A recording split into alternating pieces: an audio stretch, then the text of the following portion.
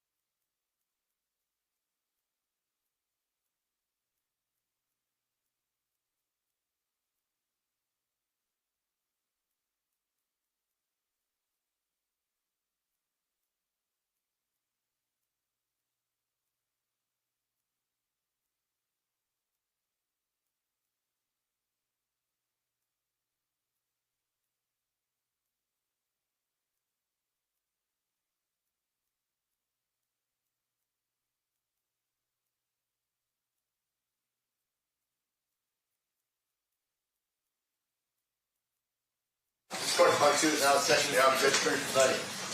Good morning, everyone. You can all be seated.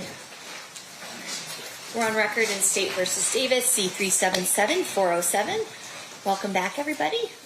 Anything we need to address outside the presence?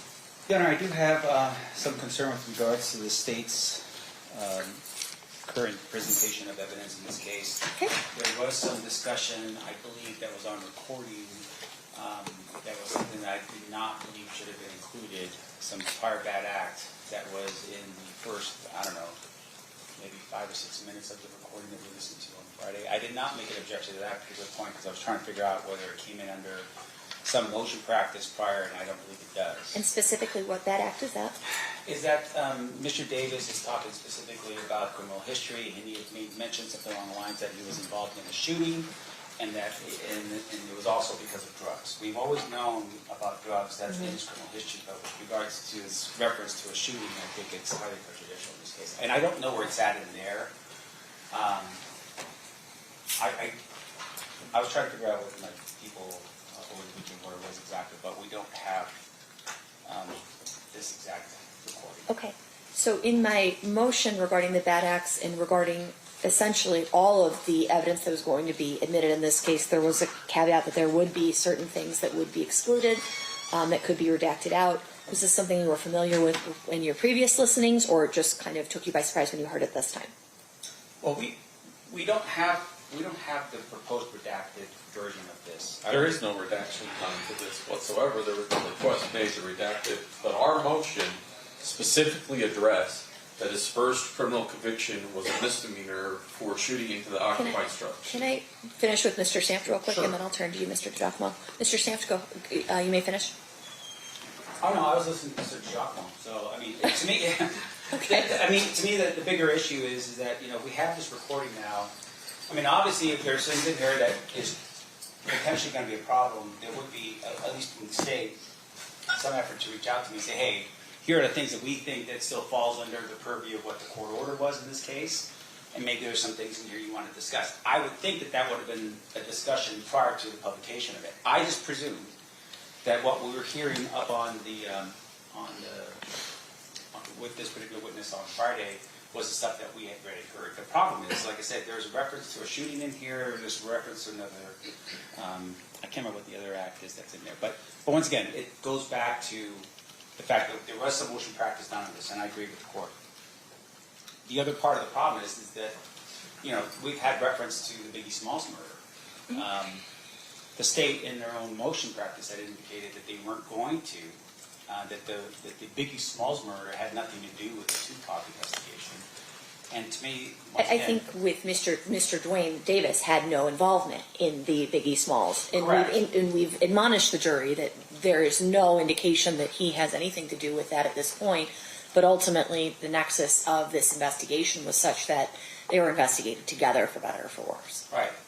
And I mean, we could sit here and talk words all day with that jury waiting outside, but I think what we're proposing the court to do, what I would propose the court to do, is just have some type of limiting instruction to the jury, in indicating to them you may be hearing other things that are not the focus of this particular investigation of Tupac's murder. Something along those lines. Just a limiting instruction. Sure. Mr. Giacomo, do you have an objection to the limiting instruction? No, I actually think before every witness, maybe you just read that Tavares instruction to them each time. So just to remedy what we're talking about now, I'll have Mr. Samp propose a limiting instruction, and then from here on out, given the party's dual request, I'll read the Tavares instruction, unless it's a witness that has nothing to do with, if it were, for example, the gentleman who'd taken the photo, he wouldn't have anything to do with the bad acts that we wouldn't have to read. But if it were anybody else, probably law enforcement at this point, I can read it? Yes, Judge, and just so that there's complete candor to the court, we did a motion on his prior shooting. It sounds like to me it's not real clear. We didn't do a motion on his 2015 conviction. I didn't realize until it was rolling and you hear it's actually being spoken that he does reference some police contact in 2015, and I do realize he was convicted of that. I didn't know or recognize that was in there. If the court wants to, since we're past that portion where he talks about it, we can have somebody redact the audio so that That the one goes that back. goes back to the jury removes the reference to the 2015 conviction. Because he talks about the last time I was in the feds or the last time I was in prison, and then he mentions 2015. Okay. And that has to do with an event that's completely unrelated to our investigation. I just didn't realize, I didn't tie those two together until I heard the audio being played with the transcript. Okay. So we'll have that redacted when it does go back in case they spend more time with it. Mr. Samp, what is the proposed instruction that you would like at this time for me to read to the jury when they walk in? You're asking me to put words together? Yeah. That's your job. I That's know, what you're good right? It at. is my job. Here's my famous people. Okay. Your Honor, I I'll would let think, Colleen make a proposal. Yes. Your Honor, I would think it'd be something along the line. I'm going to let him propose it. Okay. Yeah. Let me propose it. All right, then we can have some discussions about what it actually is. Okay, because let him it's- propose it, and then you can object. But I think it's cleaner for the record if he proposes it. I don't know that it matters for Tavares, but okay. Huh? I don't think it matters for the purposes of Tavares, but okay. This isn't a Tavares instruction. The Tavares instruction's already been determined because this isn't something that's being let in for the purposes that I let in bad acts. This is something that they're asking just to disregard. That's only the 2015. Yeah. The Correct. shooting should still come in because the court ruled upon that. Yeah, that's what I thought we were talking about. So what is the shooting is there for credibility of the statements of defendant, motive, and identity? Yes. In his book, he starts off with, my first criminal conviction is shooting into an occupied house, and describes the event. That comes in. What shouldn't come in, and if he wants a limiting instruction on, is the 2015. I don't know if they would want a limiting instruction since we're going to redact the audio before the jury gets it. We'll also redact the transcript before the jury gets it. So I don't know if he wants to draw attention because they may not have caught. I'm going to let them Yeah. talk, and then I'll let you guys weigh in. I do have one other further matter, Your Honor. Okay. We're done with this particular issue. The other issue is this. With regards to Mr. Dorsey's testimony, we have a record from Detective Mock, who interviews Mr. Dorsey prior to his testimony.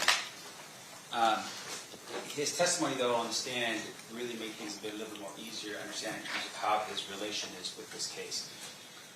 In essence, what happens is that BET is asked by the district attorney's office to produce documents. Maybe it was through MOG. Maybe MOG is the one who does it.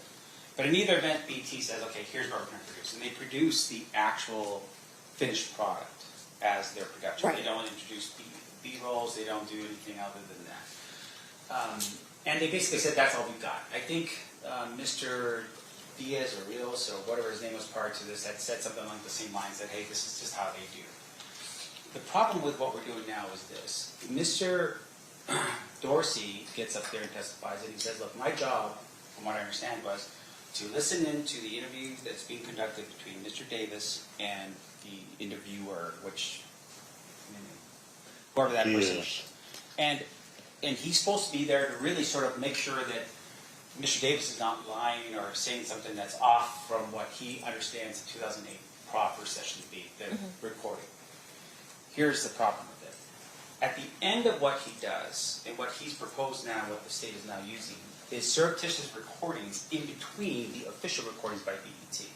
Now, what does that mean? That means that while Mr. Davis is sitting in that room, he's sitting in that room with the interviewer, and at some point he's going to be asking for breaks. He's going to be asking for time to talk to somebody else, Okay. which we understand to be Wayne Higgins, his His attorney. attorney. Those conversations are not hot mic conversations. They are conversations between attorney and client, and there is a reasonable expectation of privacy there because of the fact that it's done off camera, because BET does not record it. And on top of it too, that as that's happening, they're talking in a tone, they're not yelling and screaming it out loud, but they're talking in a tone to say, hey, what do we do here, whatever the issues are. I think those parts of this recording that Mr. What's his name again? Dorsey had done, I think those are parts that need to be included from the jury's understanding, because here's the thing. I understand he's not a state actor. I understand that it doesn't fall under this idea of, hey, well, he wasn't ordered by a detective to do that, and Dupree is definitely not a detective at this particular point. However, it is still a crime in California to record someone's conversations that they believe is private. Regardless of if we're in a room and having a conversation, if I'm having a conversation with this individual sitting right next to me and I believe that is private, under California law, that is still illegally obtained material. But ultimately, the remedy for a private actor acting in a no nefarious, illegal, whatever you want to call it way, is not exclusion against the state because the state's not the actor doing that. So that was sort of my comment when it was brought up that way. I think the attorney-client privilege argument is definitely more interesting and is new. Or any final word on that before I turn to Mr. DiGiacomo? Well, I mean, because here's the issue that we have. Right now, what we have is an individual who basically takes his iPhone out, plugs it down on a speaker next to where he's at. He's hiding in a room to avoid detection by Mr. Davis, and he's recording the entire time. You hear other people communicating or having some type of discussion on top of his recording, which means that it's done openly in front of this mic or whatever he's at. He doesn't see a screen or monitor. He doesn't know what is being recorded or not. He just records the whole thing. The concern that I have with it is right now, as we're watching and listening to what's being played by the state, we don't see where exactly it is that they're going to bring in the parts that are not in the transcripts that we have from the recording. That's the official BET offering versus the stuff that they have that would have the additional thing on top of it, the surreptitious recording by Mr. Dorsey. Okay. State. Two things. Mr. Dorsey had a transcript of his recordings that has been provided to the defense. Okay. And there's a transcript of the official BET recordings, which, if you notice while listening to it, even the BET transcripts does not pick up background conversations or transcribe background conversations between other people when Mr. Diaz is asking questions. Okay. Mr. Dorsey will testify, because I specifically had asked him about the attorney-client thing. He will testify at no point in time when Mr. Davis is talking to Mr. Higgins is there not a third party present from E1 Entertainment. So there is no privileged communication that occurs between Mr. Davis and his attorney. Even at one point you're going to hear Mr. Davis say, hey, hold on, this is a hot mic. Let's bring him in and do a short evidentiary hearing then on that issue of attorney-client privilege. Sure. Okay. I assume he's back there. We'll have Mr. Dorsey come in real quick. We'll have him resworn, and then we'll just proceed on this limited issue outside the presence, and then ultimately I'll make a determination. I understand it's your proffer that that's what he's going to say, but I'd rather have it fleshed out. That's fine. Bring in Mr. Dorsey. Just Mr. Dorsey, no jurors. No jurors yet.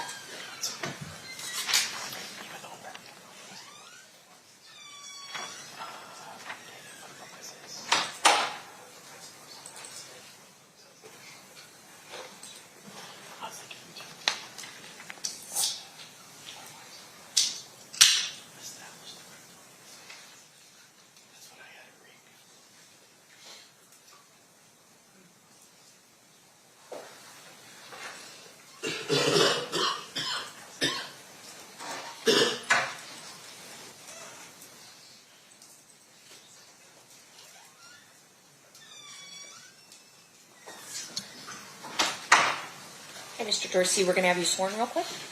Raise your hand. You do solemnly swear the testimony you're about to give in this action shall be the truth, the whole truth, and nothing but the truth, so help you God? I do. You may be seated. May I have you state and spell your first and last name for the record?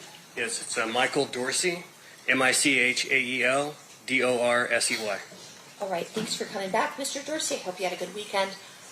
We just needed to do a quick outside the presence sort of hearing so I can determine the legality of some things that are coming in, okay? Or not, potentially not coming in. So I'll let Mr. DiGiacomo ask some questions about the issue brought up. Mr. Dorsey, I know there's times on this recording where you capture conversations that involve the defendant and Duane Higgins. Yes. During those conversations, were they ever alone in a room having a conversation? Was there always a third party present? I believe they were always in the studio, and there are, I think most of the time you actually hear Mario talking with them. It's like a three-way conversation. So I understand like how privilege works to some extent, and it sounded to me like always he was still in the studio, didn't go outside into a hallway, and again, you can hear Wayne Higgins talking with him. And not just Mario Diaz. Isn't there a number of people Yes. to do this production that have to be in that room? Correct. There would have been another producer. There's the sound recorders. There's at least one videographer. There's probably at least a lighting person in there. There's at least a good half dozen people in that room with them.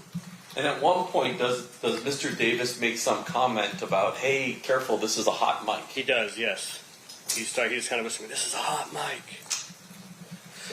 And so, at no point,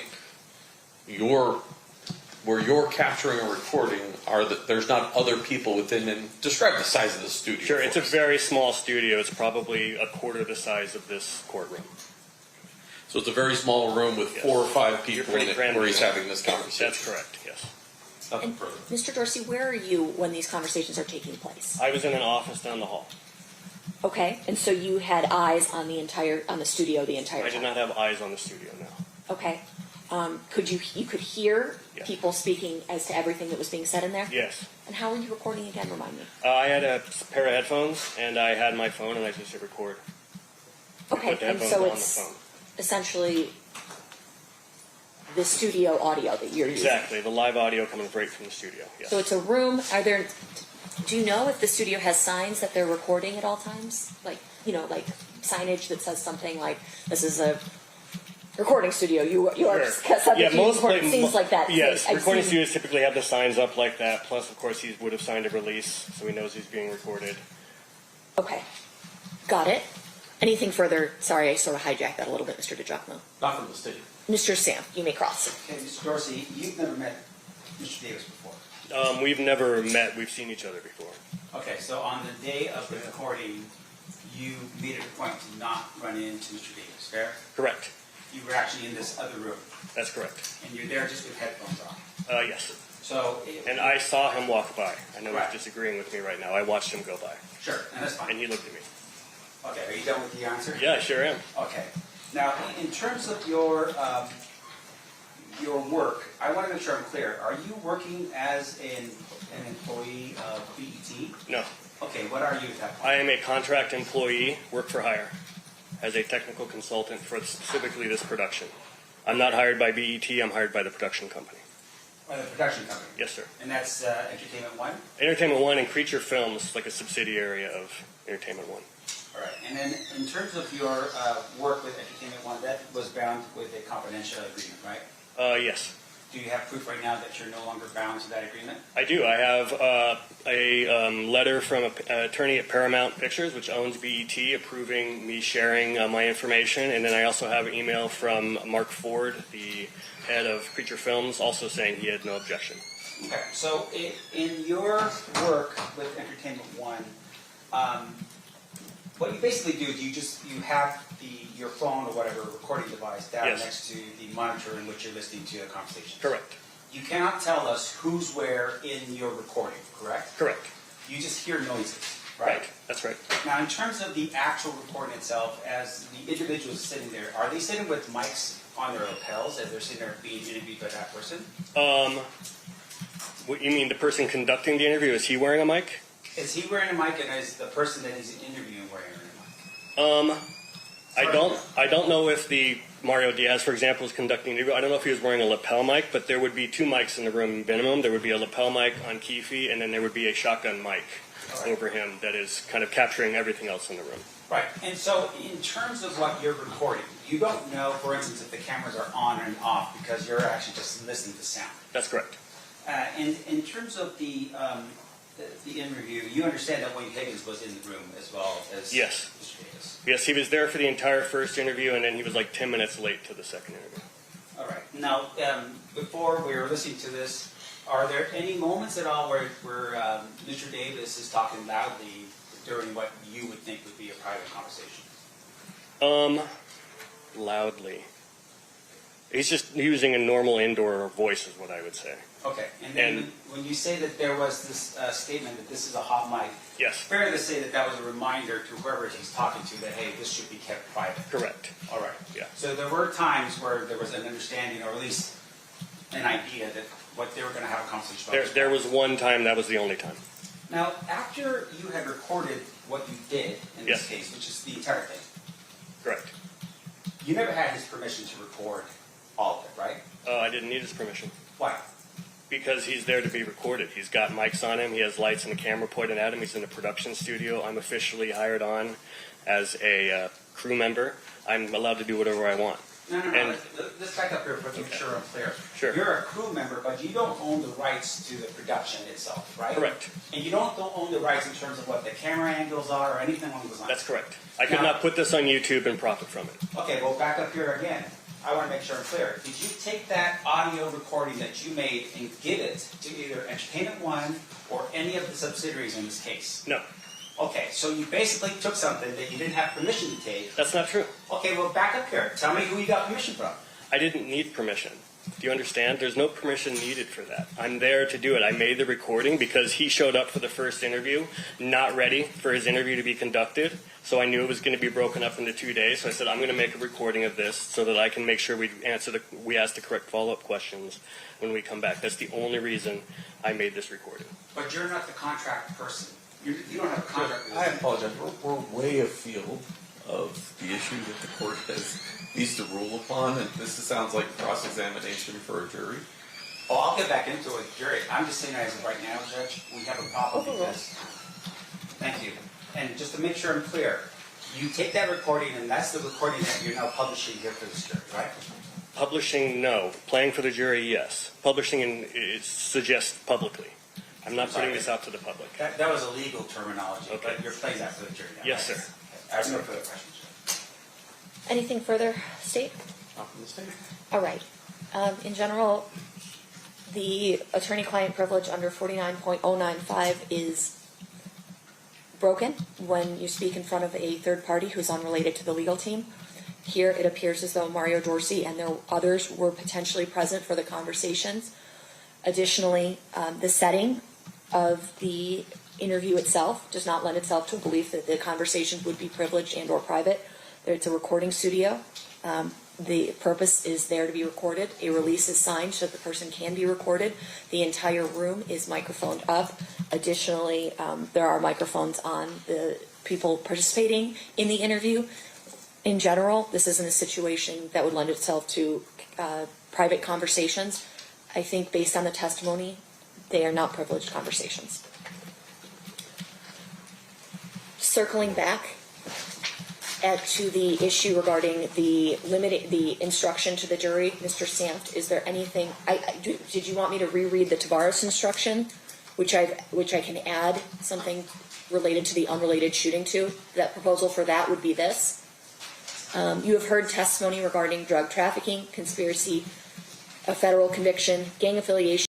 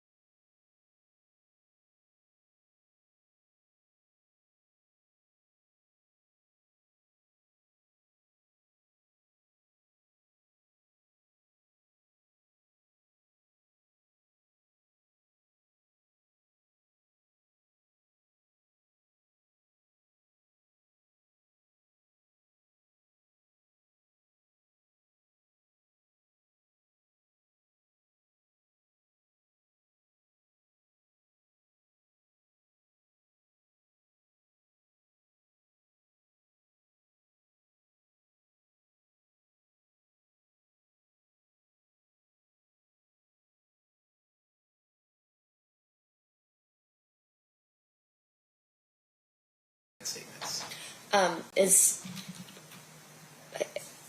It's not only not to be considered for propensity, it's not to be considered for any outside thing other than those narrow exceptions that we've delineated.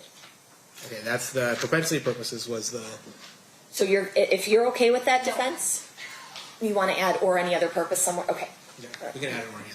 Okay, let them add that and then bring it up to me and I'll use that as my master. And we'll ultimately end up giving this instruction to the jury in their packet. Thank you. So that's your suggestion, and that is granted, Mr. Sanft. As soon as Ms. Panduk finishes looking at it.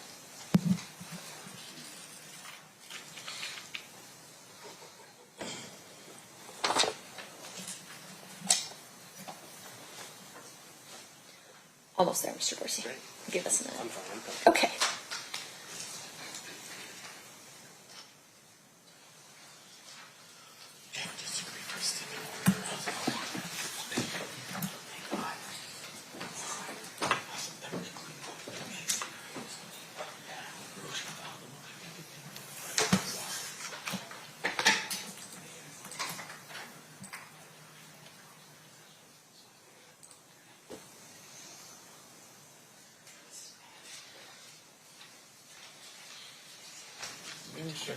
Testimony and our evidence introduced about too many? About take the two out, yeah. Any unrelated shootings and murders is not admitted and should not be considered by you for propensity, other purposes, except for the purposes of motive and intent to establish the credibility of defendant's statements. Yeah.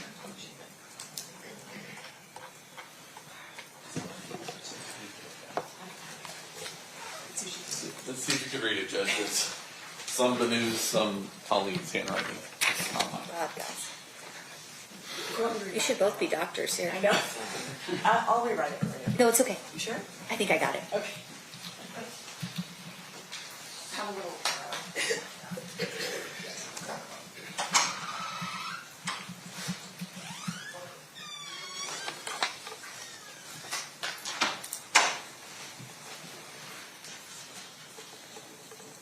Okay, so this is what I'm going to read. Tell me if there's an objection. You are instructed that any testimony and or evidence introduced about any unrelated shootings and or murders is not admitted and should not be considered by you for propensity or any other purpose. It is admitted only for the purposes of motive, intent, or to establish the credibility of defendant's statements. Any objection? No. Perfect. All right, I can read it. So as soon as we bring the jury in, I'll apologize for being a little bit late, my fault, and then I will read them the limiting instruction and we'll get going. Should we leave Mr. Dorsey on the stand? Yeah, I think so. Okay. All right, so as soon as that jury's ready to go, we'll go.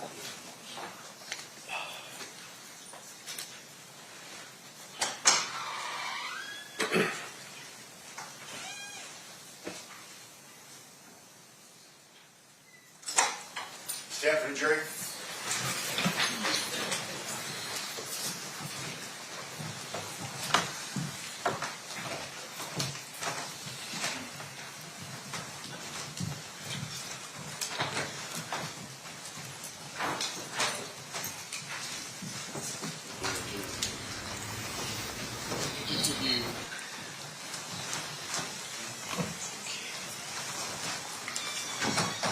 Did the party stipulate to the presence of the jury? Yes, Your Honor. You may be seated. All right, welcome back, ladies and gentlemen. I hope you had a good weekend. I apologize for the delay. We had a legal issue that I did need to decide before we brought you in, so I do appreciate your patience in that matter. There's a limiting instruction that I need to read to you, and then we're going to resume with Mr. Dorsey's testimony. You are instructed that any testimony and or evidence introduced about any unrelated shootings and or murders is not admitted and should not be considered by you for propensity or any other purposes. It is admitted only for the purpose of motive, intent, or to establish the credibility of defendant's statements. All right, Mr. DiGiacomo, Mr. Dorsey has already been sworn, and so you may proceed. Thank you. Mr. Dorsey, in that first portion, the first 35-17, we're about to get back to it. Let me ask you this. After 2019, did you become aware that Mr. Davis published a book? Yes, Did you read the book? I did. Were there historical facts he provided you in 2017 that were included within that book? Yes, there were biographical facts from his childhood. They were in both. And do you recall what those various biographical I do. background, if you could tell the ladies and gentlemen? Sure. One of the stories was how his first time hanging out with the Crips when he was 9 years old, and he was shooting dice, and his dad drove by and saw him and ended up, punishing him for that. He talked about playing Pop Warner football with Suge Knight, and not just that, but also he talked about going to Suge's house after they would win for parties in their backyard. like pool parties. He talked about a baseball coach at the Compton College who was dealing drugs. I think Keffe was like in middle schooler, and he started running as kind of a courier for that guy. It was his first introduction to the drug game. He talked about being in the Upward Bound program at UCLA, and there may have been one other detail in there, but all details that I've only ever heard in that interview and read in his book. So I conclude that the author could have only gotten those from him. All right, Judge, I'm going to do a little bit to fast forward this to 35:17. I think we were at. And we put on record. We put on record when you paused it. Did you write that down? It was 35:17 was where we paused Okay. it, and so I'm trying to get there. This program doesn't make it real easy to just jump that far. Sounds good. Nope, he went a little too far. Man, you don't think?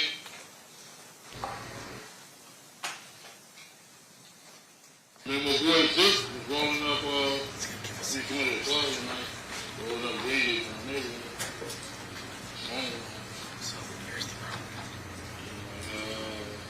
I guess they was.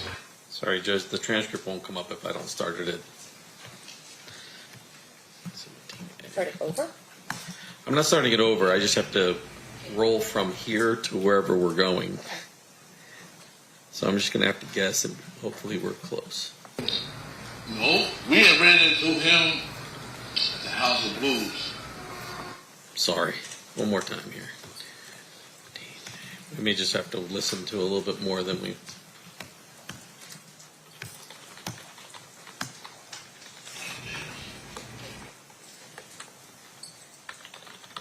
Just that night, seemed like dude stuck his head up my ass on me.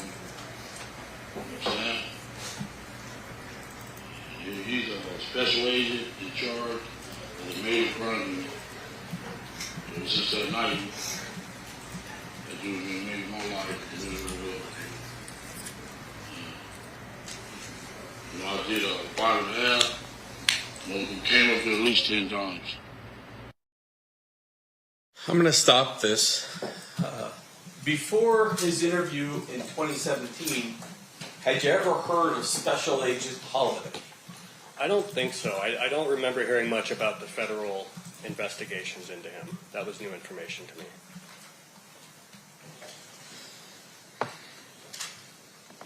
Told the warden, we got up here, he's a serial killer. I'm like, oh, fuck. You know what I'm saying? Kill them rappers. Like, how did it, like, evolve? Like, you guys were cool, and then you hung out a lot together? When he used to come to California, we used to meet up and have fun. I was a baller, I had killed him. In fact, I was doing better than him back then. Shit, fun, man. Did he ever talk about Shook? Did he ever talk about getting scared?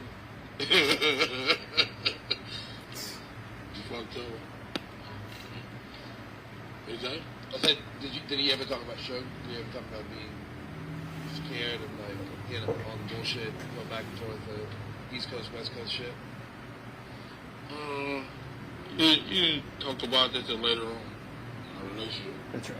Well, that's what I mean. Like, you know, when did we get to that spot, that place where you guys were talking about that? I remember my boy Zip was rolling up, he was going to the club one night, rolling up green leaf in the neighborhood. His phone was on.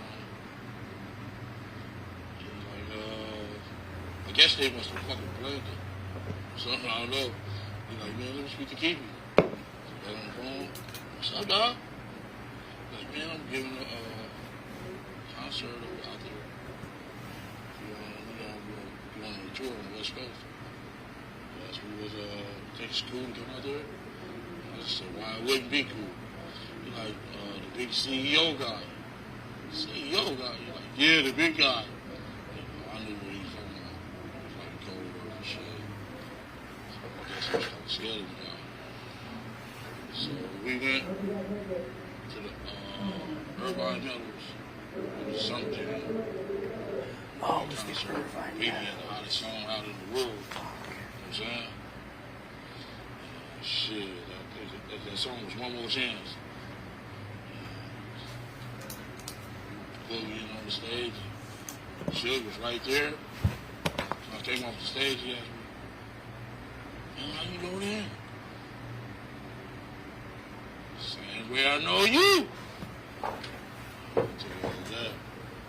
So then, after that, we went to the San Diego concert. Matter of fact, the Dallas Cowboys stayed in the same hotel we stayed in. It's good. He's telling all the That was same cool, details yeah, as he did 10 years ago. Amazing. And all the balls would go all around that level for the Dallas Cowboys. Football team, everything. Ready for Troy Aikman. Saying, I don't know if we can get you in trouble or not, but the balls was all around the Then we went to the Anaheim. That was on the Halloween night. Perfect.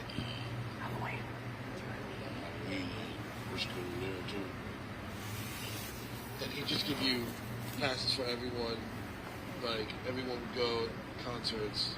I just go to the tickets with the little homies. I was riding in the van. I was on the stage with him every time. You get to hang out with Big E, obviously, right? Yeah, Big was cool. Cool dude and everything like that. So when did Puffy start talking about, Suge on a real serious level?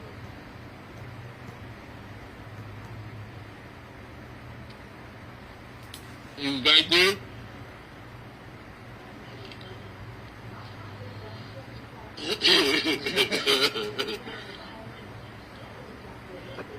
We already established that. Yeah. Now, what'd you say? I said, when did he start talking about Suge, like on a real serious level? Puffy. Oh, being scared of shit? Well, or doing something more than that.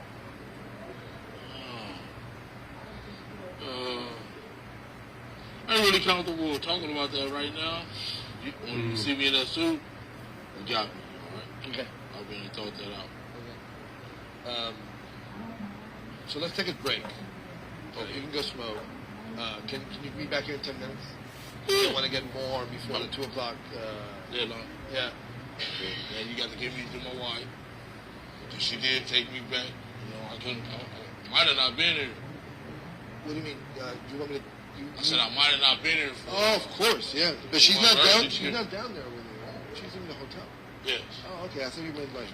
Well, I got to take care of her. Yeah, of course. Motherfucker left me for dead. After lunch, we'll do a little more, and then you're done. Okay. All right. I'm going to smoke with Is that cool?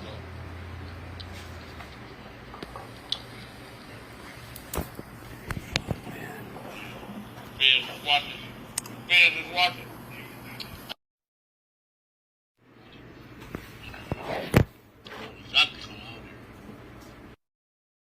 Mr. Dorsey, is that an example where maybe the tape was running before you now restart the recorder? Correct, yeah. And that is 3532, Judge. Okay. Get rid of this problem. Can you tell me what he told you? Like his exact words? Do you remember? We're going to do that on the next one. I have that pretty suit on. All right? All right. Hold on. So, say it in your own words then, not his words. What did he ask you to do? To say it in your own words then, not his words. What did he want? I guess he wanted to get rid of them dudes, his problems. He get rid of his problems. Yeah. And who were his problems? CEO. The big guy. Yeah. And when did? Yeah, because you said hit him up was a big deal for him, right? Like that was Tupac too. Man, that was totally disrespect. You don't think so? Yeah, I told you. Yeah. Yeah. I mean, I think he even said something about us. To me, he didn't say our name, but he said whoever down with him, fuck them too. I'm like, damn. and so you guys were cool with that, with helping him. No, we had ran into him at the House of Blues. This is Pop. Ran into him at the House of Blues. Him and the guy Big Sight, the Outlaws. And he had just made that record. Long Beach and Rose Band. One of the homies went up there and Shut the fuck up. put him in a little thing right here. Say, man, you know what the fuck that mean? Homies and Rose Granny. He's like, no, I'm just rapping. And Syke's like, yeah, he's just rapping, man. He don't know nothing about that. Stand for blood, motherfucker. Stop, brother. So, he was kind of scared that night. You know what I'm saying? And we go out in the parking lot and whoop about 5 motherfuckers' asses. You know what I'm saying? And got into it with some dudes out there in the parking lot. And he's seeing that shit. He's like, yo, them dudes ain't no joke. Sorry about that, guys. So how much did Puffy offer you? How much did Puff offer you? Wayne's gonna give the green light, right? I'll have a good answer for you when I have one that suit on. I'm gonna take it through for you. Exactly, you know what I'm saying, the rate. But he offered you. Can you just say he offered us some money or something like that? Can you say that it was money at least? Yes, it was money. Yeah, offered us money. Yeah. Yeah, he was kind of scared of it. He was really scared of the dudes. You know what I'm saying? Puff wasn't no game. He was out of college and all that, performing arts school and all that shit. He ain't with that street life. But the really beef should have had was it should have been with Wu-Tang.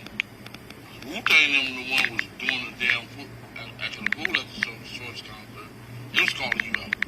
You two was picking some fucking kids, junior mafia. These are kids. You a grown ass man. You know what I'm saying? But the beef should have been with the Wu-Tang. He wanted to take it out on the bad boys, some kids, you know, start up, you know, then push his weight around. Well, that's because Tupac was having that shit. Lit. Biggie. Yeah, he was lit. So Suge hooked up with Tupac and said, all right, we're going against this. This before he got out of jail, though. Remember the Source Awards? He was like, every once in a while, like, you ain't got no love for two, you ain't got no love for the West Coast.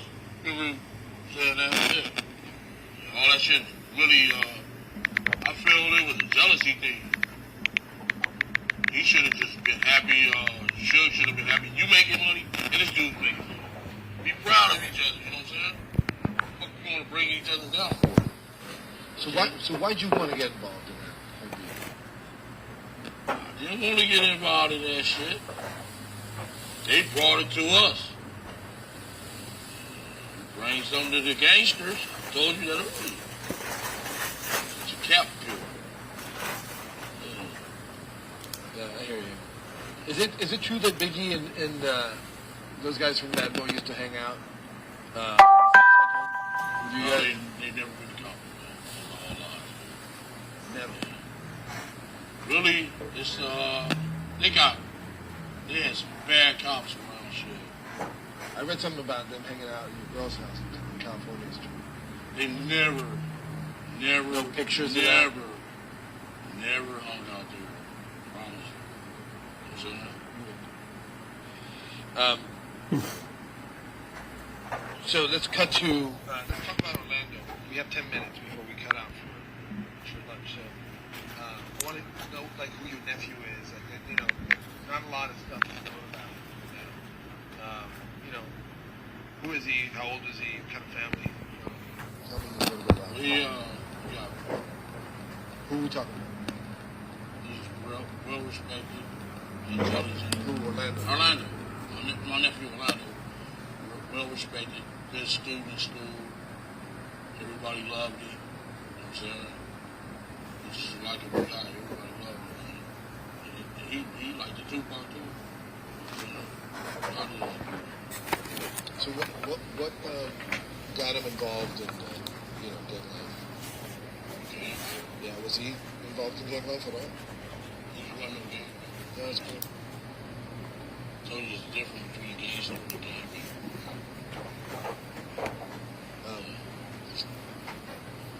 You want to talk to me about what happened at that Lakewood Mall with Trevor Lane? Thing about the chain? I wasn't there.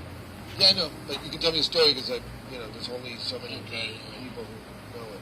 The guy, All my little homies want to play college football. They was scholarship. He was at the going to help him get some stuff, like tennis shoes and sweats and clothes and stuff, so he can go set it up in college for him. So he was there waiting on it, and then the homies come up there. And Trayvon, the three death row guys were there. I guess they was mad dog and talking shit to him and shit like that. Shit. But some homies came to the door, he seen them. Nice. First thing he did was sock the dude and snatch his chain. I'd have never snatched that guy's chain. Never. Marcus snatched his chain. Chains wasn't worth fucking for $300. Petty ass bullshit ass chain. Just smash a little fucking it was old like this. That fucking chain, talking about this bounty and that little punk ass chain. There's a bounty on it. Yeah, that little punk ass chains on me, come on. So he didn't do it. Orlando did not snatch that man chain. So why is it that Tupac then saw him and said, that's the guy who snatched my chain? All this stuff was building up. It just went from the mall. One day we was on Sunset. Shook pulled up in this Rolls Royce. Him, Snoop Dogg was in the black one. Tupac was in the white one. I think we was at the Roxy. That's where we went there. And he pulled up in they pulled up in their Rolls Royces. This ball, 30, 40 clips out there. And listen, he got that DVD. Oh shit! Jumped out his car and talking to me. Sure, you like, is it cracking up here? Like, no, dog. He said, oh, well, Paradise is cracking. It's a club that's on Hyatt in Santa Monica. Going around there. Shit, when we hit that street there on Santa Monica, some dudes just started shooting. Shot up Sugar's Rolls Royce to the red dot while it was laying in the street. I guess he figured that we was behind that too, you know what I'm saying? We was with you, pulled over to you, you know? It's all kind of little different angles on that shit. It just went from So talk to me about, because I'm really interested in knowing about that a little more. Like, how does the gang stuff feature into the story? Like, how was it building? Is I guess what my question is. Like, the mall thing, what you just told me about Suge. What else? What else was like building up? we seen them brawls at Luna Park, little club on Santa Monica and Robertson. And them brawls just talking shit. And we just kind of push them around. We didn't beat their ass, man. Just let them know. Don't get it fucked up. And this town's always been our town. The Crips. They know they outnumbered. I just left the state prison, and I was a MAC rep up there. There's 51 Crips, 4 Bloods. You know what I'm saying? So they know they outnumbered and they can't win out here. Crips are more dominant than they are, and they know that. But what made it kind of tense? Because before Death Row, there was always tension, right? Between Crips and Bloods? Yeah. Yeah, our neighborhood's always been into it. Because we're on the same side of town. You know what I'm saying? Like the Ludus Park, Mob, and Hams. They go against the boys on the laundry. You know what I'm saying? But we always been dominant over there, you know what I'm saying? It's like, that's why I don't understand Chris Brown, Justin Bieber, and what's the other dude name? What's the tall, skinny guy that came in Compton the other week? What's that tall dude name? Came to Fruit Town. Lamar? No. What's his name? You know that Loving Hollywood show.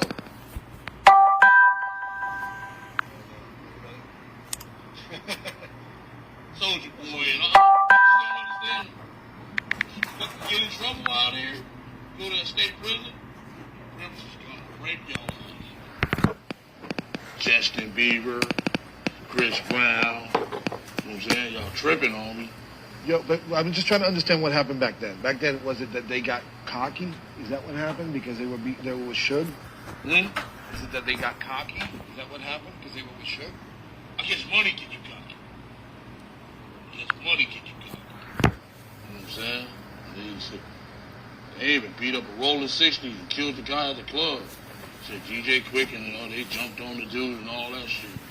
That's what I figured that shooting was about on Santa Monica that day when his hat was in the street I was just telling you about. Damn, I guess they gonna get his ass. So this is more gang related than gang. It's not just East Coast, West Coast shit.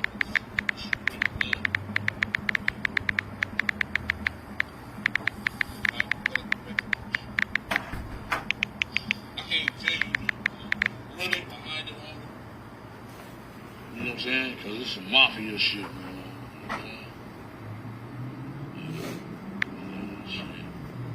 Family's still out there. Me? Yeah. Yeah. Some of that shit happened. Okay, no, I'll be right there.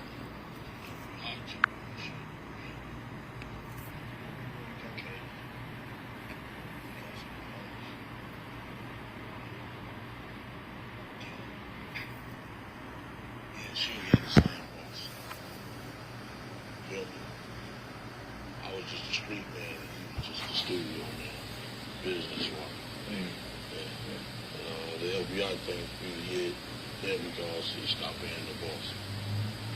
That's why he jumped on it so fast. They, I can't really put him out there like that because he's still out there. You know what I'm saying? He's like, my family's go back since the 30s. You know what I'm saying?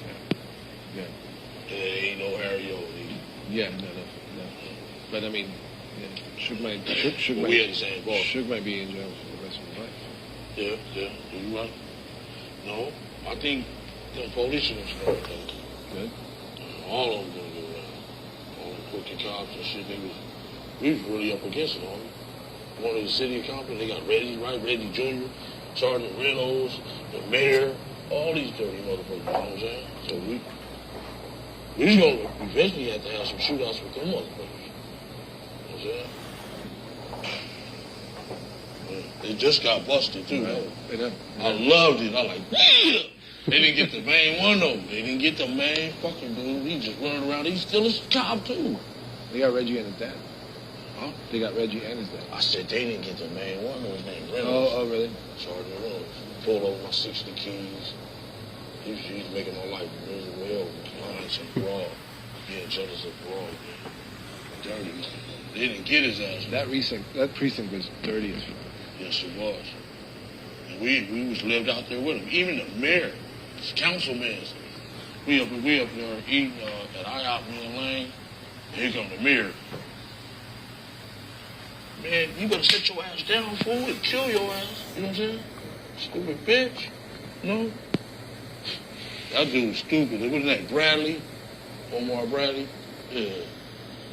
That dude was stupid on him. Let's eat some food, man. All right, thank you guys. We're back in 45. Are you leaving? No.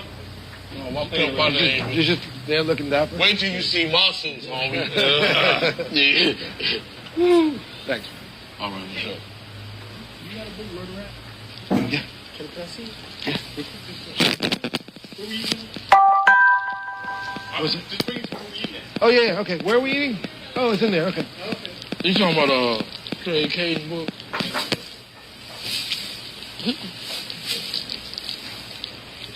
Okay. Yeah.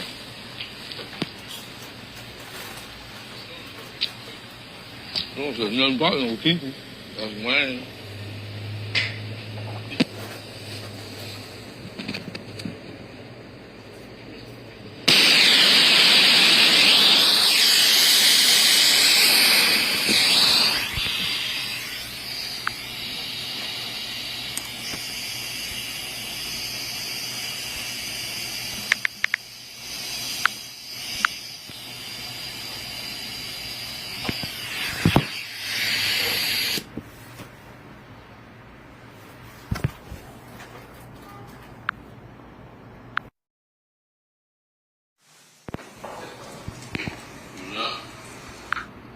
aggravate. As far as the game, Chris Styles and. Once again, Mr. Dorsey, and that's around 52 minutes. There's a break where you missed some of the transcript. What the transcript shows. Yes. Very go back and drink and shit. Go back and party. After the fight and shit. And then what happened? What is that? Then what happened? Then I'll tell you that when I get on my suit. Oh, come on. You can tell me a little bit. Just, What's that? You know, tell me a little bit of, you know, I mean, this is why we're here. We want to hear the true story of what happened that night. Yeah. Wayne, we need your permission. Well, I mean, Yeah. What?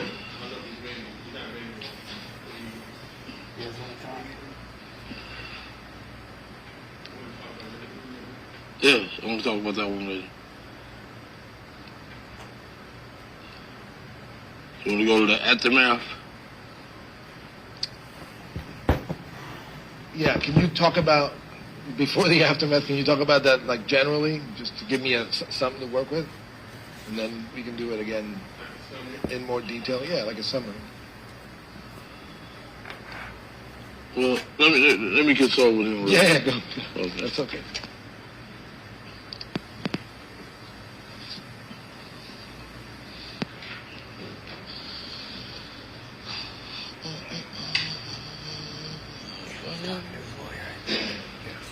Ray, the guy over there. I thought we weren't going to say that, dude. Okay. he just trying to switch you. You know, you say make the sentence. What? I'll turn it on there. But you ain't ready to go. No. It's okay. You need to tell him that. So we got to, that's some shit we got to discuss. I mean, I don't know exactly. Hello. Hello?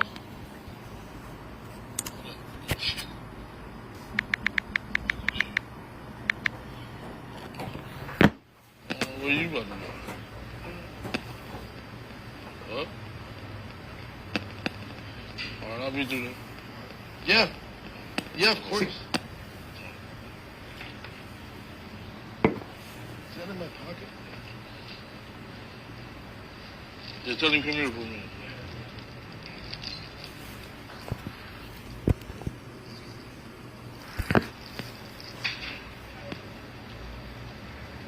You don't have to go into this. Listen. We got to consult with the U.S. Attorney. You don't want to get me locked up. You don't want me locked up. Do you? No? Okay. All right. Yeah, we got to consult with him. So by the next time, you know, I didn't. He asked me to come down here last week, but I never did get a chance to talk to him. That's why I wasn't ready for what y'all push me, try. You know what I'm saying? I want to know what I can say and what I can't say. So I got to discuss that because that dude can put me in fucking jail, give me the death penalty. They can give me the death penalty on me. It just wasn't him. He was just fucking. He was just like a fucking. He was like my dessert. What you say? You hear me? Yeah. It's way more than him. The thing I think this is an area where he may not. He wants to have his words straight. Right. So let's do this on the next one. Okay. Once I get told with him and he tell me what you can do. yeah. Okay. You don't want to get me locked up. He's still going to address it. It's just that We gonna he's saying. Yeah, I just got to go to consult with him. I didn't want to tell y'all that just morning and stuff like that. The dude said come talk to him before I do this. If he didn't do it, why is he afraid of getting the death Because if I make him look like an asshole, they're going to lock me up. But he's going to address it. Yeah. Okay? Yeah. That's why I wanted to consult with him that's no first. problem. Yeah. Y'all forced me to do this. So where you want to pick it up? The story. Where do you want to go right now? Because he said. You want to do the aftermath? Yeah. Okay. You might as well do it. What? The man's got to eat. Real. Did you? You got food, right? Yeah. It's amazing he just said that.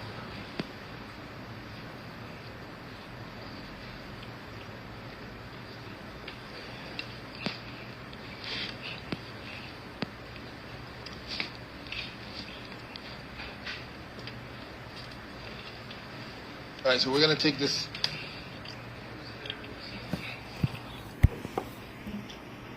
After the fact, after the murder, yeah? Got the man. We go, we get home, so we on my street. It's about 4:15. Reggie Wright Sr., you know, he was the captain of the Compton Police back then. I guess he must have did his war room with the oncoming shift. As soon as he did that shit, that motherfucker jumped in that police car, came up my motherfucking street, ran the stop sign and everything, doing about 70. Pulled up on the wrong side of the street, jumped out of his car, said, "Listen here, you motherfucking Keffe D. You motherfuckers killed my motherfucking son, the belts is coming off." I'm like, "Man, what the fuck is you talking about?" He's like, "You heard me, motherfuckers." I'm like, damn. So, with my immediate crew, I said, like, they were trying to get into it. Trying to get in. So we got to watch these motherfuckers. So we stopped hanging around there right then. And we seen they had the back of the police. What does he mean by, like, my son? His son is fucking Suge, man. He's Suge's man. You know what I'm saying? All them, they from the same neighborhood and everything. David, Mac, all them dudes, man. So we really had it rough. So we might have to go to war with the police. You know what I'm saying? It wasn't just the gang members. They had the police, shit. Right. Feel me? Who else? Was there anybody else after you? I don't know. You know what I'm saying? They got a lot of the Range fans and everything. You know what I'm saying? Shit, some girl might. You know what I'm saying? When did the cops finally get to you? No. When we got back, the Moon Man on MTV was like, "Keffe D nephew." So it looked like Suge told from day one. You know what I'm saying? So like that motherfucker told from day one, "Keffe D nephew. Why the fuck you use my fucking name?" You know what I'm saying? I just didn't understand that, you know? Keffe D nephew. Moon Man coming on every hour. You know the little Moon Man? Like, damn. You know? Kind of fucking my life. Fucking Nation called me. They said, come meet me. Go to the condo and it's a public. And we met him at the Chevron right there. He's like, dog, I'm going to jail. I said, what? He said, yeah, I'm going to jail. I'm like, no, homie. He like, man, I'm out of here. I ain't seen that motherfucker since that day. So, you know, I kind of hate I met Pop. Something destroyed my life. Now these super rich motherfucker ain't even sent me a pair of Sean John drawers or nothing. You know what I'm saying? God damn. Or noodling while I was in jail. You know what I'm saying? Just left me for dead out here. You know what I'm saying? And I ain't the way fucking, you know what I'm saying? I ain't the way the game go. You know? Shit. Had your back, you ain't have my back, though. You know? Yeah. When did you talk to police? What's that? You gave them a statement at some point, right? I gave them a statement? Yeah. No. No? No. Well, I mean, the proffer deal is a statement, no? Yeah. Dun, dun, dun, dun. What's up, man? You just ain't gonna say nothing back there? I don't have to. You already know what the situation is. Yeah. This is part of the same thing. It's like, You think you said you just I'm gonna just saying, sit at back some there? point you did talk to police. Is that not true? I think that's what he Was that? said.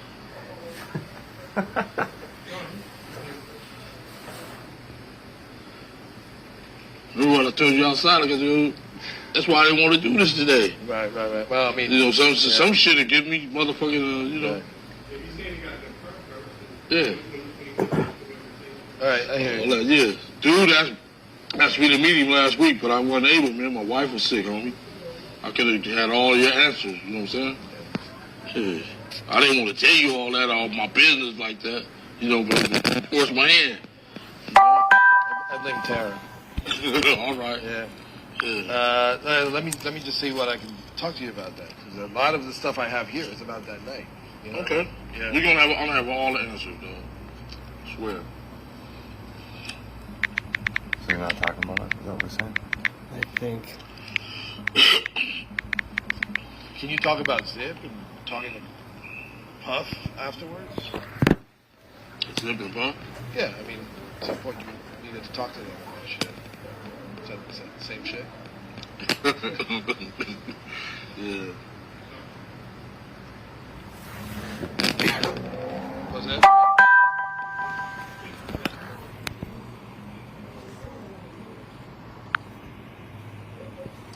Well, did you, so after that happened, did you get in contact with Zip?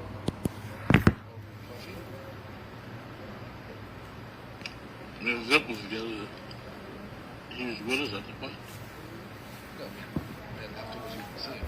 Like, he didn't come back to LA with you, did he? You did? Yeah. Oh, We went up to Wingstop, Wings, LA Wings right there on the 3rd and the bread. Right there on the side with Pink's, you know what Pink's is? Oh. They got a LA Wingstop right there on the It was side. Zip. Yeah. It was Beverly, though. Or what Melrose. did you talk about? All kind of shit. Money. Can we do something? Yeah, so that we don't waste our time, can we do something where you can talk to me and then you can get approval? You get approval whether you use it or not? Because otherwise, We only can answer 3 questions on it. I only go into full detail with you and everything on it. no, you don't have to do.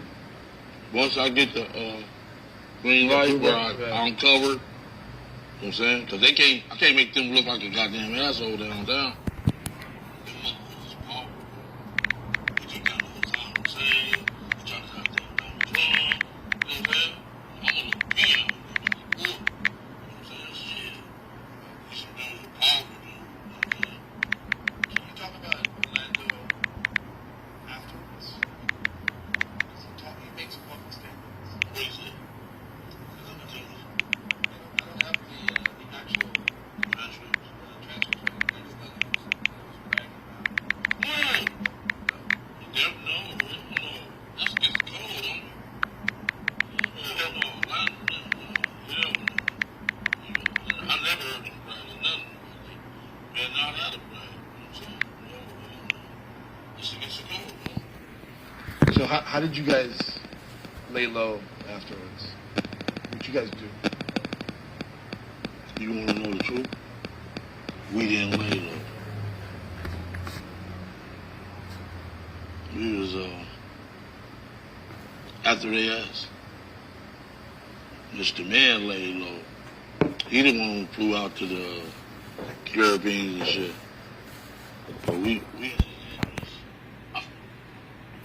it's some mafia shit, man.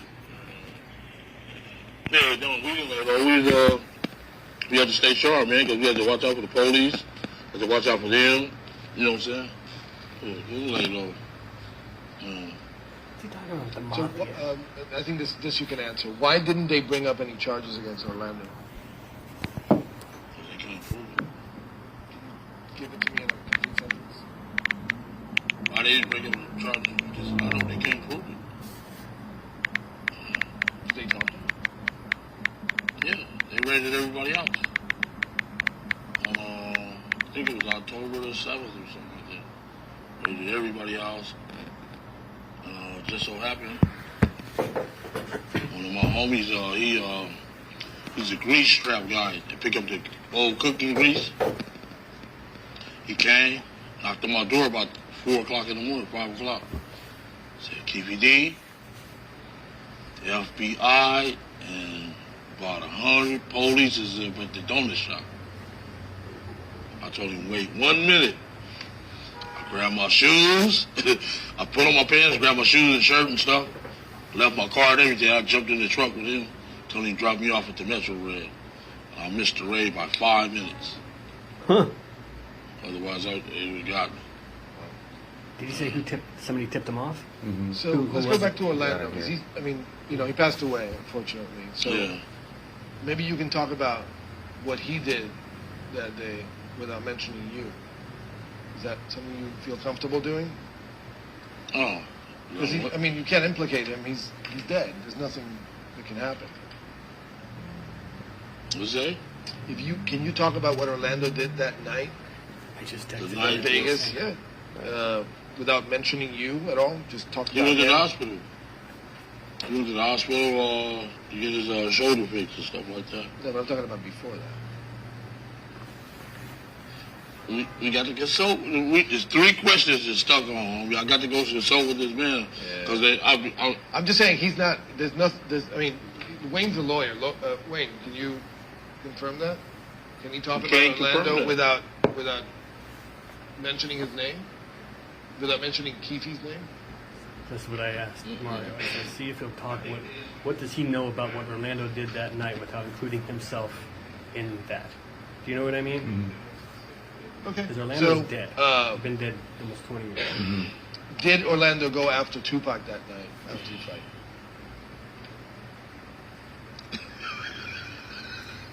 huh? I got to do my job. No, he didn't go after Tupac. He did not. Man, wait till I get on the suit, man. You keep on. Let's go somewhere else. You want to talk about Paul? Something like that? What's that? I did. He didn't want to answer, but I'll ask you. Okay. Did you try to get money from Puffy after the fact for the deal that you had arranged with him? No, because it was hot. You know what I'm saying? You just can't jump out there like that. You have to be smart in this game. You know what I'm saying? Otherwise, they'd take your ass down. They would have bent your ass down. You know what I'm saying? And So what was your plan? I seen him about maybe like 6 months later at the House of Blues right there. And he invited us to the Pleaded Pictures Museum the night before. And we went up there.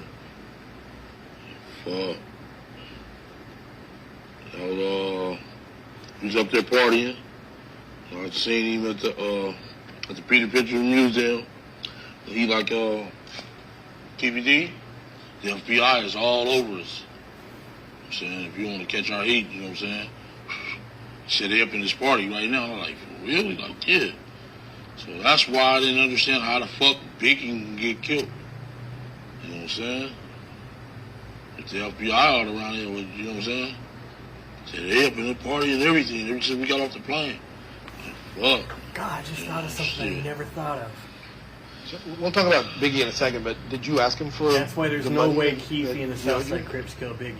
What's that? Did you That's ask him for the fucking money Puff that he Pull owed and the you? FBI are all over. No, Yeah. So the Keffe Shit, would have we been got like, the fuck, FBI the around FBI here, are fuck outside around right some now, money, murder's bro. off. We can't kill him right now. That's Yeah, what of we course. do. God, I'd never put that together before.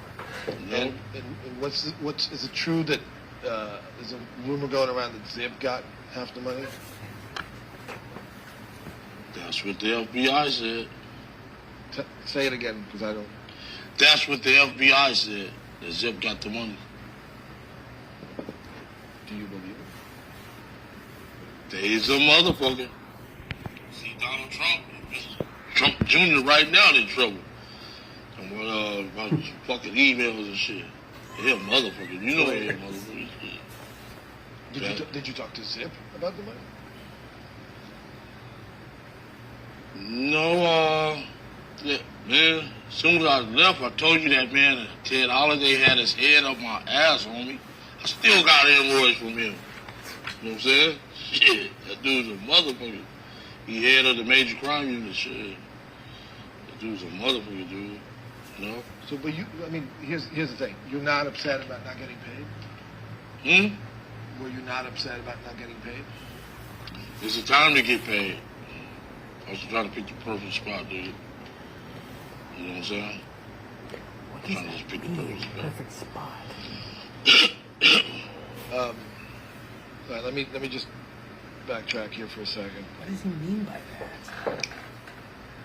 Yeah, you can switch over. Yeah, He's afraid to talk in this office building. Yeah. He wants like this. He wants to be in like a warehouse He or wants to somewhere. be like, yeah. He wants to save him. Like his. I don't know if they come up with the spot or what, but yeah, he doesn't want to be here.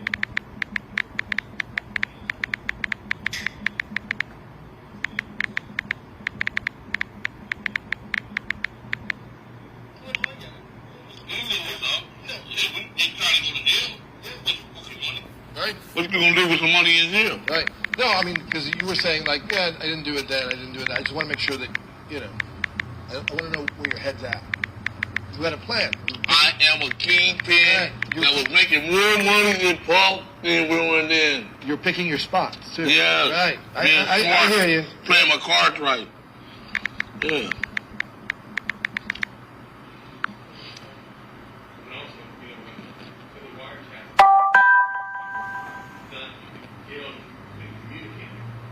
Not at all. Hey, but we was up under a microscope. You know what I'm saying? They got Compton, crooked ass Compton police feeding these dudes downtown all the information. You don't understand, homie. Y'all need to be on our fucking side, homie. You know what I'm saying? Everybody on Tupac's side and all these other dudes' side, they should be on our fucking side. We the one who was catching it. Had crooked Compton police, crooked Rampart. You know what I'm saying? Right. They telling them people downtown the LPI shit. You know what I'm saying? Yeah. Yeah. No, I hear you. Yeah, I mean, we was up against it, homie. It's the shit that's coming out right now. You know, maybe we can talk about that sensitive stuff, like, you know, on the street somewhere. You know what I mean? Like, bring a camera. So, okay, so, just give me a second. Just make sure.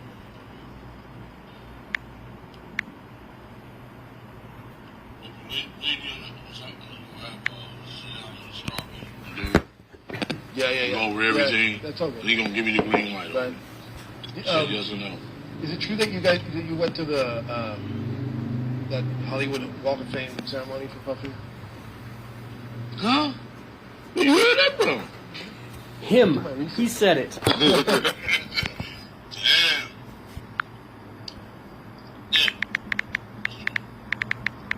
When he got to start.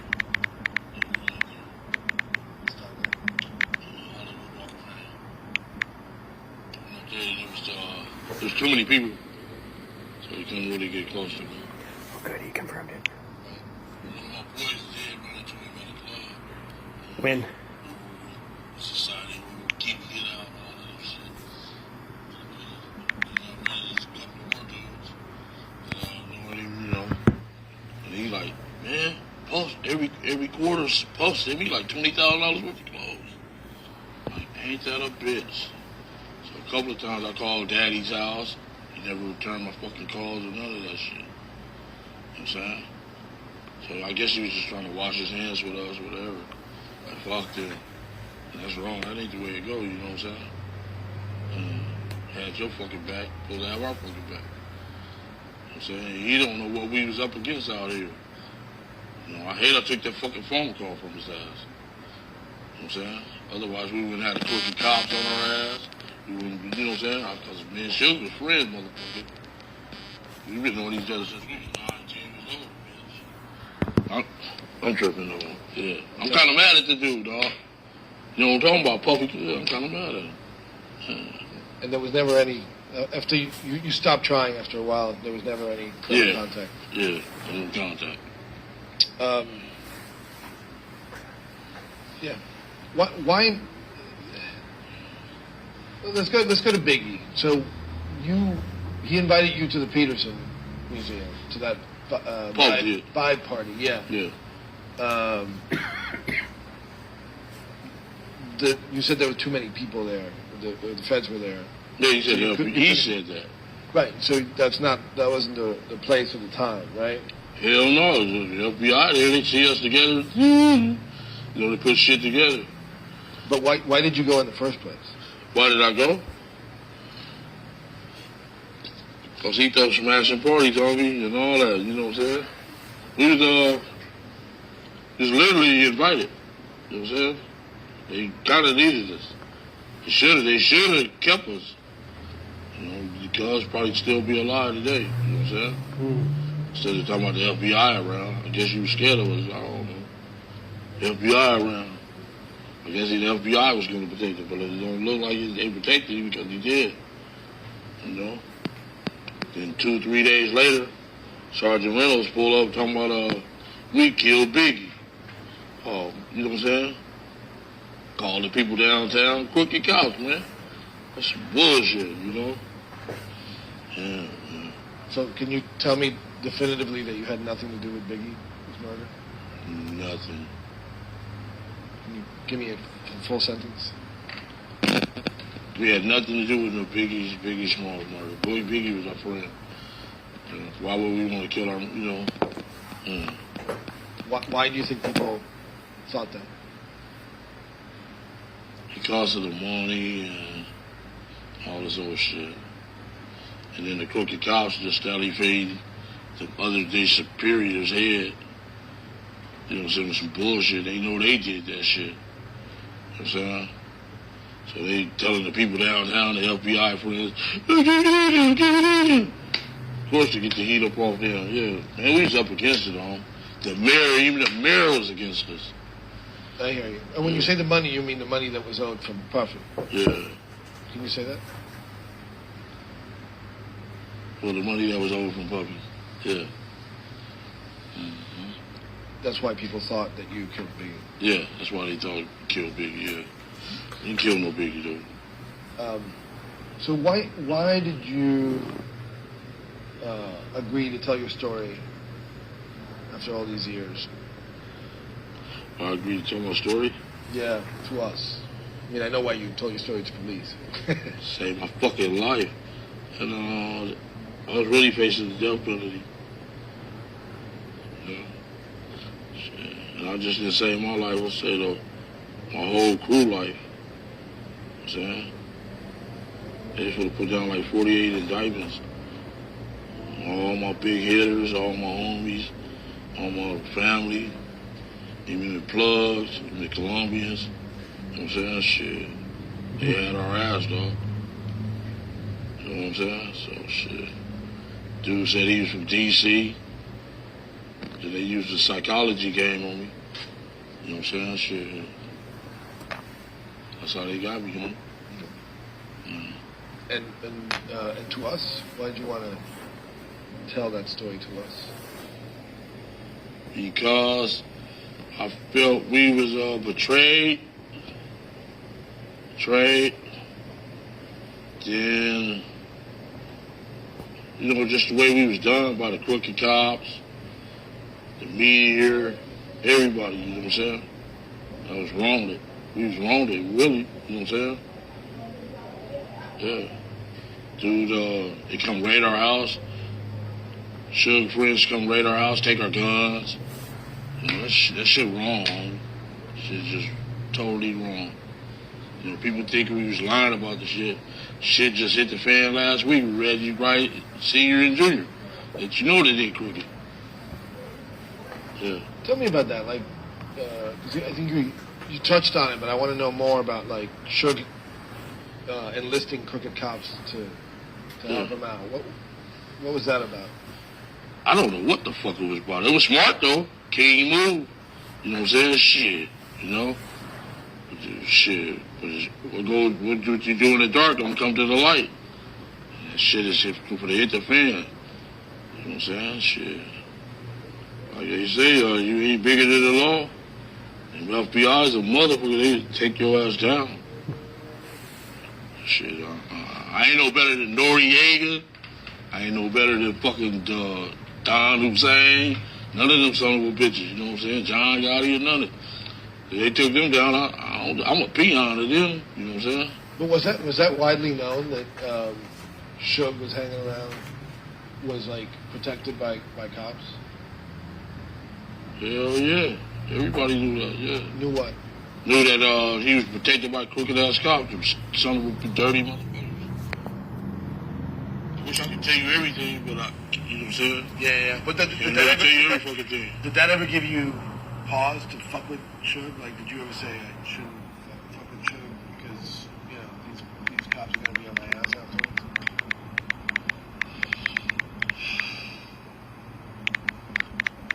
You know, I'm more down with my nephew than I am down with Suge. Fuck Suge, or it's coming to that. My family, I'm his uncle. I'm here to protect him. You know what I'm saying, and all that. Was there ever a time where you felt bad about Tupac? Was it every time I felt bad about it? Yeah. I wish it never happened. I lost my plug. You know what I'm saying? Colombian boy left.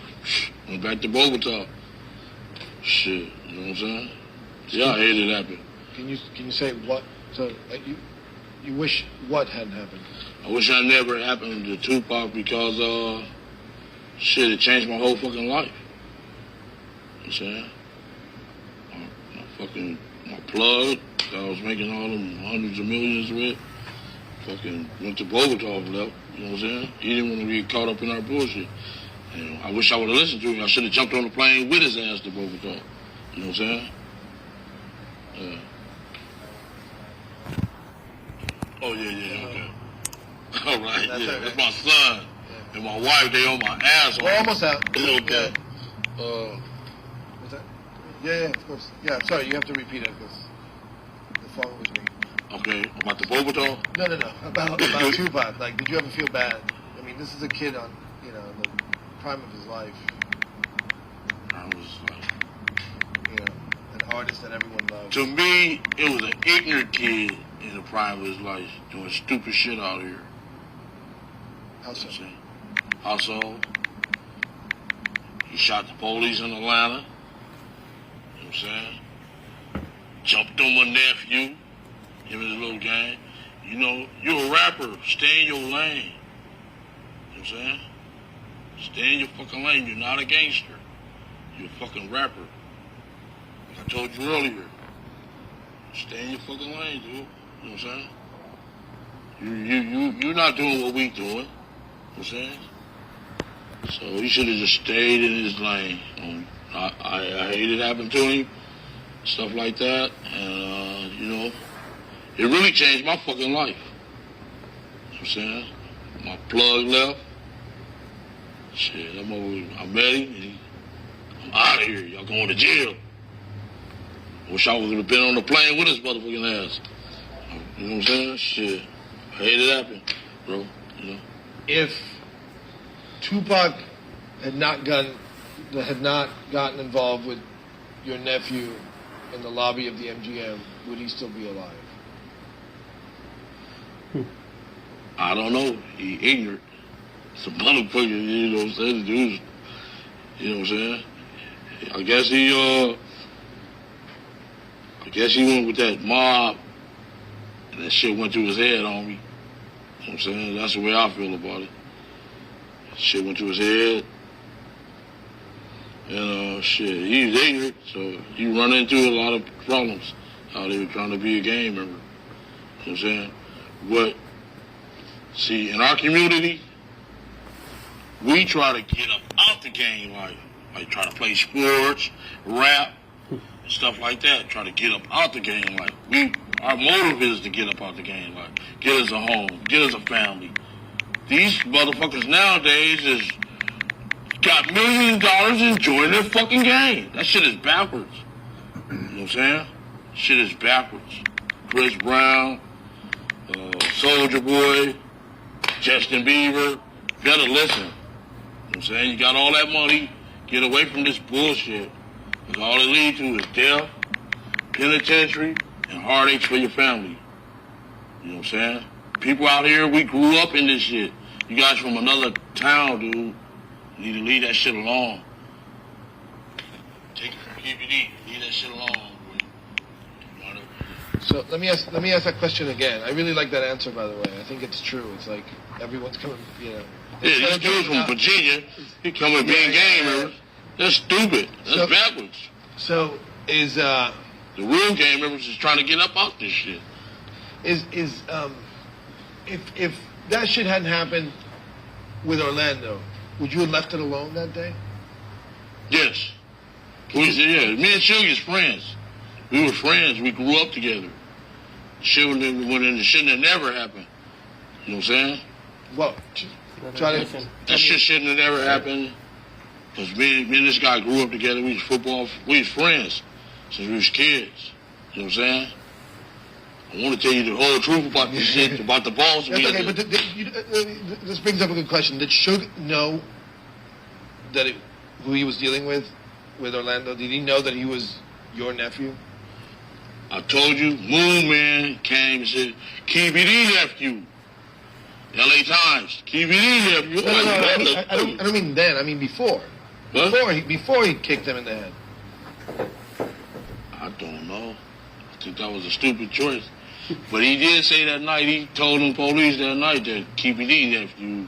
Keffe D left you. You know what I'm saying? He did say that. You know what I'm saying? He keep on saying he ain't said nothing. Bitch, you know you said something. You know what I'm saying? Why you use my name? That's what I don't understand. Right. You know what I'm saying? He trying to get me arrested too. Right. Yeah. Orlando had a deal, right? To testify for Suge. Can you talk about that? What's that? You heard me. Orlando had a deal to testify for Suge at one point. You taking all the stories out of my book. You know what I'm saying? Yeah. You make my book no good no more. Hey, this is good promotion for your book. What's that? This is good promotion for your book. Oh, you know about that too? You just told me about your book. No, I'm talking about the meeting. I don't know. Is there any truth to that? What? That Orlando agreed to a deal to testify for Suge?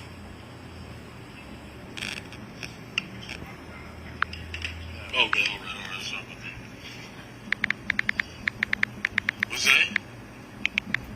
We not gonna go to that one. Okay. I'm gonna save me something for my motherfucking book. Goddamn, no surprises. Hey, homie, yeah. You did your work though. I'm not even lying. Right? I see. Well, next time we talk, I'm gonna drill you on those. There's no. All right. There's no escaping it. Nora, are we good? Do you have anything?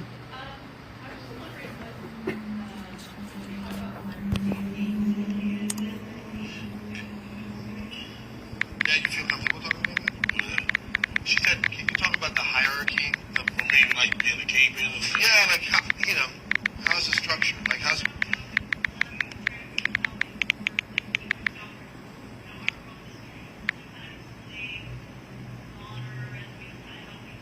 Codes. Yeah, you look at me, don't look at him. Okay. Like the codes of the street. Our gang is built through respect and the work you put in. And as far as power, you know what I'm saying? That's the way our gang is. You got the double OGs, OGs, OBGs, BGs, and the TGs. Tell him where he was. And the OTSs and the, that's where our gang is instructed. So I could fall in the double OG, but I was there when the gang was instructed. So this way it goes. People you either become a gangbanger as you get older, or a gangster. Or go to school, or get a job. You know what I'm saying? By 25, that's when you determine whether you're gonna be who you're gonna be. You're gonna be a gangbanger, a little, you know what I'm saying, drinking, smoking weed and stuff all day long, with your pants hanging down. Or you gonna get a job, that means you out the game. Or are you gonna become a gangster, you know what I'm saying, for the gang. You know, that's where our gang is structured, yeah. Do you think that Suge ran the label like a gang? Yeah. Yes. He kind of hired all gamers. You know what I'm saying? Yeah. He hired all gamers. So who was he in the structure? Who was Sugar in the structure? I guess his money gave him the power. You know what I'm saying? How people listen to him. You know, money is power. You know, and shit, I guess they... Well, we knew he was a bust, the Crips did. I know our side of town did, because we played football with the guy. You know what I'm saying? Right.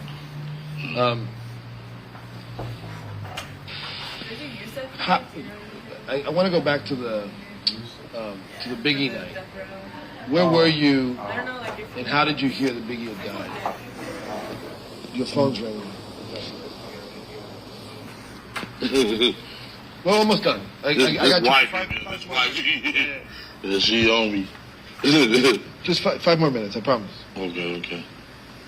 Where were you, and how did you hear that Biggie had died? I was under the parking garage, and everybody ran back up under the parking garage and said, "They just killed Biggie! They just killed Biggie!" I'm like, "What?" I'm like, damn, that was fucked up. By then, all the LAPDs was there, and I was waiting on my car to get valeted up out of there and shit. Valeted up out of there. Then 3 days later,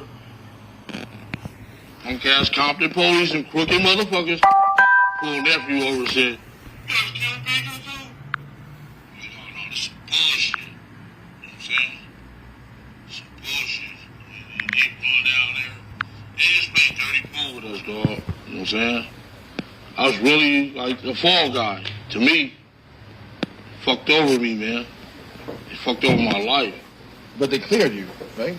I mean, you're not... My life been fucked over ever since, homie. You just don't understand, dude. And I still gotta watch people. You know what I'm saying? To me, they violated my civil rights, my everything, dude.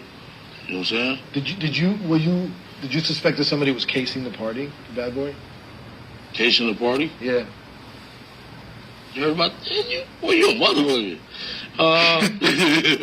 Yeah, you did your little work. Yeah, they was up there. The Bloods was there. They came up there. I told Puff, you know what I'm saying? I said, y'all be careful. The niggas is up here. And like, all right. And sure enough, it went down. Yeah, sad. You know, they come up here and get ate up out of it's a zoo out here, a jungle. Y'all coming from that little punk ass town, this boy, the shit. Eat your ass up out here, boys. It's gorillas. I mean, this shit is lions and tigers and bears. Did you? They will eat up the weak out here. Oh, I know. Yeah. Did you? How'd you feel about Biggie dying since you knew him personally? Oh, they kind of fucked me up. You know what I'm saying? What fucked me up? When Biggie got killed, it kind of fucked me up. I'm sad behind it, everything, man. It was fucked up behind it. Then these bullshit ass cops don't put that out in the media like we did that bullshit just to get the heat up off their ass. You know what I'm saying? But it's all gonna come out. It's coming out every day, homeboy. Believe me. Yeah. All right, brother. I'm gonna set you. Yeah, let my wife give me. All right. Oh, wait. Just sit here for 20 seconds with no sound. So don't make any sound. You just gotta record the tone of the room.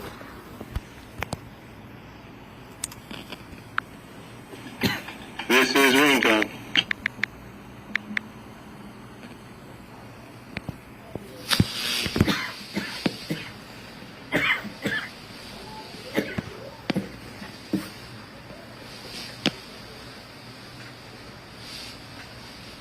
In ringtone. Okay, thanks, man. Oh. Oh yeah, that's a good start. Because our street. Wait, stay there. Yeah, sit back. Just this question real quick. Sorry, I thought you were done. That was your only question before. Okay.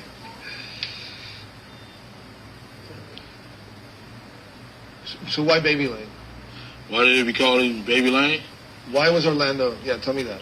because he was born on Burrs Lane. Sorry. Tell me the whole story, like the sentence. Orlando was called Baby Lane because... Orlando was called Baby Lane because he was born on Burrs Lane, the street, Burrs. And they just called him Lane, short for Orlando. So he took our street name. And his pops was real high in the echelons of our gang. One of the founder fathers. That's all. And the baby isn't because he had a baby face or anything like that? Baby Lane. Short for our street. Right. And Keffe? Keffe? We had like 3 Keffes in our hood.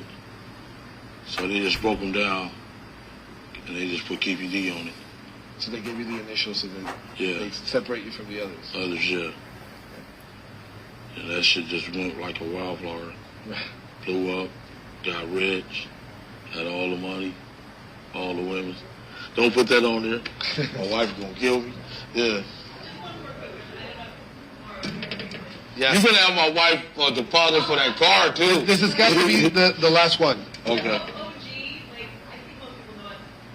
Original gangster, yeah. A double OG is a dude that's been around a while. You know, the founding fathers and stuff. You know, the founding fathers of the gang. That's where our gang stopped at, the double OG.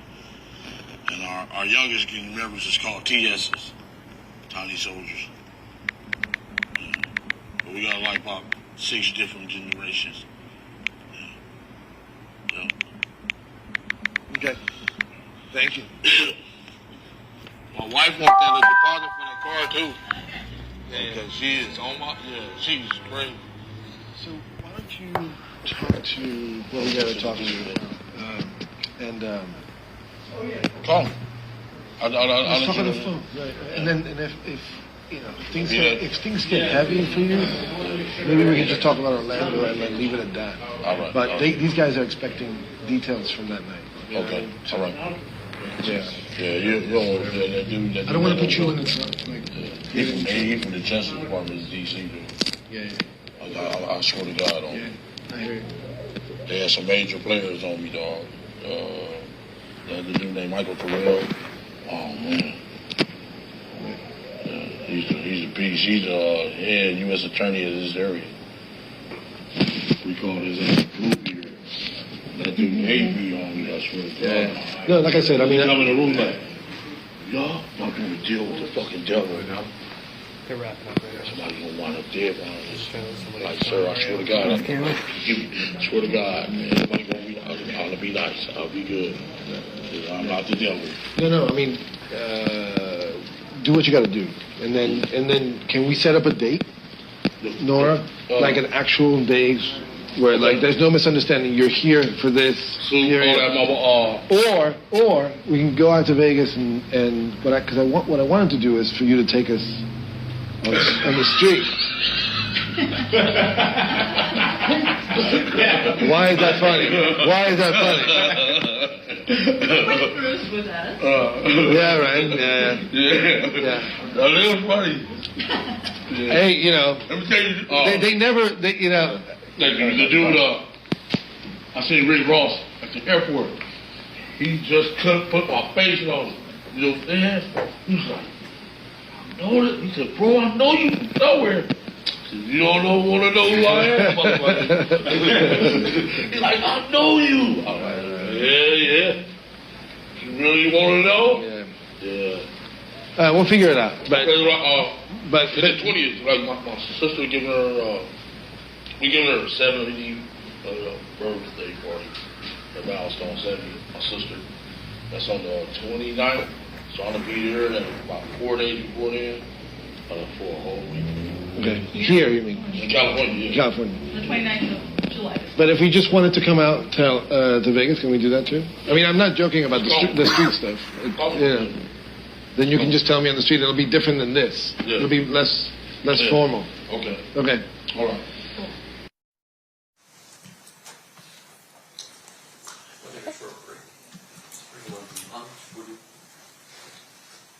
Let's see, we've been going for about an hour and a half. Ladies and gentlemen of the jury, do you guys have to take a restroom break? Anyone? Raise your hand. Okay. if you want to just do maybe another half hour and then we'll take our lunch break. Okay, perfect.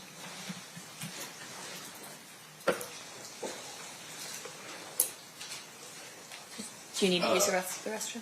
Okay. All right, we will have to take our break now.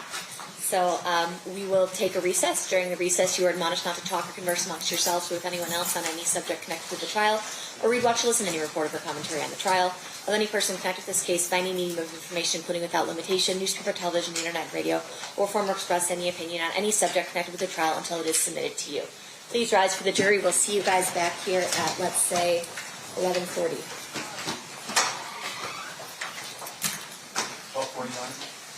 11:40. We're just going to take a short break, I think.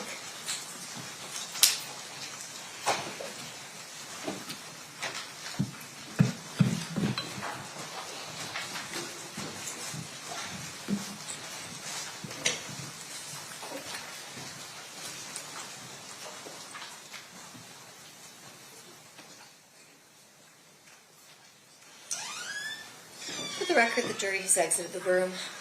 When we get back, we can do another 30, 45 minutes or so. We have lunch coming somewhere around noon, so if we were to break now, I don't know if we'd have enough time to eat. Yes, ma'am. All right, we'll be in recess? Sure. Okay.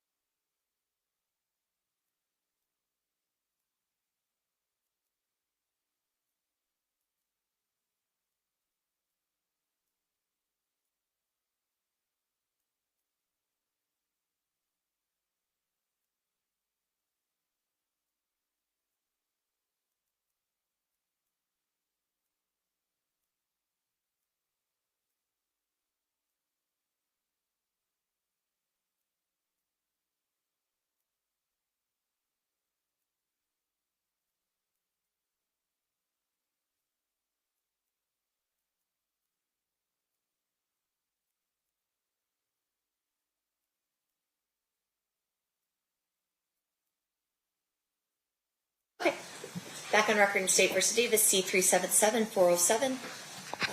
Anything we need to address outside the presence? No. Okay, let's bring in the jury. Please rise for the jury.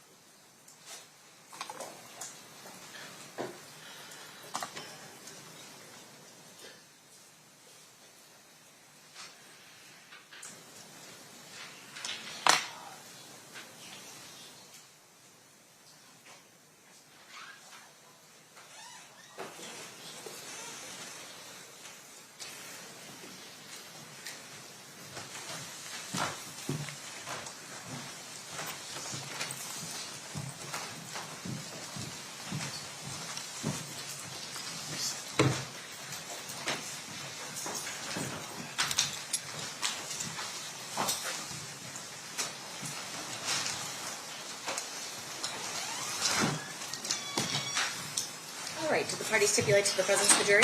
Yes, Your Honor. Yes, sir. You may be seated. We need to get the witness. Where's Mr. Dorsey? I assume he's still back there with your Okay. judgment.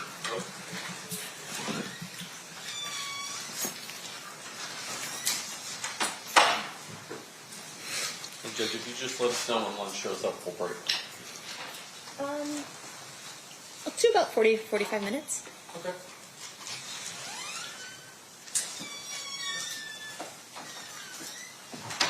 All right, we have Mr. Dorsey back. You're still under oath, sir. Mr. DiGiacomo, you may resume your questioning at this time. Thank you. Mr. Dorsey, that was the July 17th, 2017 conversation that we just listened to, correct? It was the first interview, yes. And then the second interview, and I have a copy of the transcript if you need to look at it, was July 28th of 2017. Does that sound accurate? That sounds right, yes. We're just going to start playing that, Judge. And that is State's Exhibit number 122. Okay. 122 is now playing. Are you moving back, you think, anytime soon? You're going to stay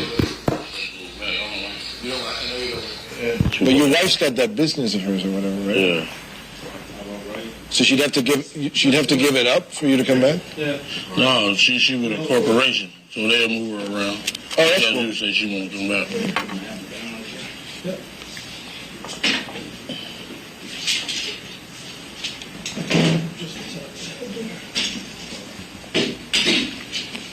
Looks good. I mean, I see a white man in the background. Other than that, I'm gonna get out of here soon. yeah. Actually, I see a white man's torso in the background. Sorry to hear that. I won't be here long. Where's Tara? What's that? Where's Tara? Who's what? Where's Tara? Tara? Yeah. I don't know. I haven't seen her today. See the hydrant. You said she called me and told me that you called her this morning. But I don't think she's in the office, actually. Look at Mario for 1 second. I just want to make sure your background looks good. We'll be in business. You're going to be looking at me the whole time, so. So Dave, I think it's hitting the whole thing. We want to raise it up and down.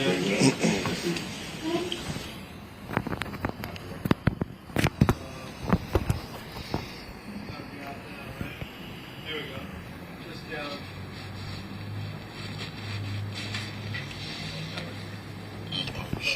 Put in the shoulders, right? Try. Hey, Eric. Yeah. Oh, well, do this first.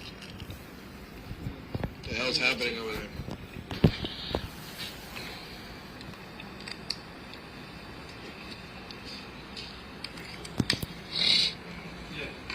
Did you get in touch with him? No, he's not picking up for Nora either.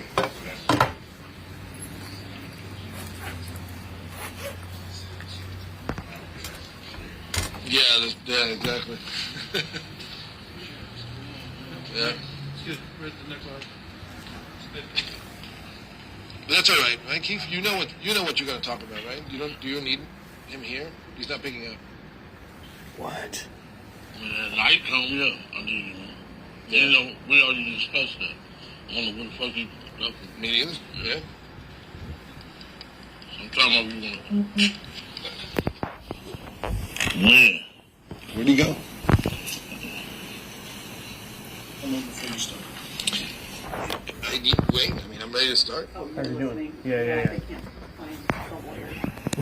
Yeah, I just heard him say you don't need him here, do you? He's like, yeah, I do. That's all we got. We'll talk a little bit about the fight. I wasn't talking about that little place though. You know what? Told her that we was in the office when we was arguing.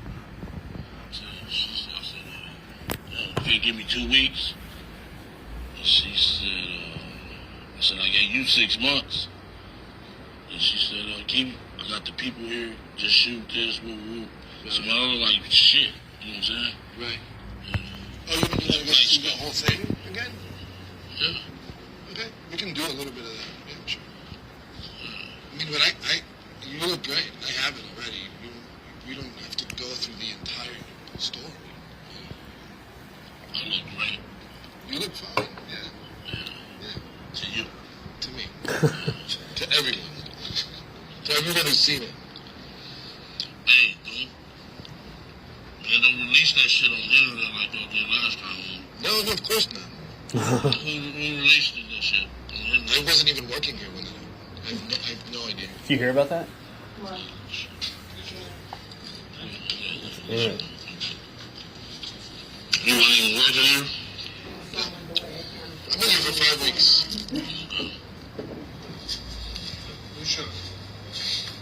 So he shot like a promo. He came in, before Mario got hired, and shot a promo, and then somebody like BET or somebody leaked it on the internet. I know. I actually was here for I was here working on a different. Alright, so can we get let's Disaster. talk about the other stuff then, and then we'll get to that. So I'm just gonna go back to the stuff that we talked about in the other. Yeah. Okay. And then we get to that. Yeah. Everybody ready to start? Yeah, that was bad. Can you give me a? All right, here we go.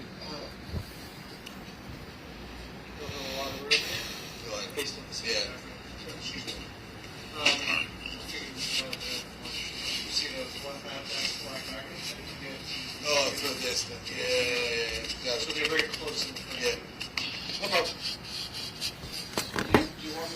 Where do you think we'll start? Be careful one second.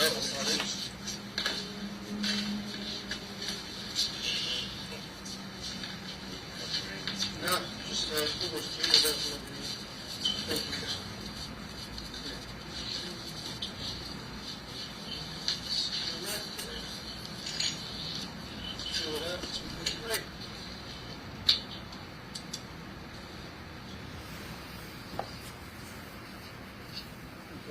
just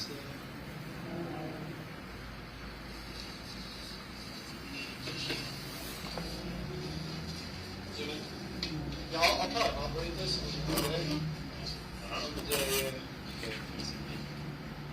No, I see it.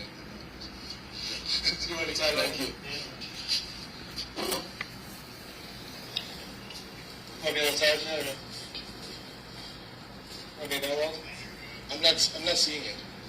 Oh, I just told them I thought it was fine. I see. The one good thing is on the 78, this frequency you're going to have a lot of pushback. To get the issue in, we got a lot of room on it. But anyway, we can do water. Right. You can't get water if you don't do something. All right, let's go. Eric. Yep. That's cool. I'm rolling. Yeah, how you on? Okay, guys, can we settle? Let's go.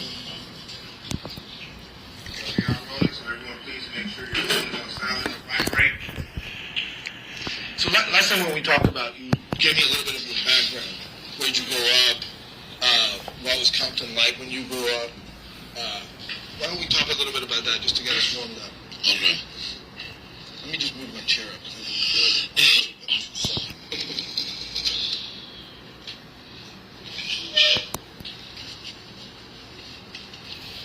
So remember, you're going to be looking at me, and remember to try to speak in full sentences, right? I'm going to always stop you if you don't do it. So, so I grew up in blah, blah, blah. It was, my neighborhood was this. Okay. I grew up in Compton. I moved here in 1965. And it was all white back then. We was the first black family on the street. It was pretty cool. Then the blacks started moving in like 69, 70, 71. And, most, hold on, let me see. Sorry.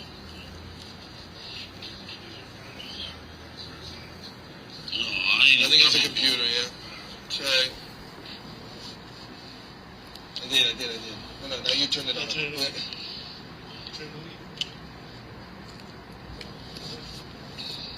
It's off. Go ahead. Okay, I grew up in Compton, 1965. Moved out there. We was the first black family on the street, literally in the neighborhood. So blacks started moving in about 69, 70, 71.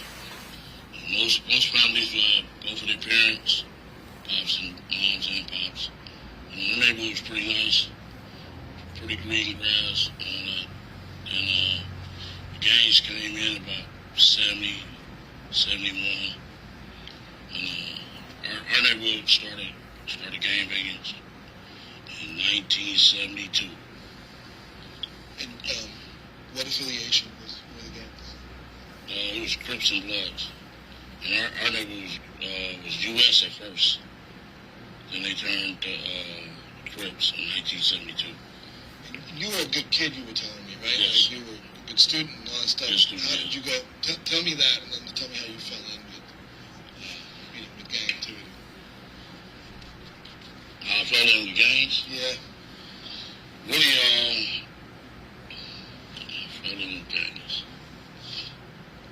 It was a fad around our neighborhood.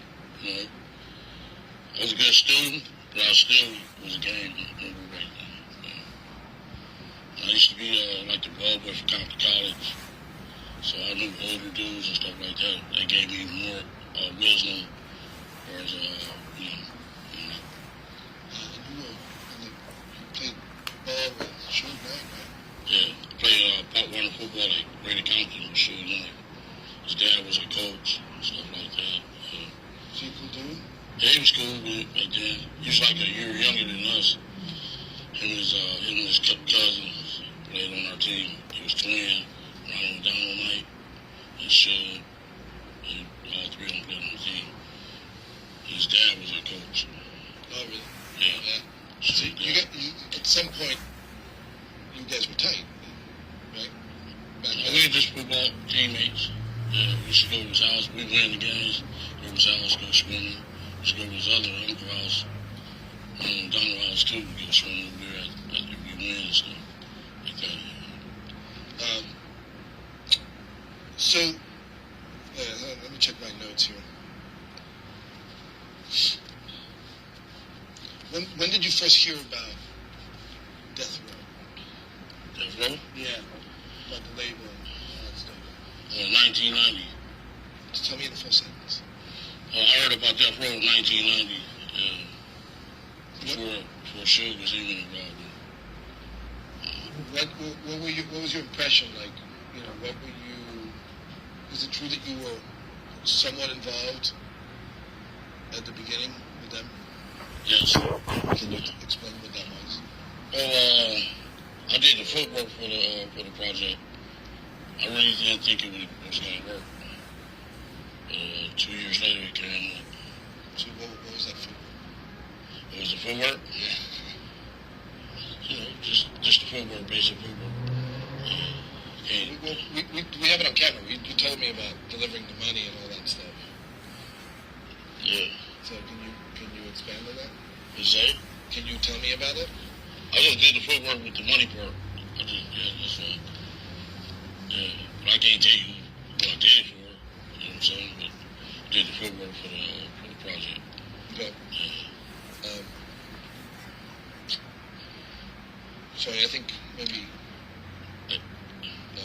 Maybe Wayne's calling. Hey, Randy. Can you check to see somebody from the reception is calling me? Oh, he is. Okay. Okay. Yeah, you need to be in here. Yeah.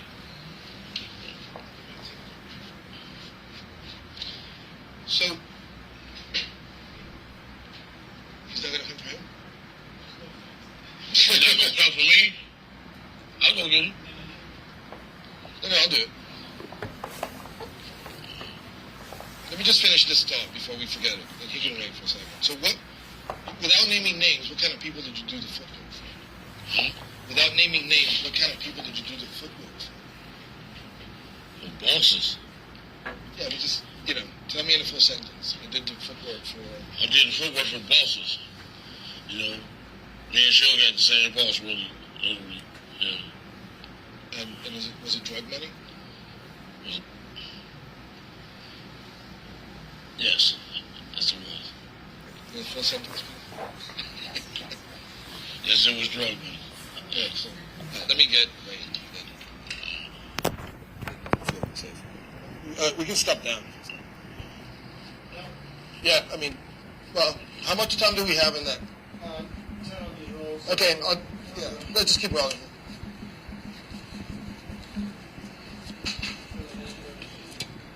I'm talking about me.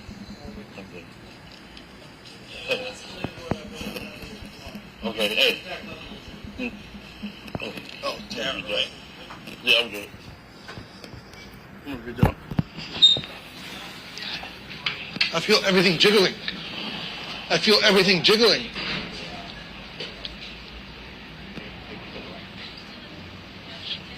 So he in there talking to the door? He's not gonna talk if he's not there. Why he do that every time I'm in there? What? He supposed to be in there with me, dog. Just come in. What are you talking about? What's okay, more headaches? I'm saying, why don't we know how we got in that conversation? We hear you may come in. We'll stick to that. That's right. So, move forward with this shit. Some bullshit, man. I made that happen. And he told my sister that, I swear to God, man. And she sweats me every motherfucking month for rent money. Because he told her that. Just please come in. Yeah. That's how I looked through over the door. I said, Shawty, I've been there this man. It makes my life more difficult. Yeah, we're good. He really crossed me. Nigga, no way in hell Edie would let that book come out. They would have been when he said something about my brother. Hell no. They just surely a joke, huh? I ain't wrong, man. He hooked this up. Yeah, I called y'all on it. Matter of fact, I didn't even talk to him. I talked to him first about it. No, listen. I know we was already doing this house and all that, spending the night and all that. Oh, you get out? He's talking to Tara, and Tara has to leave, so he's going to be here in 10 minutes. Tara got to leave. Okay, I need to talk to her too, though. You know what she is? Yeah. What's up, man? Alright, you just get I'll fill you in. I'll translate. Where Tara at? Yeah. Right, basically, yeah. But that's a huge admission from an OG from Compton with verifiable connections to say on camera, yes. Straight from the horse. He's the go-between. It doesn't have to be so complicated. It's like a fucking energy. Nobody's talking should right now because he's cut off, but no, they fell out. But certainly not after Tupac Shakur.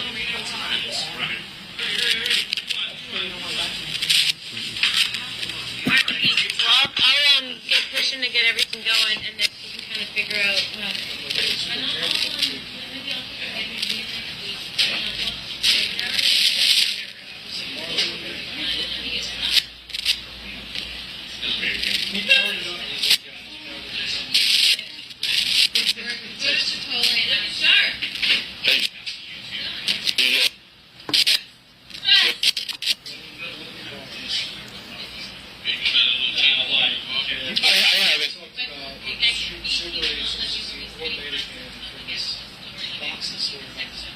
So I'll give it to you after.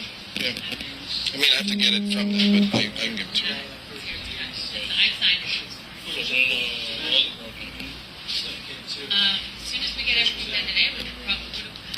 I wanted to go to Vegas. And, do the hero shot. Yeah. Yes, right after the hero shot. How much do I 25 G's, right?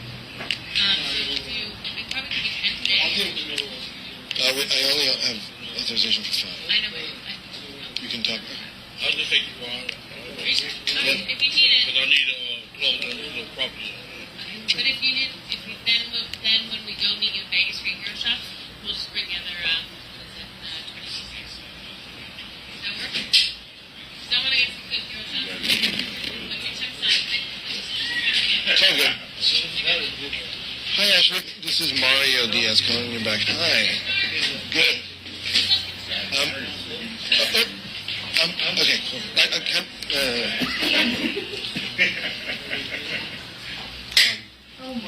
I don't know why they're taking a break. I didn't hear somebody couldn't get in or something. I don't know. I have not heard his voice, but he didn't say much last time either. Didn't make a left. It was the wrong path. Oh, you gotta take the wrong path. Hey, Leah. How are you? I'm good. I'm actually, just wanted to play you back real quick because but I'm doing interviews today, so I don't have a lot of time. Tell me. This one is going for lunch.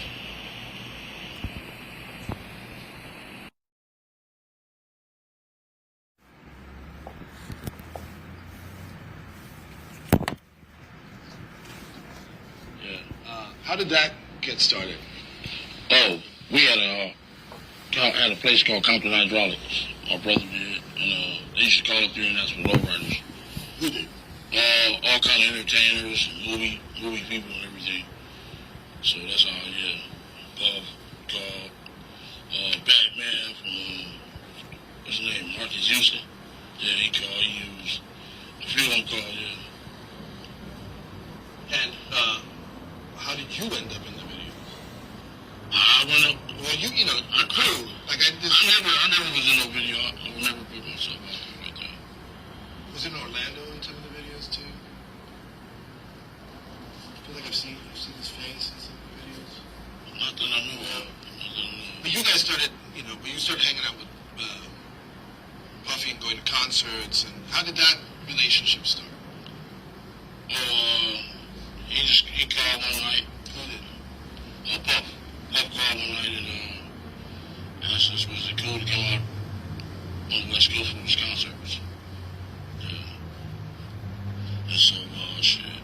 Then he came. The first concert we went to was in Irvine at the Summer Jam.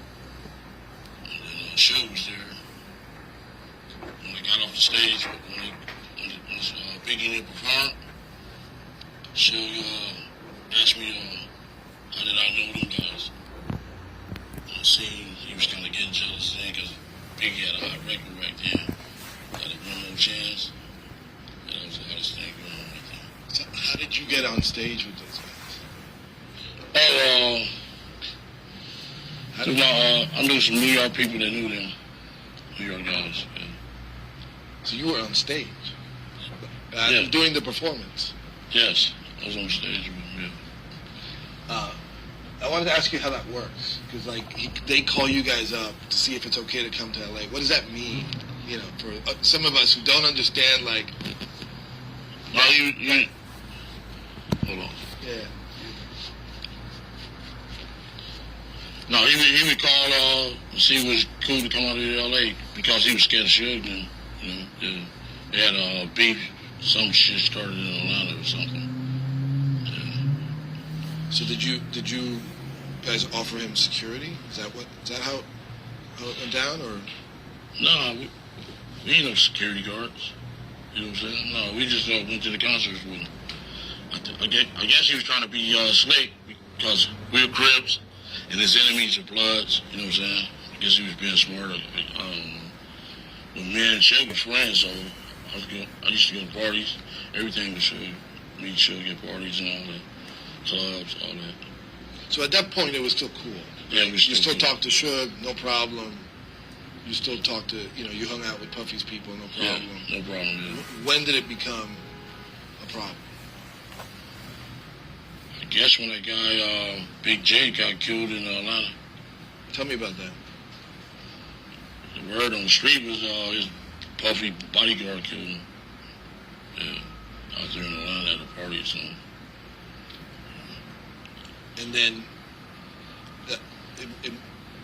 I want to understand how, Puffy is afraid that Sugar's going to do something, so he calls you guys out, right? No, he was having a tour that year, that BET tour, and he was just shit. I guess he was paranoid, scared. He's like, I guess he used the Crips. You know what I'm saying? That's it. So he just called and asked, can we come to the concert? Right. Did you guys have a good time with him? Oh yeah, it was cool. Had a nice time. All right, so let's go through all the stuff we talked about last time. How many times did you meet Puffy? How many times have I met Puffy? Yeah. Shit, I can't remember. It was so many times I can't remember. Was there a specific time and place where you guys talked about him being scared? Shit, Greenbacks on Sunset. What happened then? Shit, you eat upstairs at the deli, and you order your food downstairs. So me and them went downstairs and ordered a couple of champagne bottles. And we talked about it then. What did he say? What did he say? Shit, he was just scared of the guy, shit. That's all. Did he ask you to do something for him? Shit. Not really. Yeah. What?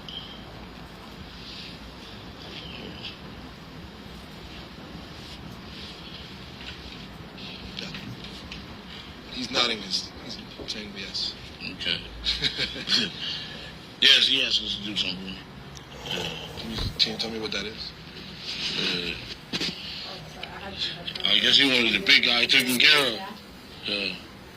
Shit. That's all in shit. I'm not no killer, so shit, I don't know why he was asking me. You know? Right. Yeah. Shit. That ain't my line of work. Yeah.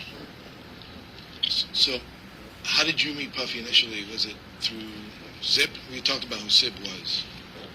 Let's dig in a little bit. Who's Zip and how did you meet him? I meet Zip. We played a baseball game at our park. It was a different neighborhood, and he happened to be their pitcher. Happened to be their pitcher, yeah. And what was his line of work? What was his line of work? Well, he was a pimp, and he get money in the streets. Yeah. So what? Were you guys in business together? No, not really. You just tell me what he did for you in terms of the Puffy relationship. Did he connect you to him? Is that who introduced you? Yeah, that's who introduced. Yeah. So please say that in the computer. Oh. Yeah. Von Zip introduced me to Puff. That's how I met Puff. Yeah. Right. Let me just keep checking my notes here.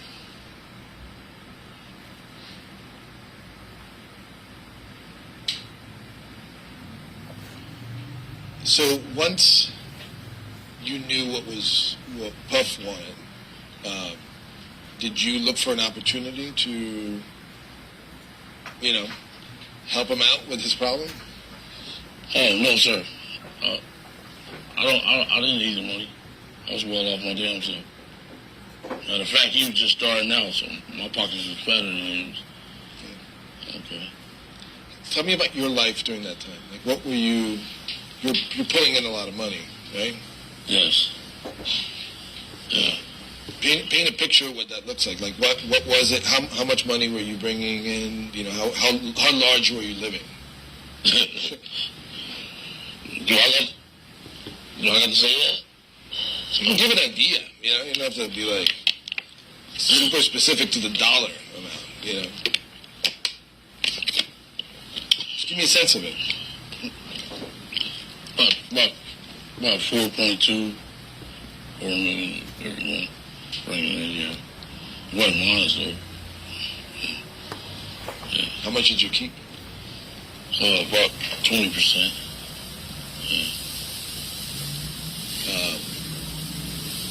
So That's how much I was really getting. So to you, the money didn't matter. Yeah. When things got hot in Vegas, and we'll talk a little bit more about that, but when things got hot in Vegas, was it about the money? You know, when you guys went after Suge and Tupac? Really, it seemed like they came after us. Jumped on my nephew at the, yeah. Seemed like they was targeting us. Yes. No, that's cool. Okay. So, let's go back. I'm jumping around a lot. So let's go back to the Puffy thing. After you met with him at Greenblatt's, when did you see him again? The candy? Yeah. He can hear the candy going. Okay. All right. Either swallow it or spit it out. Okay. So after you met him at Greenblatt's, did you see him again? After that? Yeah. Yeah, I seen a few concerts and stuff like that, yeah. And was he still concerned about the beef with Suge? No, not really. Shit, he had about 50 clips with him, shit. And he hired some Navy SEALs, too. So, goddamn, I was like, damn. Yeah. So just tell me the beginning of that. So Puffy wasn't afraid because? Oh, Puffy wasn't afraid because he had 50 clips with him. And plus he had about 10 Navy SEALs in the room, shit. Right. Yes. So,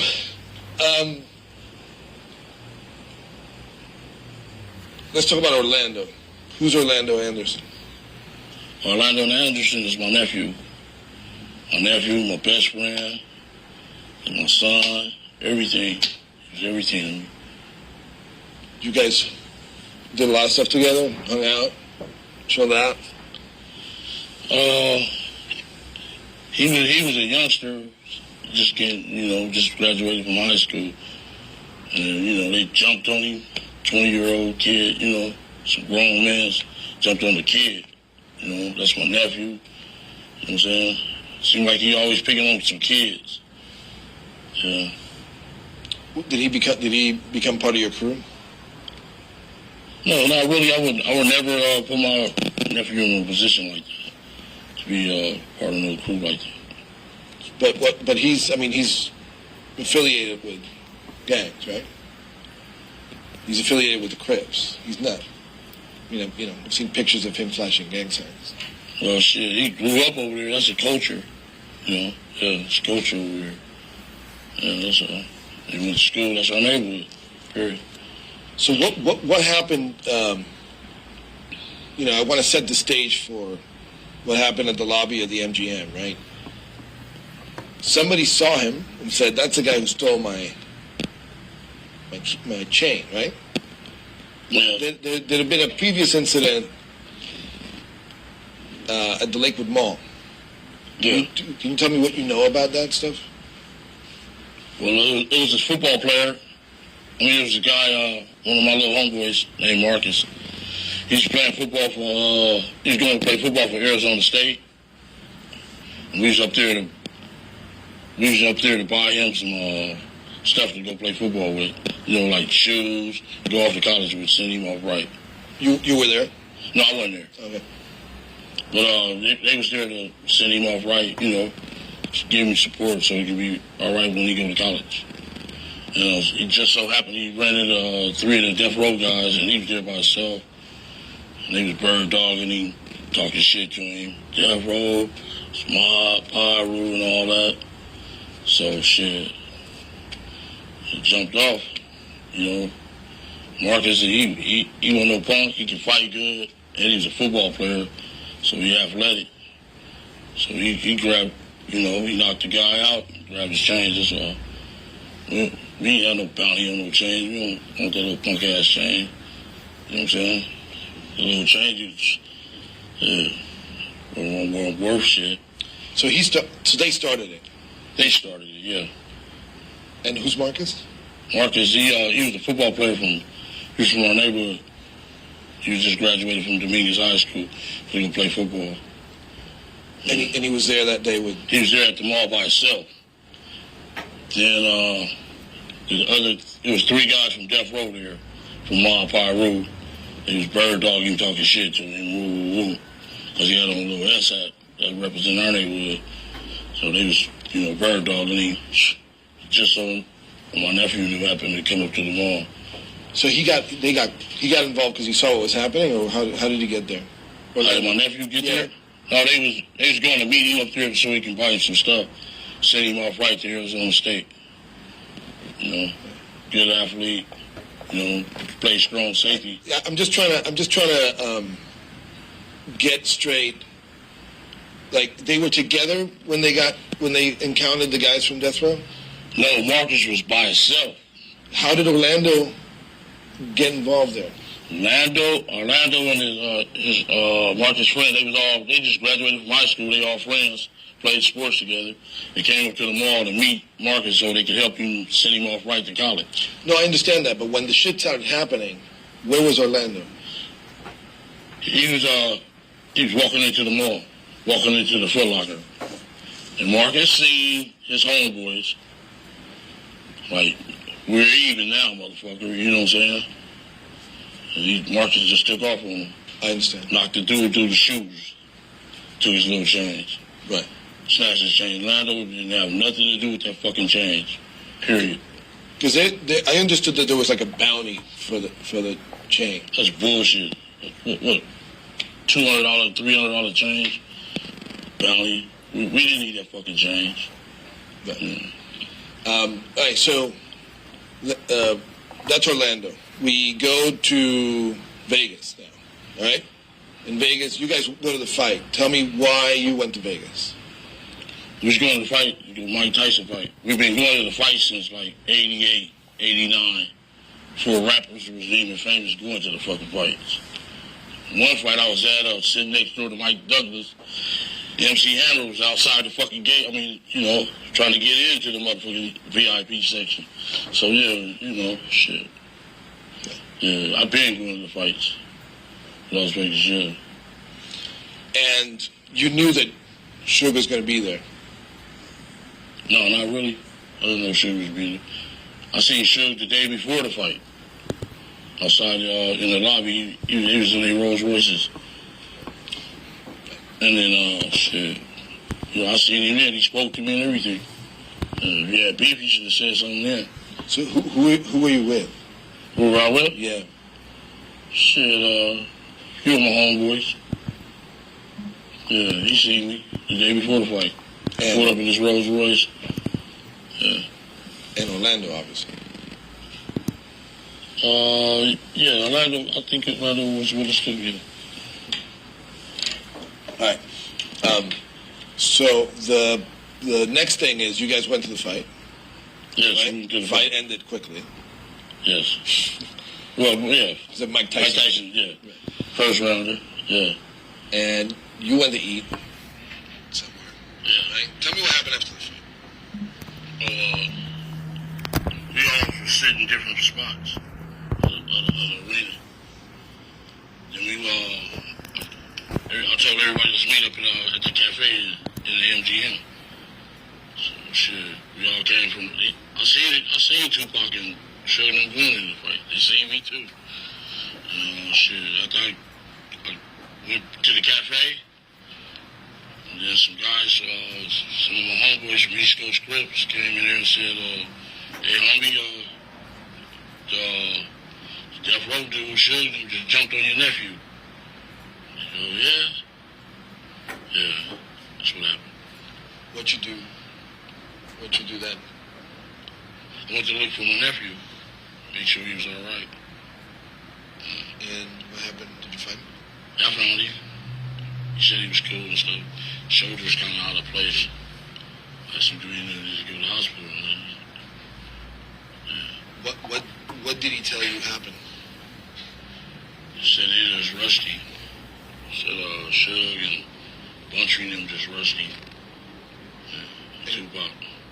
Why did it happen? We had no idea why it happened. I guess from the Lakewood Mall, I guess. But they seen us the day before. The fuck, you know? So the day before you're saying that Tupac and Shook both saw you and Orlando. I don't think Tupac is winning. Oh, but yeah. Because what happened is, I mean, the way I understand this, Tupac had a hot head and just, trying to take off with somebody, trying to be a gangster. I don't know. I guess he got a hot head for a crazy dude. Well, he claims that the stupid necklace, that's the guy who grabbed the necklace off of his friend. Yeah. That was a $300 necklace. Yeah. I know, it's funny, right? Like, this shit is all over about a stupid necklace, Yes. people die. So,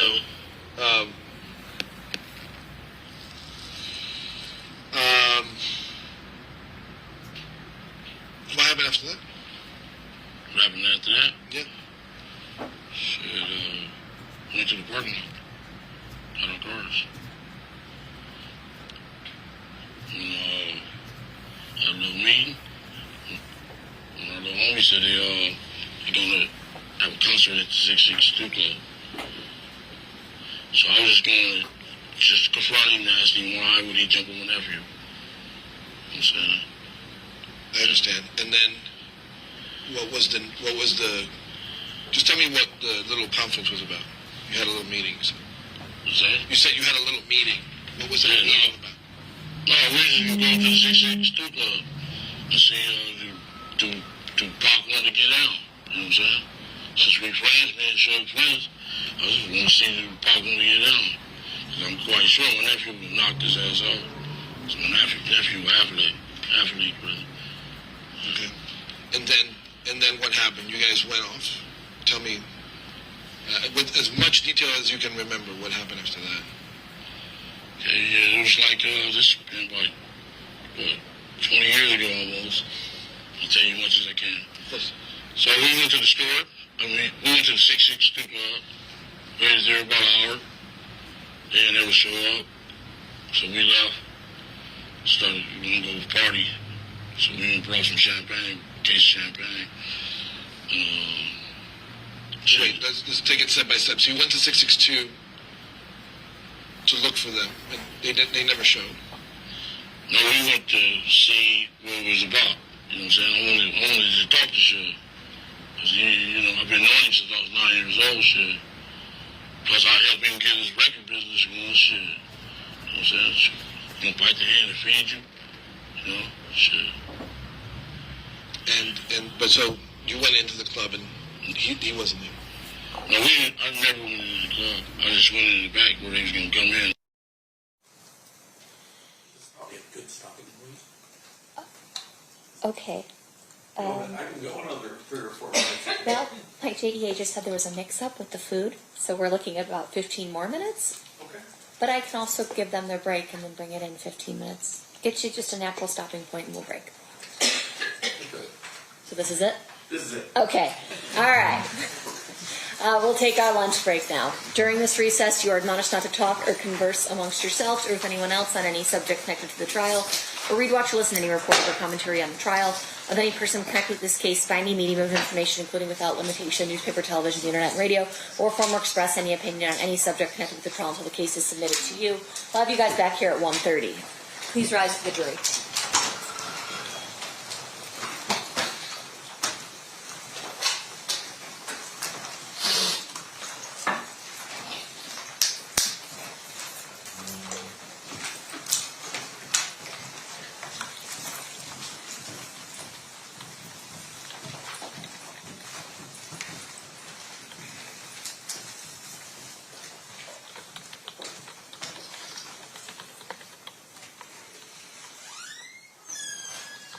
For the record, the jury has exited the room. Anything we need to address outside the presence? No.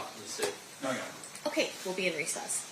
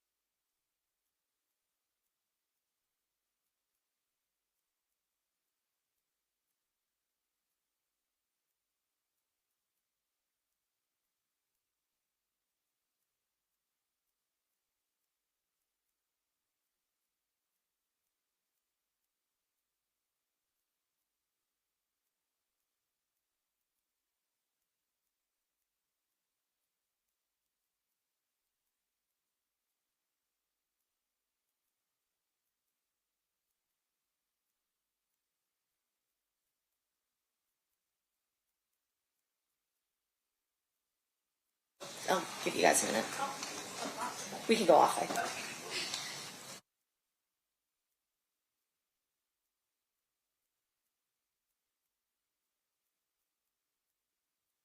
Back on record in State versus Davis, C-377-407.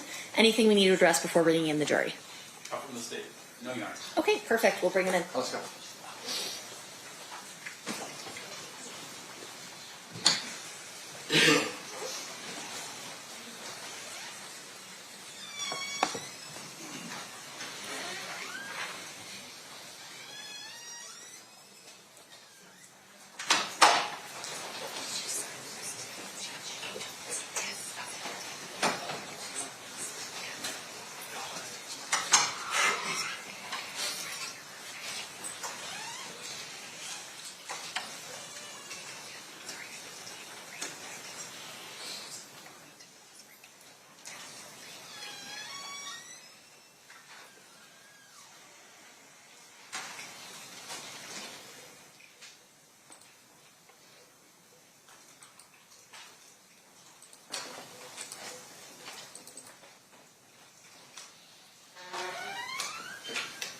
Stand for the jury.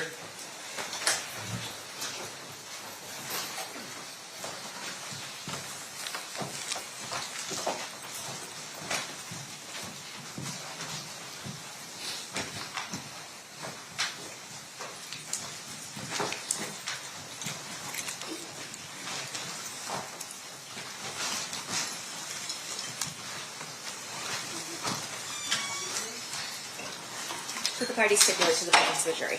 Yes, sir. You may be seated. Welcome back, ladies and gentlemen. Good to see you. State, we are still on Mr. Dorsey's testimony. You may proceed with your video. Thank you, Judge. And just for the record, we stopped at 40 minutes and 51 seconds, and then we're starting back. Okay.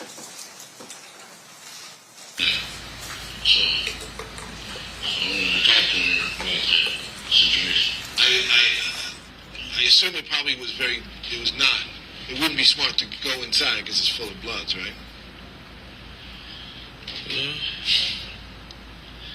I'm quite sure they didn't know how to touch me. You see me before I went into the fight, see me the day before the fight. You know what I'm saying? Right. Yeah. So you didn't see him there. You left after waiting for him for an hour, right? Yeah. And then what happened? Went to the liquor farm. Stopped and got some liquor. Started music and party and shit. Got a little drinks, stuff like that. Headed back to the hotel. Okay. And this is all with how many people? Who's in the car? It was 4 of us. Including me, my nephew, and a boy, Bubble Up, and Big Drake. So we going up Flamingo, got to Las Vegas Boulevard. Shit. We waiting there for the bus to out. Happened to see my friend. Sure. Tupac was hanging out the window. There they go, right there. So my partner busted you. Went by there. Got up there by there where he was. Shit. Pop looked like he got a gun. Got the busting. Shit. I got the duck. Shit. Got the busting back. Duck. Hit the corner. Made it right. So the white car got the chasing us. Still busting. We dished them out. Went in the back of the carriage house. It's a hotel called a carriage house. Got up out the car. Okay. So let's again take it step by step. What car were you driving? I wasn't driving no car. Oh, what car were you in? A white Cadillac. A rented white car Cadillac. Okay. And then when you saw them, how did you recognize them? You were driving on the street. How did you know it was them? He was hanging out Tupac was hanging out the window, passenger side window, talking about this Tupac. I mean, all the chicks was like, Tupac, Tupac. He was like a celebrity, like he was in a parade. Yeah. And so, after that, you knew that they were. What were they driving? They was driving a BMW. Yeah. But shit. Once we got back to Compton, they were saying little Reggie and all of them was shooting at the car. So we went got the car painted. We took it to the paint shop. You know what I'm saying? So we turned the car in, so there wouldn't be no evidence. Okay, but let's go back to the moment that it happened, right? So you're driving, you see Suge and Tupac in the BMW. You turn around, right? You described it as a U-turn, yeah. So that you're facing, so that you're coming in the from the opposite direction, right? Tell me what happened in that moment. Would you say one more time? Tell me what happened in that moment when you finally come close to their car. No, we came to a place, we came from the gutter, man. Oh, shit. Doc reached down and got his little shit. Got the busing. Shit. We got the busing back, shit. I never bust. I was on the ducking shit. I didn't want to get hit. A couple of people had some little fragments, glasses in the air and shit. Shit. Once we hit that light on Cobalt, the light of the sea breeze was chasing us. Shit, there was a lot of shots. We got the fuck on, we made a right there on, that's another little street right there where the carriage house was. So, who pulled the trigger?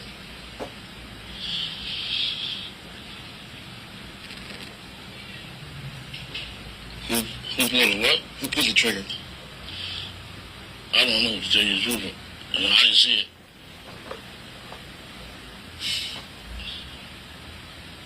Did Orlando pull the trigger? Who's closest to the other car? Big Dre was the closest. Big Dre was the closest to the other car. But I was ducking, shit. The dude was crazy. I said, this dude really trying to get a reputation. He was jumping around, like, damn. So I want to make this really clear. You mean to tell me that even though you were in the car with those three guys, and you talked to them a bunch afterwards, you don't know who shot the shots? That would be incriminating myself.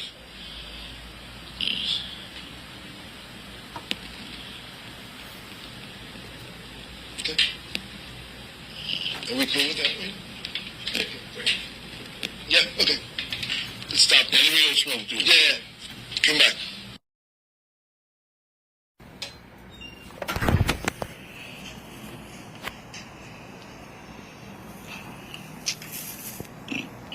Just give me one quick second.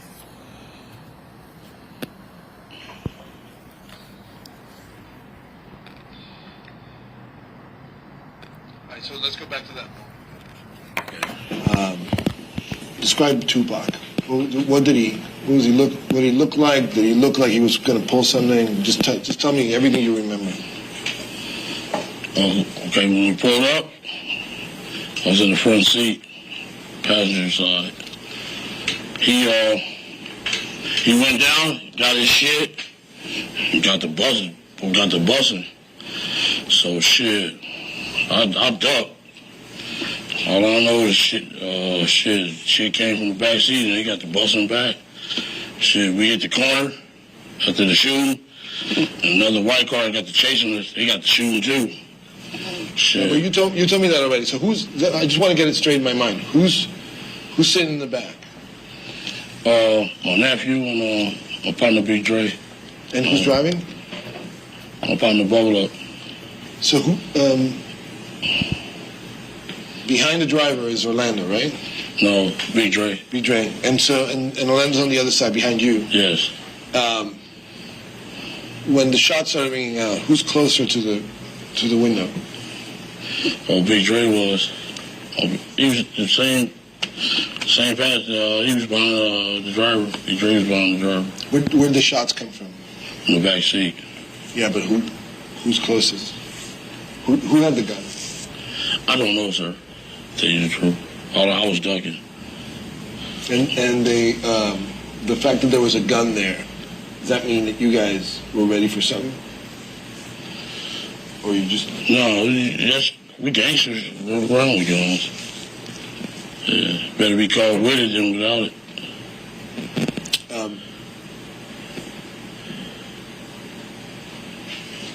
Do you remember anything else about that moment where the two cars met?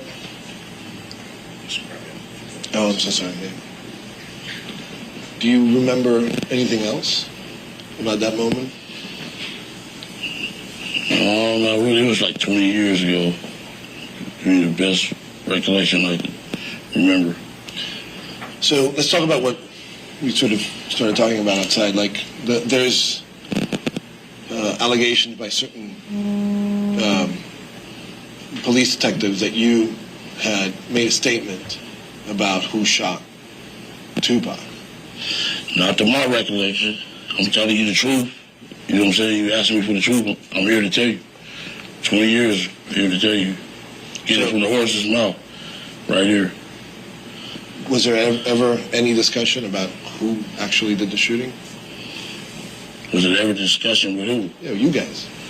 No. That's the code of the streets. You know what I'm saying? Shit. So if somebody can get on a free jail card when you tell people.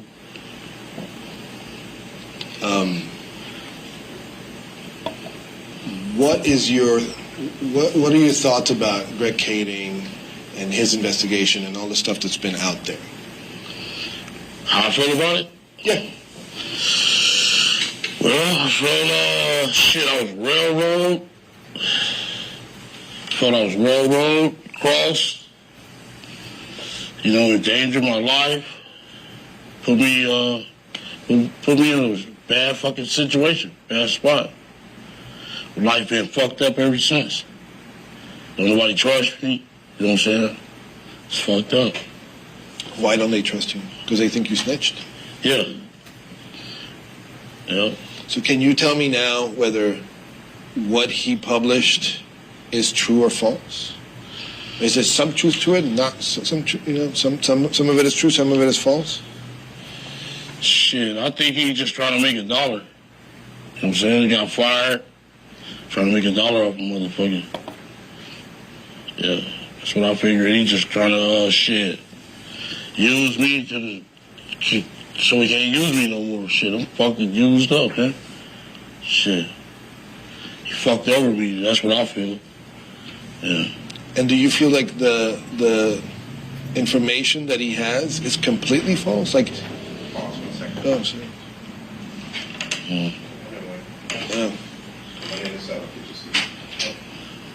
The information that you have is that he has is completely false. I mean, it's known that they had a case on you, so you talked to them. What'd you say? I said it's known that they had a case on you. It's known? I mean, shit. I can't, not that I can remember. Shit. I'm trying to ask him to talk about what is what is known out there. The fact that he pointed at Orlando as being the shooter, and that's it's been published, and that's what there are legal there are documents that have been published. The question is. My question was, how do you feel about that? Is there any truth to that? What is true? What is false? Right, what I'm saying is you didn't ask him that question. I did. You weren't here. No? Oh, really? Okay. So just ask him about, was it an investigation and there were statements made, and what is his opinion of the statements that were made? Pardon me? Can you repeat that again? There was an investigation, there were statements made, and you made certain, allegations, and, what is your opinion on those statements that they said was made? Right. And what should I say, brother? Well, you're going to comment about what the real truth is compared to what people are saying. So this is what's true, and this is what people, that's not true what people say. Okay. All right, come on. So what of that stuff that's been made public, what is true and what is false? I'm giving you the truth right here, sir. Getting it from the horse's mouth. So, shit, can't get it no tour. Right. So what I want to know is if you were in the car and you were there with your nephew, it's pretty close to what Greg Canning is saying, right? Shit. Is it pretty close? What you think? I think he's going to understand what he's asking. In your own words, in those tapes that were made public, and this book Murder Rap, there's a film called Murder Rap. You, in your own words, we heard you say Orlando was the shooter. You heard me say it? Yes. Shit, I never had been. Ain't nobody ever had no tape recorder with me, not to my knowledge. You know what I'm saying? I don't know where the fuck he gets some tape recorder. Shit maybe was made up or something. So you're denying that you ever said that Orlando was the shooter? Yes, I'm denying it. And your statement now is that you were in the car, shots rang out from your car, but you don't know who did it? Exactly. Okay. Came from the back seat. Okay. Is there any is there any reason why you wouldn't be forthcoming about this information? In other words, is there a deal that you have in place that would not allow you to say with any detail about that?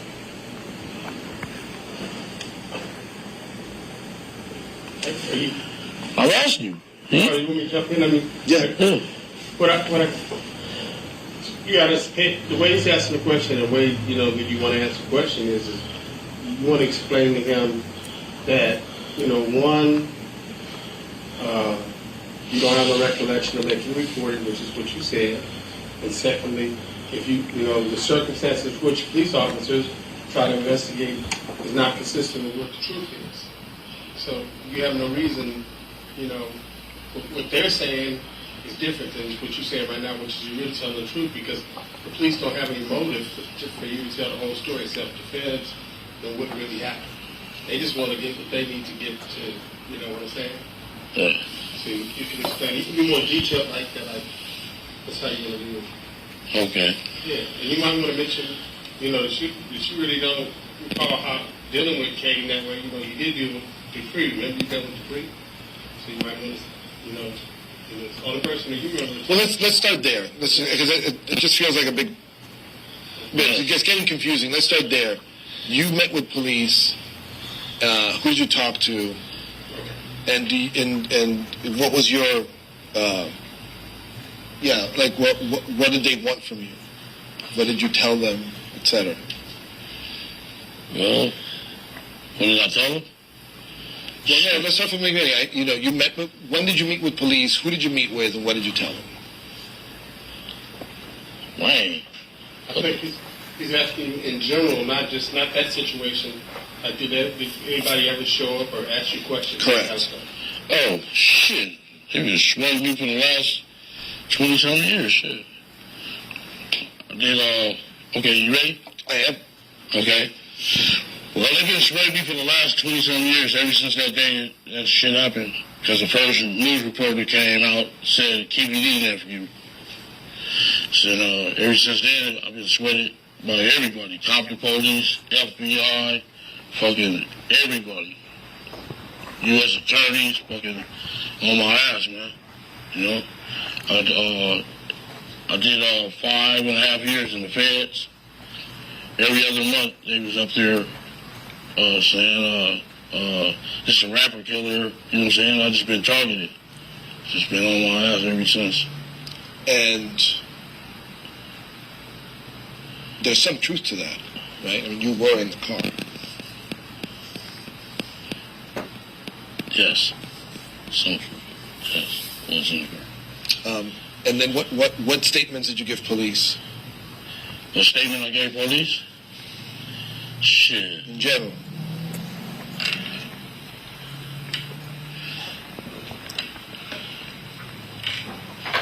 I didn't give no statements. You know what I'm saying? Not that, I ain't ever been tape recorded or nothing. But when it first happened, did they come and interview you?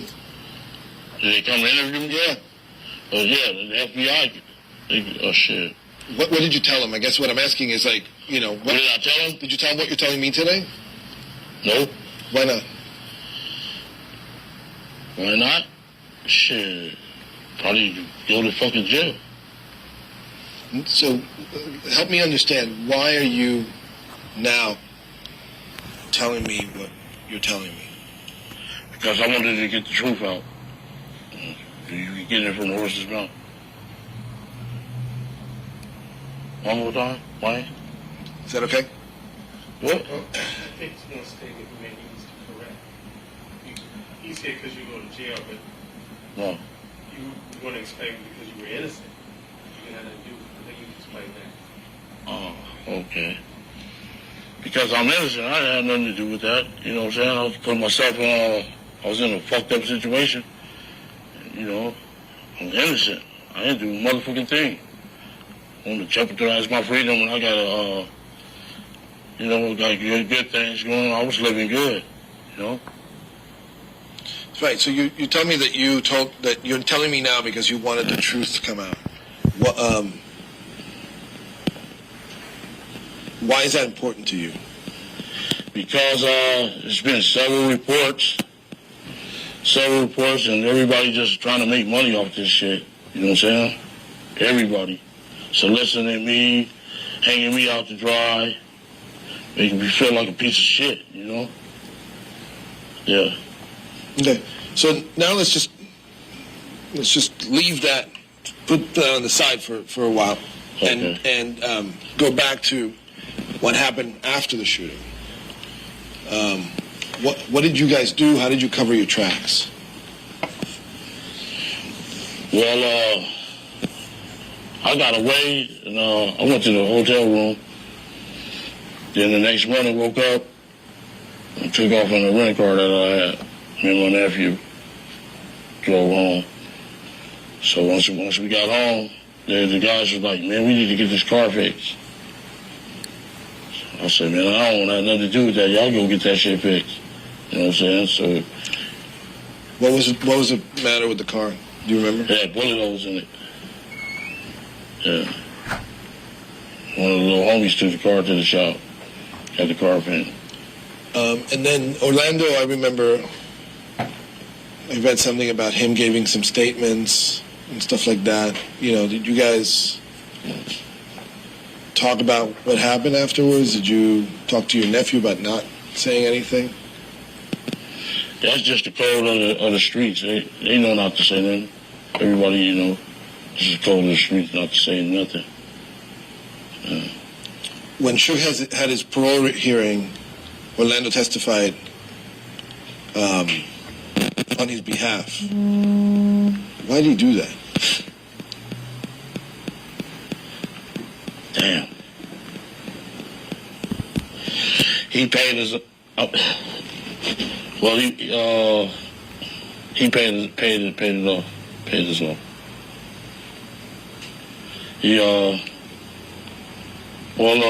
The night before, you want me to tell the whole truth?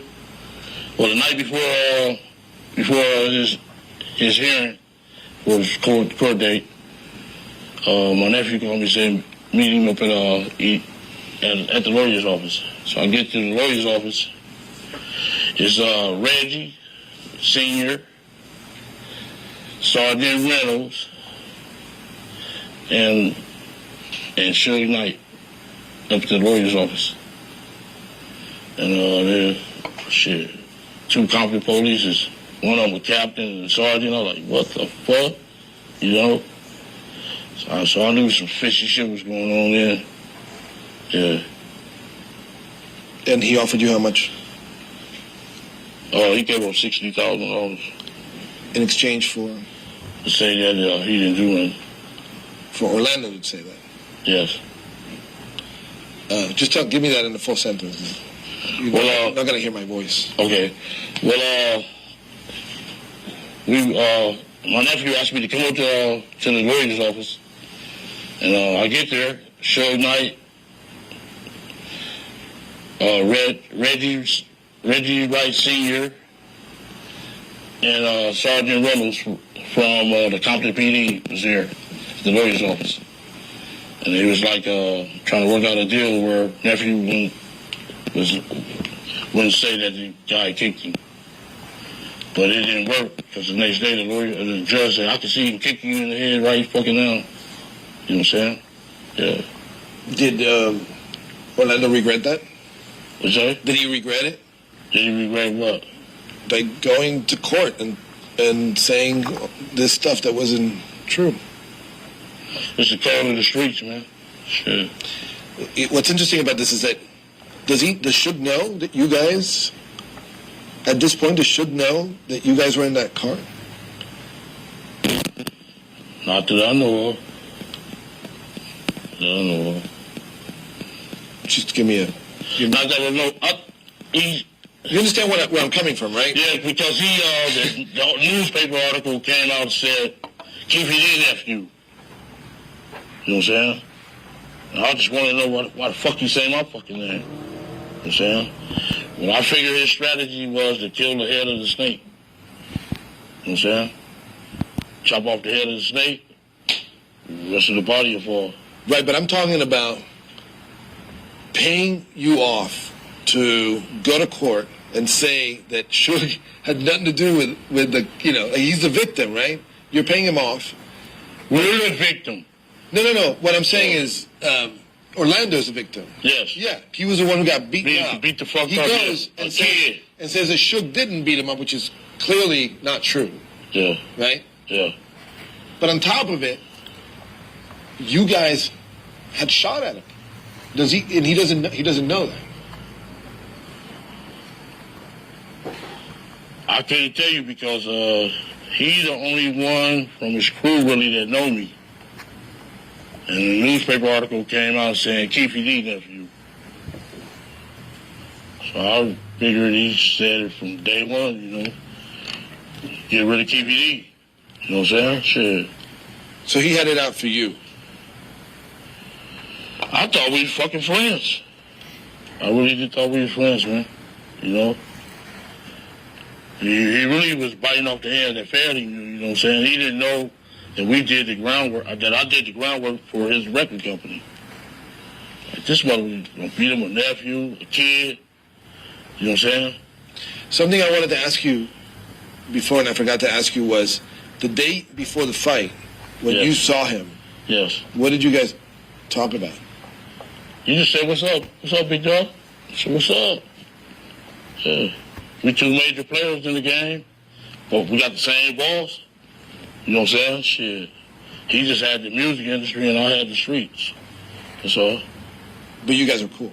Yeah, we was cool. We was played football since we was little kids. No, but I mean in that moment, like when you saw him the day before the fight. Yeah, he acted cool. Shit. Yeah.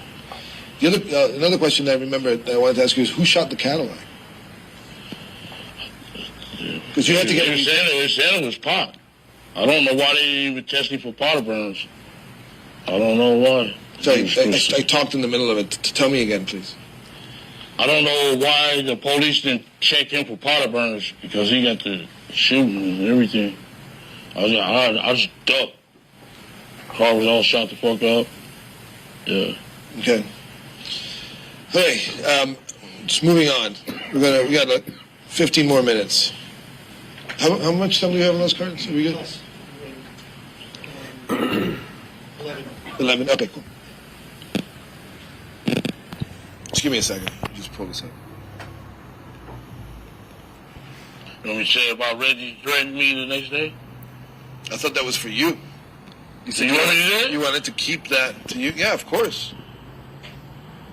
Okay, all right. We're rolling. Yeah, go for it. Okay, well, the next day I got home. I was in my front yard. About 4:15. Here come Reggie Sr. Flying up, coming up from Greenleaf or Burris. Ran the stop sign and everything, parked on the wrong side of the street. Jumped out the car and talking about, hey, Keffe D, let me tell you something, motherfucker. I said, what's up? He's like, if you kill my motherfucking son, bill's coming off. You get your motherfucking ass. I said, what the fuck is you talking about? Said, I'm just letting your ass know, motherfucker. Like, oh. I just looked at him crazy. What the fuck is you talking about? Reggie Senior, so it was bad.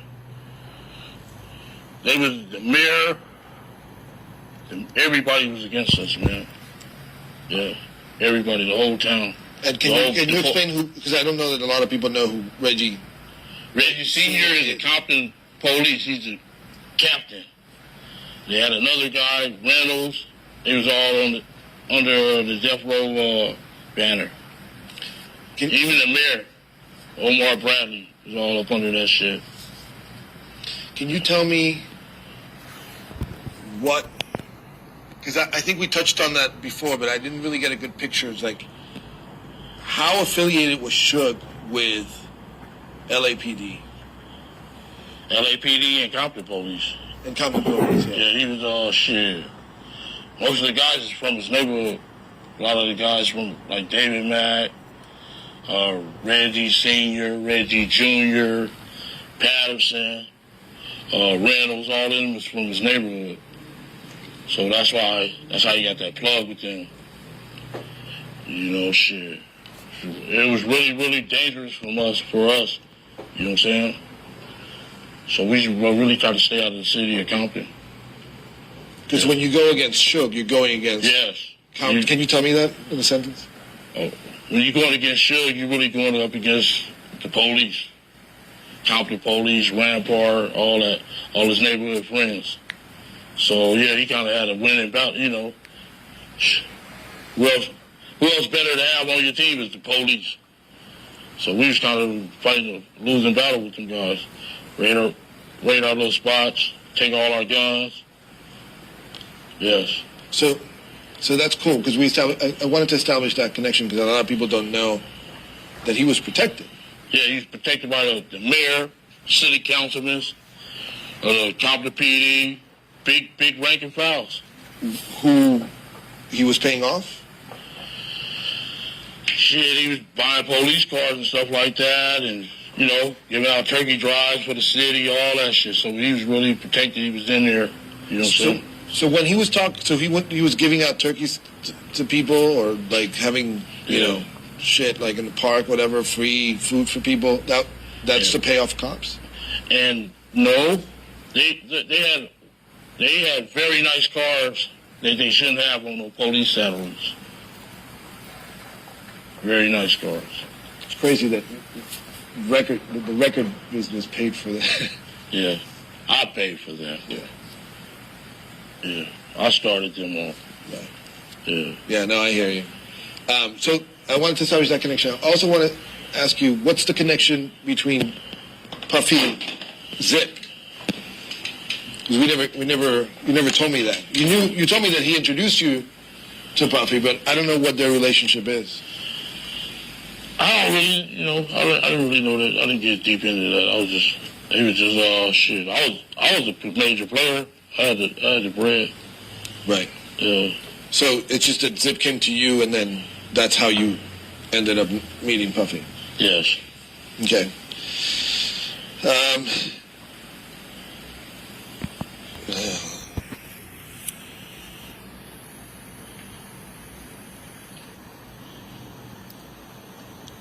Sorry, I think 3 minutes. 9 more minutes. Okay. I think we went over a bunch of shit. So. Let's go back to Chris. I want to take Chris Brown out of there though. You know what I said about the dudes being blood? Oh yeah. Take Chris Brown out of there because my niece. You have to tell me the whole thing again then, so I can use it. Okay, my niece. Sit back. Okay, sit back. Yeah. All right. Go ahead. About the Chris Brown? Yeah. Okay, well, these guys running around here claiming blood. These little entertainers like Justin Bieber, Bow Wow, and what's the guy's name? On Love and Hip Hop. We had the same question last time. Somebody came up with it. What's the guy's name? What's it? Soldier Boy. Okay. Let me start over again. All right. Well, as far as the guys claiming blood, this Justin Bieber, Bow Wow, and Soldier Boy. Boy, it's just a fab. Y'all need to stop that stuff out. You know what I'm saying? People from our background is trying to get up out of that stuff. You know what I'm saying? You guys waiting to get $1 million and want to be a blood. That's wrong. Y'all doing it backwards. You know what I'm saying? You guys not from here. You get caught up in that bullshit. But you guys doing it backwards. You guys should be trying to lead it for examples. Set example for kids. Don't try to game bang. You told me that last time. You gave me a really good quote. You were like, you're doing it the other way around, right? You're doing it backwards. It's not that you don't want to. You're supposed to be getting out of the hood. Okay. You're supposed to be getting out of the hood, not coming back $1 million going into the hood. Our object is to get out the hood. You know what I'm saying? Get out of gangs. You guys doing it backwards. You guys need to cut that bullshit out. So is that because we talked about Tupac? Is that how you felt about Tupac? Yeah. I felt all these guys, entertainers, you guys fake it. Tupac specifically, what was it about him? What was it about Tupac? That you didn't like? Because you told me you didn't like him last time. I didn't ever say I didn't like him. Yes, you did. You thought he was a punk-ass gangster wannabe or something, you said. Oh, yeah, he going around jumping sets. First he was with the Outlaws. He was from New York, Baltimore, Oakland. God damn. You know, that's against the code, man. You can't be jumping sets, homie. Stick to one set, homie. You tripping. Yeah, and that ain't the way it go. You don't supposed to join the gang. You're supposed to be getting out of the gang. 25, become a grown man and get up out that shit. Shit ain't about nothing. It's either the prison or the fucking graveyard. So, you know, best thing to do, Justin Bieber and them, stay the fuck up away from that bullshit. So they ain't right. Yeah, I'm telling you from an OG. Right. Yeah. Did you how long? Okay, how the threats, Mike Tyson them. You liked that too? Yeah, go for it. Okay, yeah, I got threat. A few people threatened me on the internet. Mike Tyson, Tretch, Spice One. Stick to rapping and boxing. You guys ain't about that life, man. You don't want to do life in prison. You know what I'm saying? You need to cut that bullshit out, man. Well, so you're telling all these people not to do this? Oh, go for it. I'll just give you the question while he changes that. Okay. I'm telling all these people not to do this, and I'm the fucking leader. Well, but also, I quit, though. Yeah, oh, good. So you say that, because that's part of like why you're talking to me now. Because you're out of the game. Yeah, I'm 50-some years old, grandkids. Right.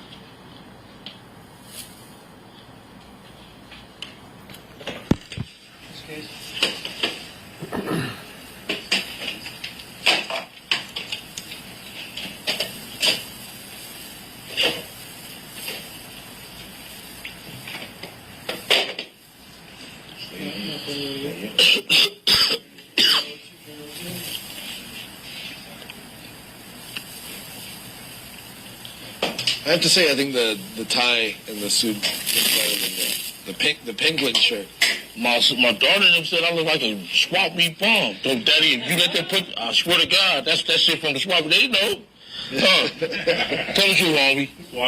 That's just what. Yeah. It was like a bear. Told me the bird on your chest is what you had. Yeah, I mean, but I know it's like a swap meet on here. Yeah. So this Versace, homie. Yeah. You know what I'm saying? Yeah. Clean, man. Yeah, man. Gave the belt $1,400, shoes $2,200. Just balling, man. That's right. Yeah, if it wasn't for me, shoes wouldn't have never had a record company, homeboy. All right, we're gonna do 4 or 5 more, and then we're done.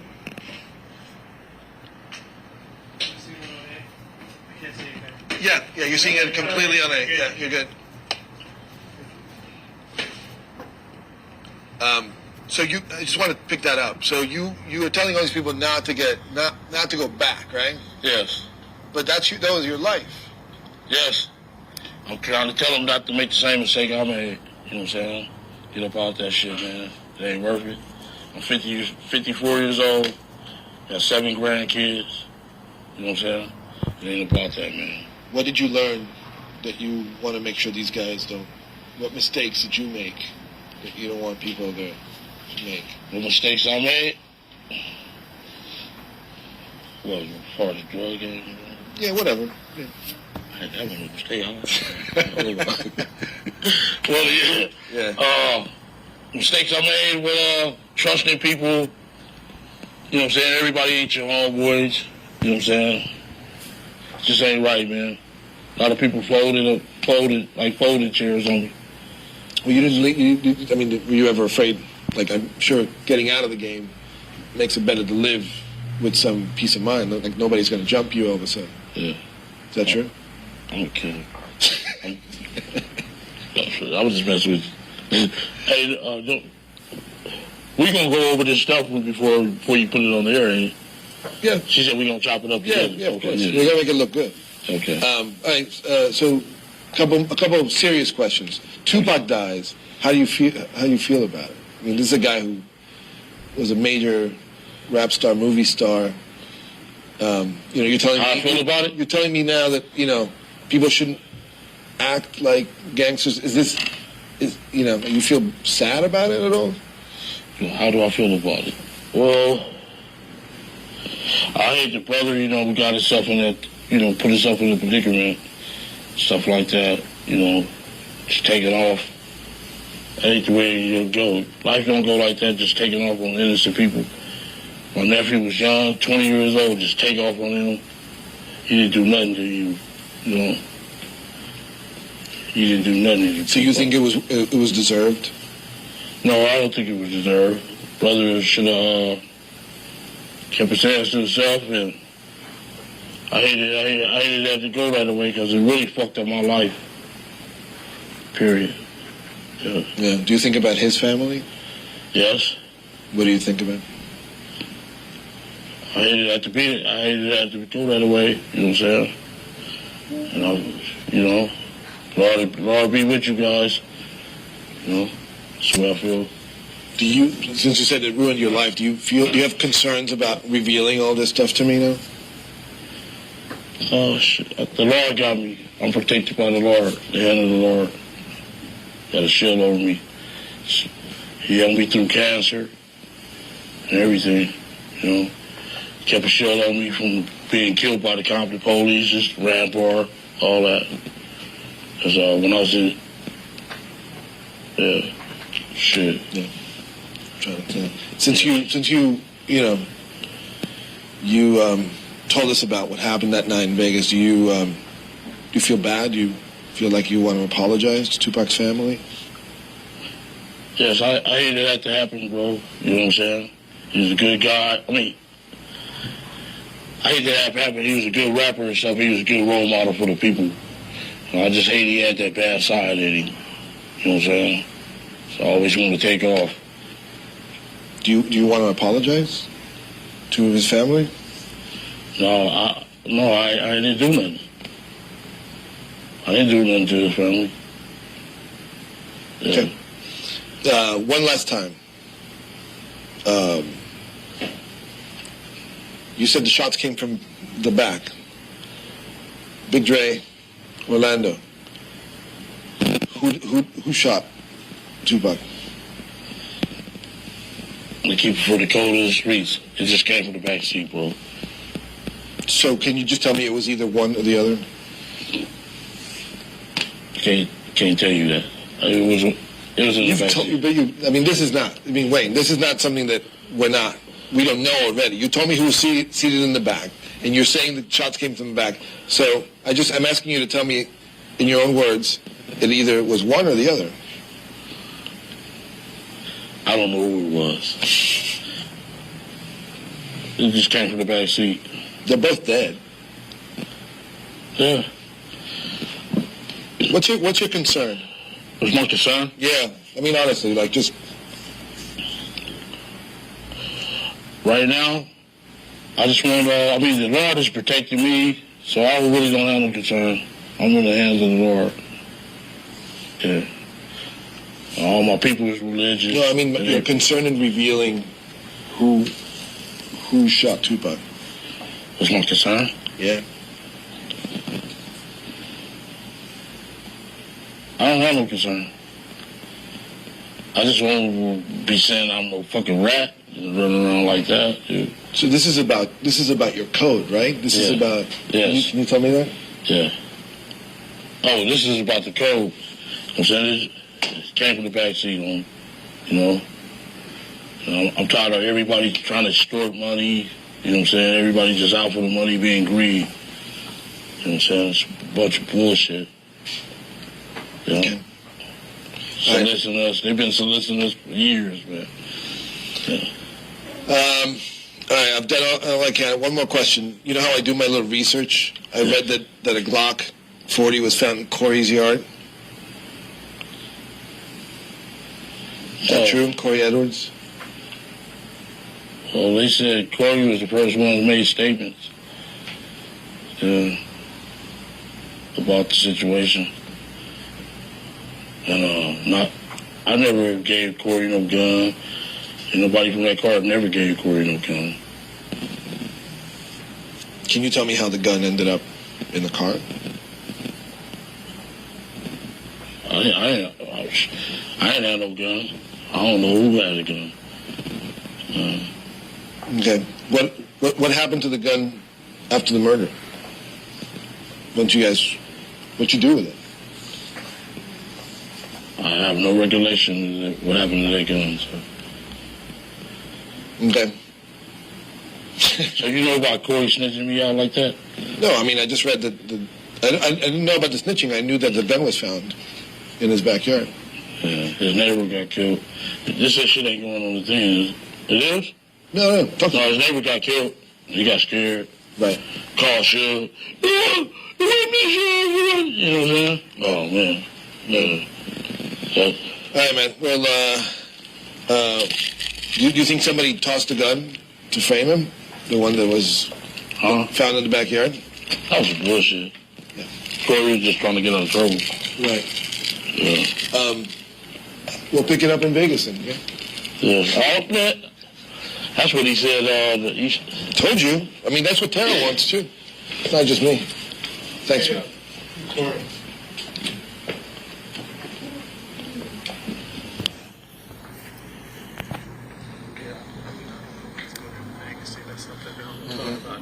But I would think, maybe you might want to ask some aesthetic questions now.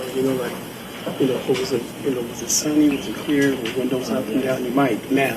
Oh yeah, let's get that real quick. Yeah. Just in terms. I mean, it's actually it's nighttime, so. Yeah, but you might want to mention they say it happened at night. Right. Yeah. Let's just do it real quick. Just sit down. Just a setting. 3 minutes. My sister gonna kill me, man, if I don't go cook that food. It's your lawyer who's asking. But just setting. This will be super quick. Why I'm saying it when we leave. Because it helps the description. Yeah, let's keep rolling. Sorry, guys. Randy, do you have anything? I have one thing. I'll tell you. You can tell me if it's important. Okay. I'm just gonna stand right here. Okay. Just so that we can sort of paint a picture about that night. Just tell me, was it cold? Was it warm? It happened in. It was warm. It was kind of warm. September 7th. It was warm. It was warm and shit. It wasn't. What else? Was it? Were you guys drunk? Because you. No, we weren't drunk or nothing. You knew fucked up our eye. They fucked. I mean, for the fuck up our eye, we finna go get high. Drink bottles and smoke some weed and stuff. You knew what you were doing. Okay. You weren't under the influence. Never mind. Were you driving fast? How fast were you driving? How slow were you driving? I was never driving. I was in the passenger. You were in the car, so. We took it. We know not to burn rubber. That put us on. From being incompetent, not to burn rubber and stuff like that. Shit. How long were you driving around till you saw them? How long did you drive around until you saw them? Oh, well, no. We just left the liquor store. It took about 5-10 minutes. We seen them. And what were you doing before that? You just driving around? Just tell me that. No, we was going back to we was leaving the liquor store, going to the hotel, to our hotel room. So you were not out there looking for them specifically? No. You just happened to see them. Just happened to see So them. it was a bad luck. Yeah, it was bad luck. Yeah. If he wouldn't even been out the window, we would have never seen him. He was hanging out the window like he was in the parade. Tupac, the ladies was hollering Tupac. It's going like this, hanging out the window. Okay. Any other details that are important? Oh, yeah. Did you see? Well, you just told me. It was dark. Nighttime. What time was it? About 9 o'clock? At nighttime, yeah. Yeah. Dang, cool, yo, where you, man? Did you guys have the windows down? Was the radio playing? Yeah, the radio playing. We should go get out and have some fun. So. Okay, Randy, what you got? You can ask him. Well, I just think there was. Yeah. I got you. There was word on the street that Orlando, after the shooting, was taking credit for it. No. Can you speak to that, react to those sentiments? Orlando would never go around bragging about no stuff like that. You know, why would he incriminate himself? You know what I'm saying? If he did some stuff like that. Orlando would never do no stuff like that. You know what I'm saying? Never in his life. So to the best of your knowledge, there was no chatter in the streets between the two gangs about that? No, not to my knowledge. I heard they had a hit out on me for $100,000. So I'm worried about that. You know. Describe that. What did you hear about this hit? What's that? What did you hear about this hit? That was they had a meeting at Lucas Park and they said they had a hit out on me. I just started laughing. Who had a hit out? The fucking Death Row, Pyrus. Maybe the police. That's the only person I was worried about was the police. Because they can handcuff you and pull you over and kill your ass. You know what I'm saying? Shit. Yeah. You good? Yeah. Can everyone sit still for 15 seconds while we got a room call?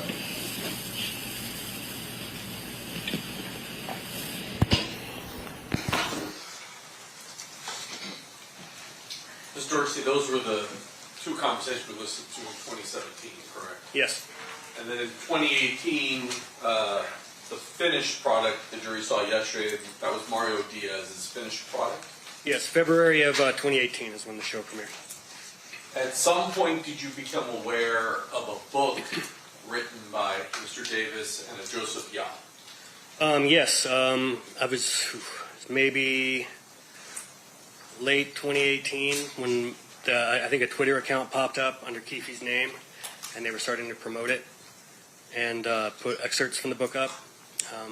That's when I knew for sure the book that he had mentioned during his interview with Death Row Chronicles that was actually happening. And then in 2019, did you actually get a copy of the book?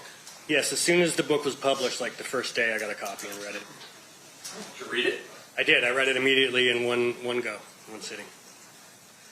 Subsequent to that, have you seen Mr. Davis hold the book up and claim ownership of this book? Yes, when he did his first Vlad TV interview, Vlad TV is a channel on YouTube that's a really popular interview channel. That was in, I think, the summer of 2019. He, at one point, held up a copy of his book and told people that they should read it and that it was the real truth.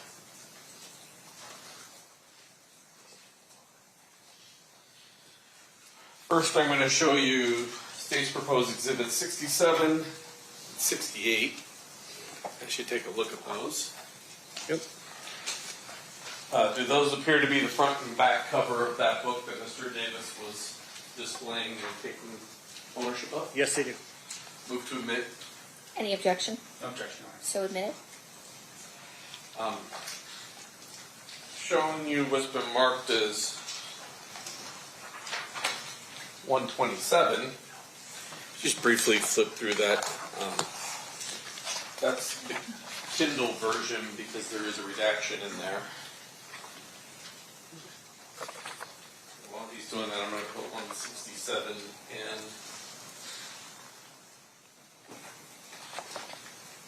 67.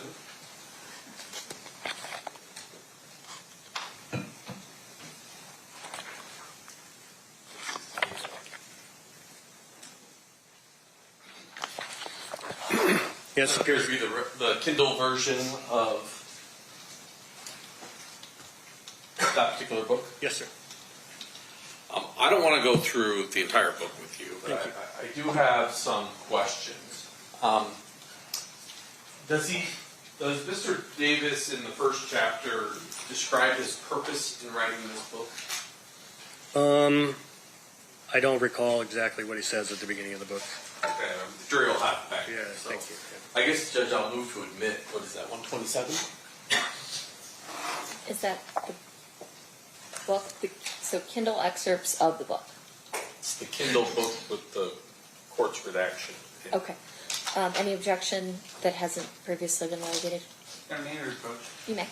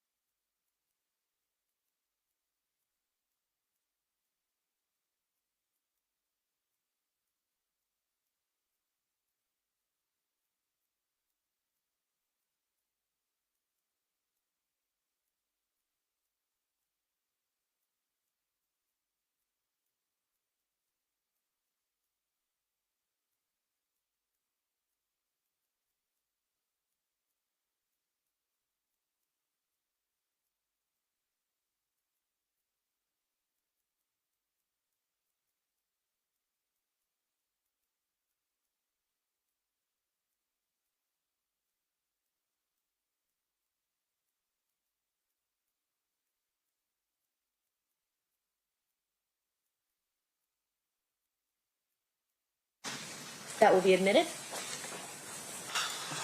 Within this book,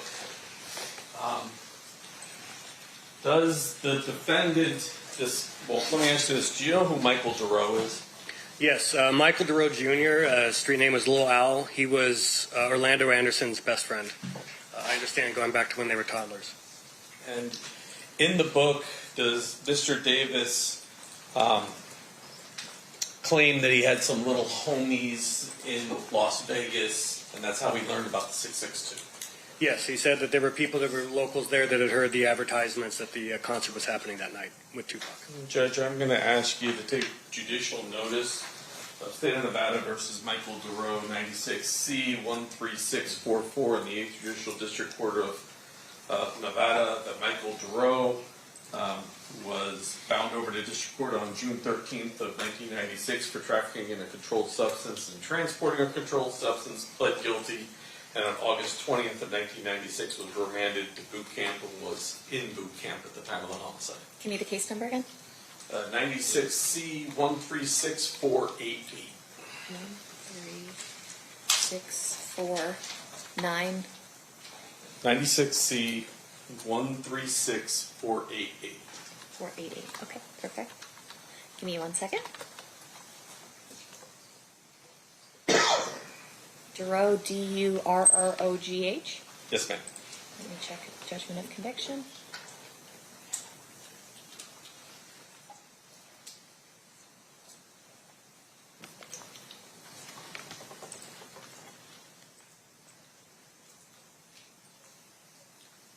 There is a judgment of conviction from a plea on 2397 showing that.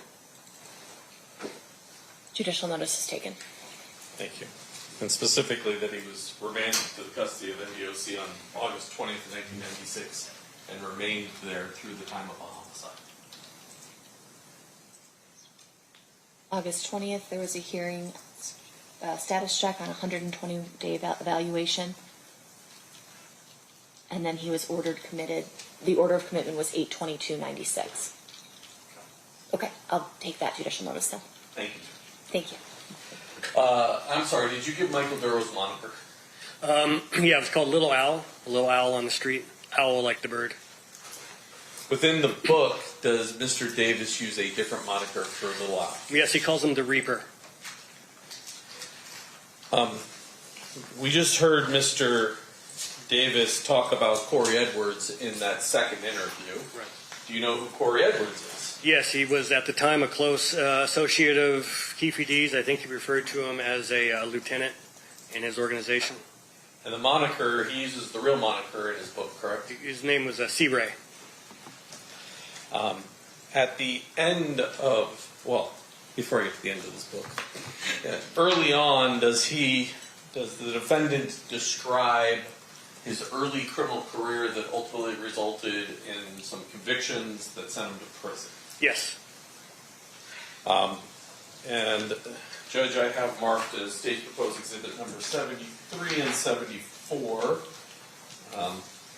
a felony conviction for possession of a controlled substance in Municipal Court of Compton, Judicial Court, County of Los Angeles, State of California, in case number A636901, as well as same charge, case A637226. Any objection? Or you're asking to admit those? Yes, no, please. Any objection, Mr. Samp? No objection, Your Honor. So admitted?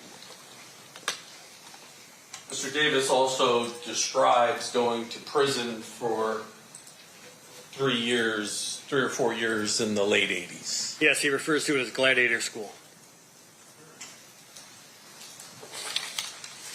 Now, at the back of the book, he calls out some people that he's upset with. Yes. One of those people is... Objection, Your Honor, is the leading. Okay. Will you rephrase? Do you know... Well, who's Uchis? Uchi? Yeah. Uchi, I think we believe, is Win Prince, who was a very good friend of his, that he believed had snitched him at some point. Your Honor, I'm going to object to this as speculation. What's your response, State? Well, I'll lay a little more foundation. Okay. So it's sustained at this time. You may attempt to lay more foundation. What does Mr. Davis say about Uchis in the book? He says that Uchi has been a good friend of his since they were Before children. he answers the question, may I approach? Yes.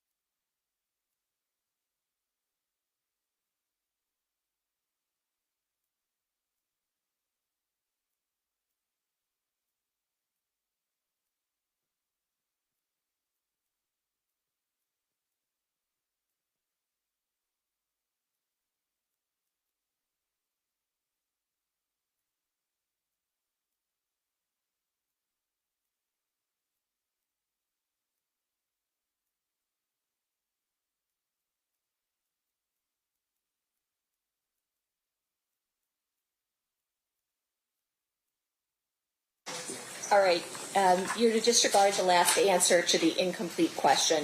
State, you may proceed. Thank you. Can you describe to me what the defendant describes about Uchis in the book? Sure, he says he's one of his oldest friends, describes him as his right-hand man, and says that he is dead, that he's been killed. All three of those things line up with wind prints. I'm going to ask you the next question, which is, what do you know about Wendell Prince? Not a whole lot other than just he was really tight with Keffe. There's a great photo of them together. There's actually several photos of them together over the years. And I know, I think Wendell Prince was ultimately killed, I think in like a backyard over a drug deal or something like that. And I believe Keffe was listed as a pallbearer at his funeral. What does he say about Tucker in the book? He says that he is the brother of NBA player Tayshaun Prince. And there's only two brothers of Tayshaun Prince, and only one of them is involved in any of the street business, which would be Thomas Lamar Prince. And I'm not sure what else he says about Prince as far as, but I think he's listing people he has grievances with. And finally, you don't know, there's a person named Menace. Right. You're unable to identify. We've never been able to figure out who Menace is. There was a Southside Crip with that street name, but we don't think that that's who it is. Now, you've been involved in this project, well, I guess it's 2012. Correct. In 2012, did you go and look at all the publicly available information there was that you could find? Yes. Did you, I'll start with Defense Exhibit A. Can you put it on me?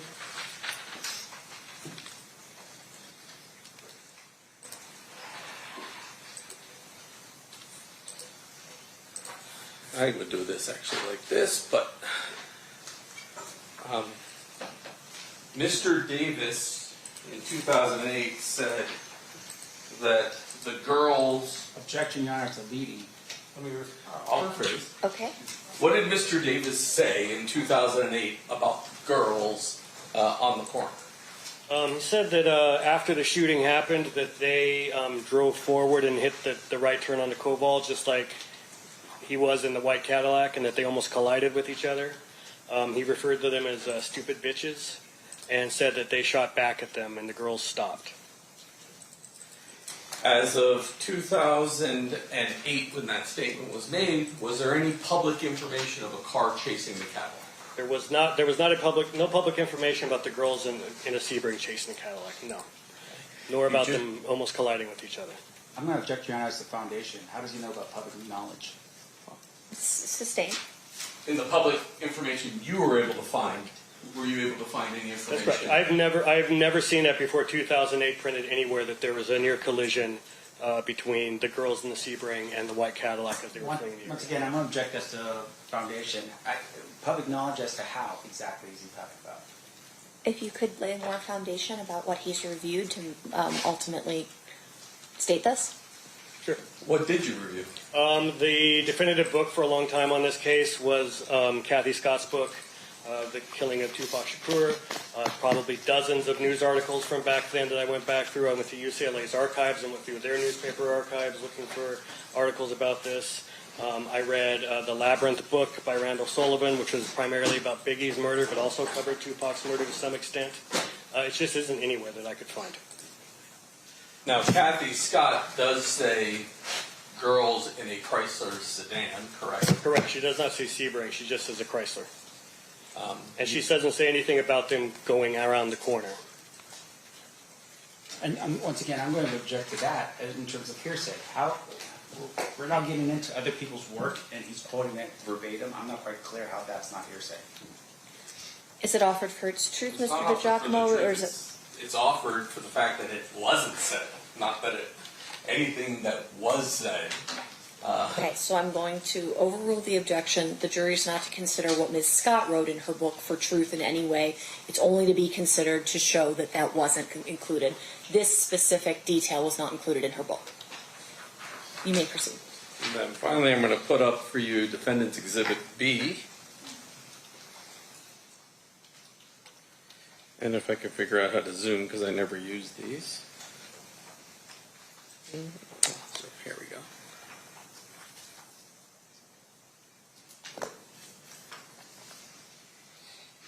want you to read that to yourself.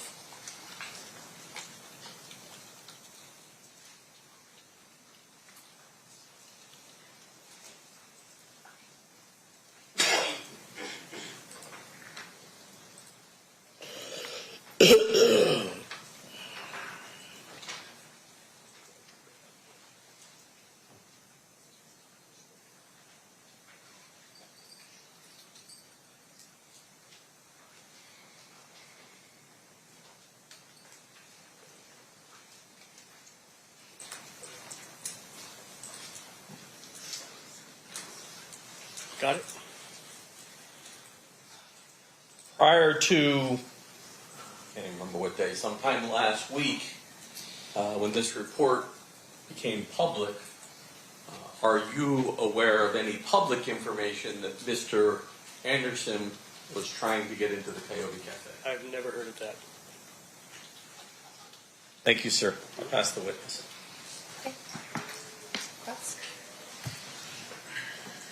Mr. Dorsey, are you a detective at the Metropolitan Police Department? Nope. And your testimony here today is really based upon your work for this, let me make sure I got the right book here. Murder rap? No, I had nothing to do with the writing of that book. I don't care about the writing of the book, but you're here because of the Chronicles, the Death Row Chronicles thing that you did, right? Let's make sure we're talking about the correct things. I did not write that book. I had nothing to do with it. I made the murder rap documentary that came a few years later that was based on that book. And then I was a consultant on Death Row Chronicles series that we've been playing Andrew from here. Do you recall when the state asked you that you were first involved with this in 2012? Yes. In what way were you involved in this in 2012? Yes, in late 2012, I came across an article about Greg Kading's murder rap book, and that's what first alerted me that the book even existed. And I reached out to Greg, asked if he wanted to make a documentary. He sent me a copy of the book and said, read it, and if I'm still interested, he's interested. Okay. From there. And your job really was, for the next couple of years, was to, do your own independent research? Combination of doing my own independent research and also having Greg explain to me, a 3-4 year long investigation that he had conducted. And your testimony to the jury was that you spent a couple of years doing that. Correct. And in terms of the books that you had mentioned that you used was Murder Rap, which is this book right here, right? Yes. Written by Greg Kading. Correct. And then you also used Kathy Scott's book, right? That's correct, yes. This book right here? Yes. You know what version of her book that you used? I'm not sure what version I used. And then you used another book. And what was that final book? There was one called Labyrinth by Randall Sullivan. Did you say that before? I said it just a minute ago, yes. Okay. What other books besides that one? I'm not sure. Any other books? Not that I can think of off the top of my head, but there might have been some others. How about Welcome to Death Row by Lee Savage? No, I've seen the docuseries that you produced, though. How about this book here by Frank Alexander, who was present on the night of the shooting? I've read excerpts from that. Excerpts? Yes, sir. Not the whole thing? No. Okay. How about this book here? I think you'd mentioned this before, Original Gangsters? Yes, I've read that book. That's the one you said before. No, I don't think I've mentioned that one yet, but I have read that. I know the author. And then how about this book here? Looks like it's an autobiography, Only God Can Judge Me by Jeff Cronin. Yes, I've read that. All right. Now, fair to say that when your job here and what you've done is talk to us a little bit about you or your work in the documentary, right? That's what you're doing here today. Sure, and what I learned in the process of making a documentary, yes. Right, and what you learned in the process of making a documentary. And I just want to make sure we're clear for the jury. Documentaries really is a business, right? Sure. It's not a very good business, but yeah. Yeah. In fact, you could do a lot better than sitting up here today talking about or testifying about a murder that took place 30 years ago, right? I could do better, business-wise? Yeah.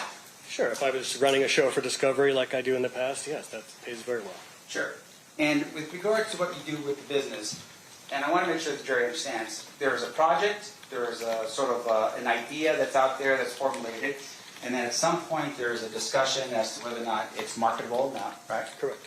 and then maybe you go out and you farm it out for people to invest in the project and maybe provide money and funding for the project. Sometimes you do, and sometimes you just do it yourself. Right. And the idea behind it at some point is because you want to be able to sell your product to the viewers, right? That's part of the idea, but that's not the only reason I make it. Sure.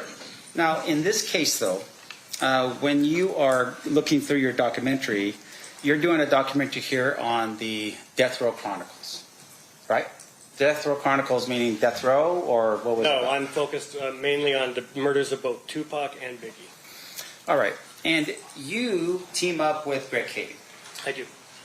And Greg Kading, I would imagine in your work over the 2 years that you did the research, you were looking through all the details of what you could find on the Tupac murder. Yes, but he also turned over his case files from the LAPD to me. So Can you describe for us what those case files look like? Absolutely. They were digitized case files. It was over 2,700 PDF reports going back to 97 or so.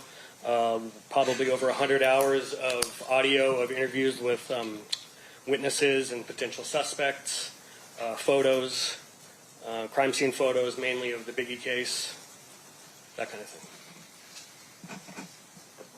Anything else? Off the top of my head, that's mainly it. You got, there was some video of from the Biggie shooting. There was some home video that was entered into as evidence. All right. And when you were doing your research, the 2 years of research you did on this particular project, you interviewed detectives? I did. I interviewed Greg Kading. I interviewed Kelly Cooper, who was one of the original detectives out of Wilshire Homicide on the Biggie case. I interviewed, well, those are the two main detectives I interviewed for the case. All right. I just want to hear something to do with Las Vegas Metro. Did you interview any detectives in Las Vegas Metro? I did not. You do understand that the homicide of Tupac Shakur was the responsibility of Las Vegas Metro? 100%. And as of right now, you're telling us you interviewed a guy by the name of Greg Kading, who's from California, and some girl from California as well. No, Kelly Cooper's a man, but yes. Oh, fine. Kelly Cooper's a man. Yes. But both of those people are in California. Yes. All right. Now, in addition to that, can you tell us, for instance, who the detectives were that were the lead detectives from Las Vegas Metropolitan Police Department that handled this investigation? Sure. Please don't interrupt. Okay. Go ahead. You're done? Okay. Sergeant Manning, there was I believe a Detective Becker, a Detective Long. Anybody else? That's all I'm aware of off the top of my head. Okay. Are you aware of a Detective Mott? Yes, the current or most recent detective, yes. Now, when you finally put this project together, I'm assuming at some point you called Metro and said, hey, we got the guy who's confessed now to the crime, right? I do once Death Row Chronicles airs. I'm sorry, what? After Death Row Chronicles airs, I reach out to Metro Police, yes. Yes, you reach out to Metro Police. Who was it that you spoke to at Las Vegas Metro? Well, first I got on their website and just emailed their general info@homicide email address. And a while later, Detective Mogg responded to me, and we started going from there. So you know who Detective Mogg is? I do, yes. Now, in fact, you were given an interview at some point in the future by the Sun from England. You recall meeting with a reporter? Yes. James Desborough? Desborough, yes. Okay. And in that interview, you had told Mr. Desborough that you had to send out 100 emails to Metro. Eventually, once we're going back and forth, yes. Okay, and those emails were all concerning the Tupac case. Yes, correct. Now, and that was over the course of several years. Fine. Okay. But once again, you had said, hey, we have information, please look at my documentary, right? Something along those lines. No, that's not what I said. I said watch Death Row Chronicles. Oh, I apologize. So, you keep conflating my documentary with the series Death Row Chronicles. I did not make Death Row Chronicles. I was just a consultant on it. Okay. But that's the one where Keffe first went public with his interview, which made it noteworthy enough for me to be like, you should look at this. This is new information for your case.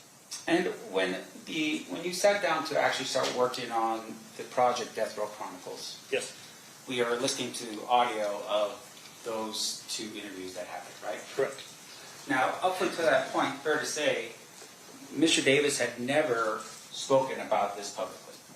To my knowledge, he had never spoken publicly about this case, no. That's what made it significant. Right, and you had been aware, of course, that according to your understanding of the proffer of 2008, if he didn't say anything to, like, say, a media source, then the proffer would still be protecting him. That's how I understood it, yes. So, in essence, when you were sitting down with Mr. Davis, you were pushing him to violate the proffer. I'm not pushing him. I'm not even in the room with him. I know. We're going to talk about that in a second. Okay. But in essence, you are on a little earbud or something along those lines in another room, and you're telling the interviewer to keep pressing on Mr. Davis. I was not thinking at all about him violating his proffer. I honestly didn't think the proffer would ever be used. I didn't understand that's how that worked. I thought he's giving a public confession. That public confession can be used, absolutely. Now, in addition to that, you are in another room, and you do not want to be seen by Mr. Davis. That's correct. In fact, Mr. Kading, Detective Kading, former Detective Kading, is also not present because he does not want to be seen by Mr. Davis. That's correct. And so, in essence, as you're sitting there listening to the conversation, you're telling the person information that's specific to the 2008 recording. Yes, I'm going. I know when he knows more to a question that he hasn't answered yet, or if there's another way to phrase a question that might help. Now, in addition, but I can tell you sorry to cut you off, but most of the questions were written in advance. I only offered up maybe a half dozen total across 2 interviews of additional questions. Yeah, so let's make sure we understand, because we're not in the room and there's no cameras. As we're listening to the recording, there's another voice that's on the recording, sometimes talking about getting a Diet Coke or something to do with like, oh, this is great. Is that you? No, there were a couple other, it depended on when. People came and went from that office, and there was different people in there on different days. It was just employees of the production company or other contractors that were on that show. And in addition to that, while you're sitting there, you're having these conversations about Mr. Davis, and you are, is it typing? Because I'm hearing like little knocks on something. Is that you texting? That's me texting, yes. And so you're texting the individual that's listening? I'm texting Nora Diaz, yes, sir. Now, as you're doing that, of course, Mr. Davis does not know that you're doing that. Correct. And you are working at that particular point for which company? I was a contractor for Entertainment One / Creature Films, the production company. So you are not an employee, you're an independent contractor? Correct. All right. Technically working for yourself? Sure. All right. And the contract that was between Mr. Davis and whoever on the show would have been who? You? No, it would have been with the production company. All right. So the production company meaning who? Again, Entertainment One or Creature Films. I'm not sure who he dealt with. Okay. So Mr. Davis has a contract with regards to the production, and during the time period that we are listening to your recording, fair to say though that you have basically taken your phone and placed it by the speaker. Yes, that's correct. And you're basically recording the entire conversation. That's right.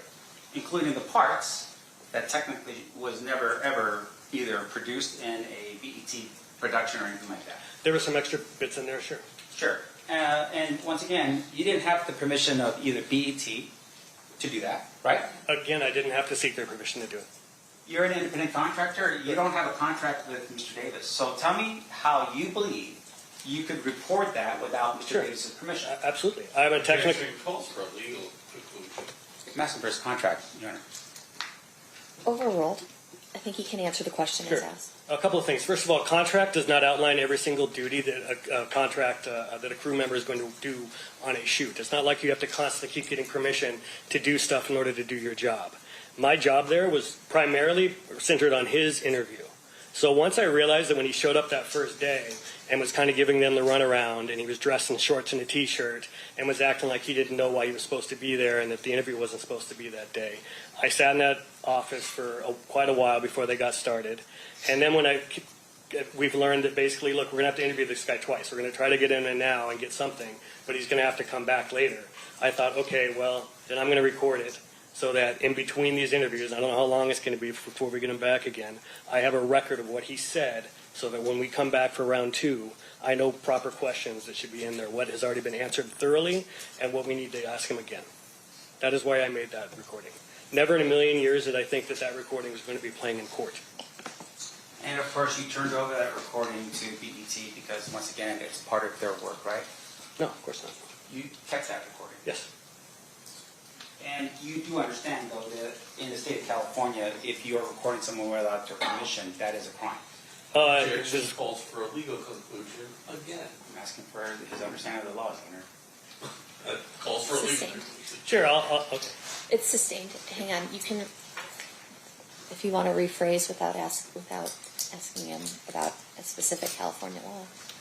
That's all right. He's reading into it. Let me ask you this question, though, sir. When you are recording this conversation, yes, did you, at that particular point, turn it over to Las Vegas Metropolitan Police Department? I did not. You kept that recording, yes, and then you created your project with that, right? No. I've never used that recording for anything.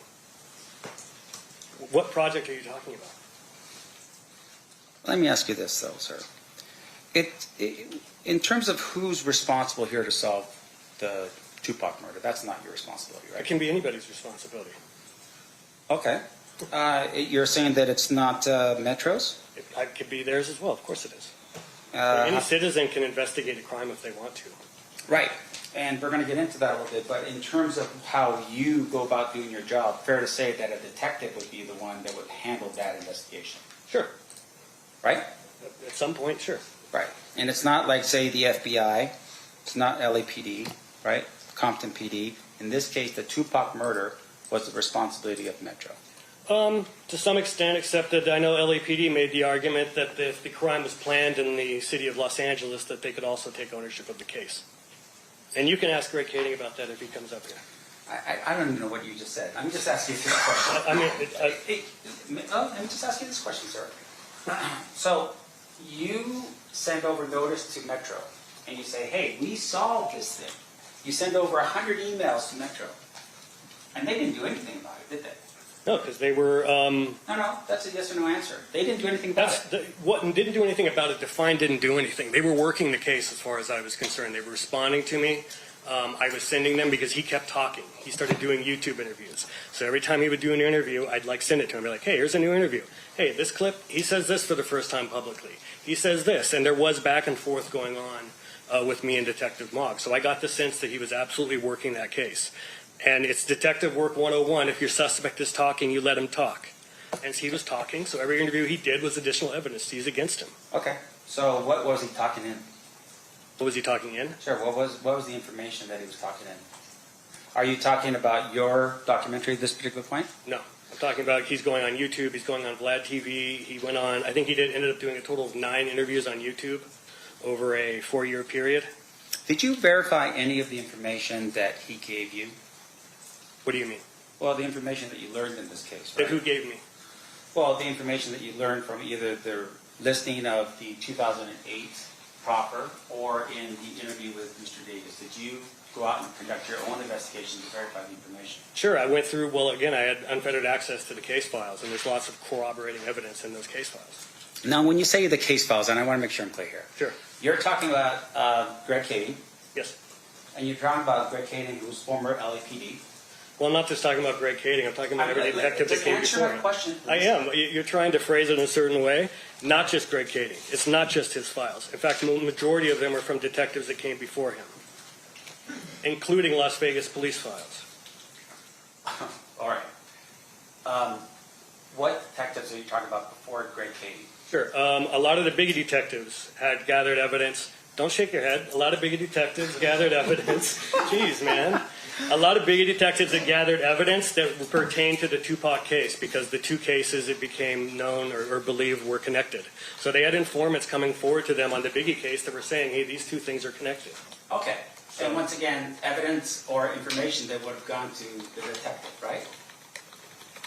Eventually to Greg Kading and his team of detectives, yes. Once again, you got to understand, Greg Kading was not responsible for the investigation of the Tupac murder. Correct. He was part of the task force specifically for the Biggie Smalls murder. That's correct. And you are aware at some point he's removed from that task force, right? Yes. And one of the things he does is he steals the Tupac file. I object to the word steals. I'm sorry, he borrowed. I don't mean like a legal sense I object to it. This is a person I object to it. I guess I'm not wagering an objection. I take issue with the word steal. Okay. Any detective can take case files with them when they leave the department. It happens all the time. It's extremely common. In fact, I just did a series on Ted Bundy last year based on the same exact thing. One of the lead detectives on the Bundy case in the 70s took a box of files with him, and we were able to obtain those files, and we made a show about Ted Bundy based on his files. Are you a detective, sir? No. So you can't sit here and tell us what a detective can and cannot do. Fair? You're not a detective. Like legally, I can't say that. I can say based on my experience as a true crime producer for the past 20 years, it's very common in my line of work to come across files that detectives have taken home with them. That's fair. So I want to make sure I'm clear. You're telling us that Detective Kading took a file that he wasn't even part of the investigation on? You're saying that that's what happened here? Well, but Judge, I assume the fact, not in evidence. No. I think he mentioned that, Judge. What do you mean? He took a file that was not a case he didn't work? Yes. As soon as Keffe confessed to the Tupac's murder, they took ownership of that case. And again, you're going to have to ask him that question because I was not there for that. So, once again, that's something you're saying that Greg Kading should come here and testify to. If he wants to, sure. And once again, based upon your research of this file for the 2 years prior to the documentary or the project that you were working on. Yes. Projects for that. Murder rap, yes. You learned, of course, that Greg Kading was basically had issues with credibility. Objection, Judge. We approach. Yep.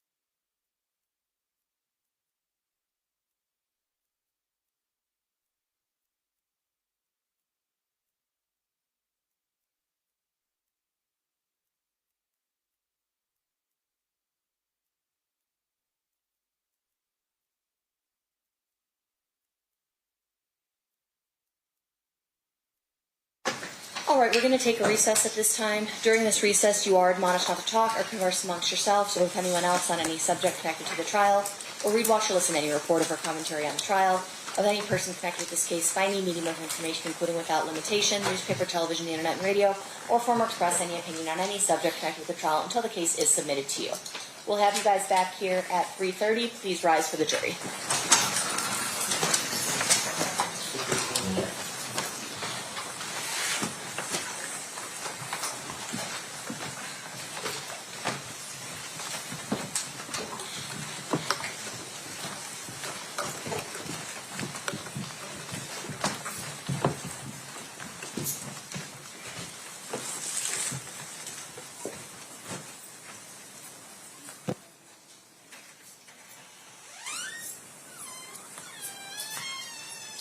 All right, for the record, the jury has exited the room. So going back to our initial first issue regarding, can I actually have you step off the stand for a little bit, sir? Thank you, Mr. Dorsey. Regarding what can be questioned regarding Greg Kading. That was the initial objection.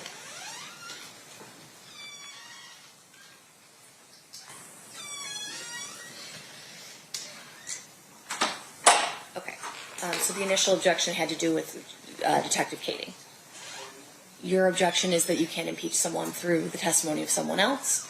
Your position is that the credibility of the report that they're relying on is important. I do think to some degree he can explore the credibility of the information that he is relying on as long as it's accurate. And so I think there is a concern regarding what the actual federal judge did find regarding Detective Kading being maybe elusive or however you want to phrase it. Well, can I ask that question on direct? I asked no question as to his opinion of Greg Kading, either as to his credibility, as to his quality of his detective work.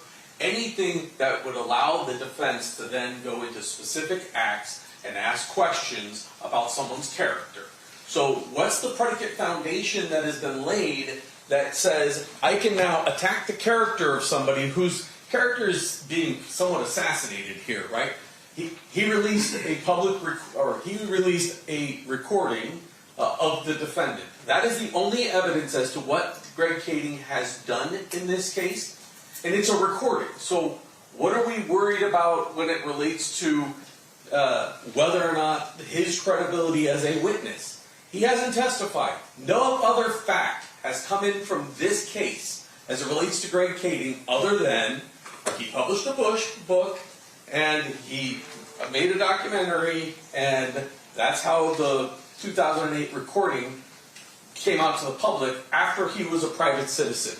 There has been zero testimony about any investigation done by him, any opinion testimony about his character, his quality as a detective. None of that information has come into the courtroom. So why is it that the defense gets to just ignore the rules of evidence and start asking about specific acts of misconduct for somebody whose character hasn't even been raised? Mr. Sims? I think the witness opened the door the moment the state asked him specifically about his research. And going into this idea that he did all this research, he's testified that Greg Kading was like his BFF. I mean, the guys working together on a project with regards to his book.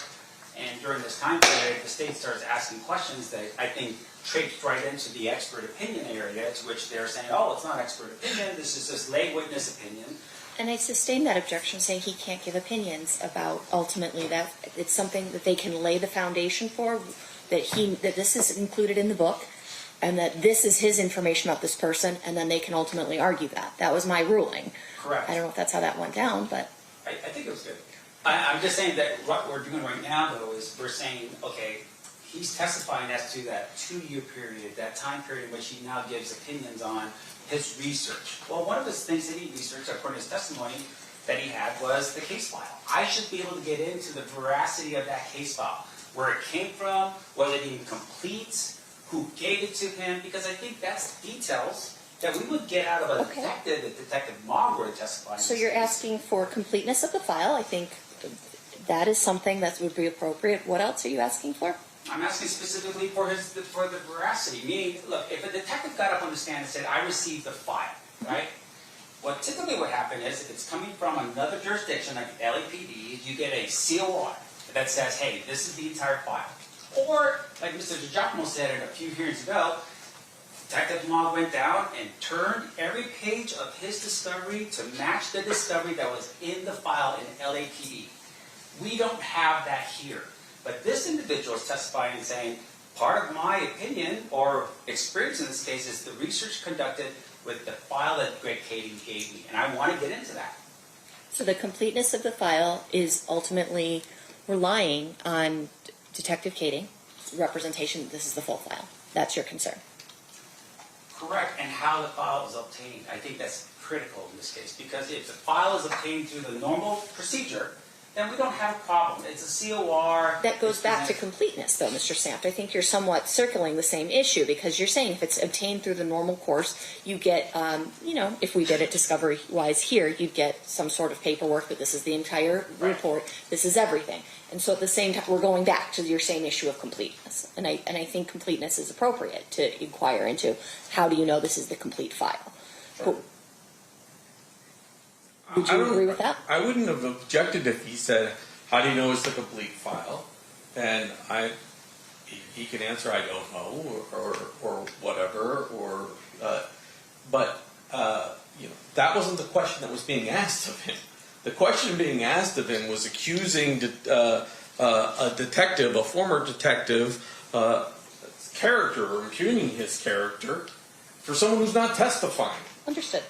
So obviously we can't impeach him, but I think to get to the issue of completeness of the file, you can talk about how this wasn't through the regular channels. Through the regular channels, there may be some safeguards on the completeness of the file and making sure every document is turned over. You don't have those safeguards here because we're relying on what Detective Kading gave to you.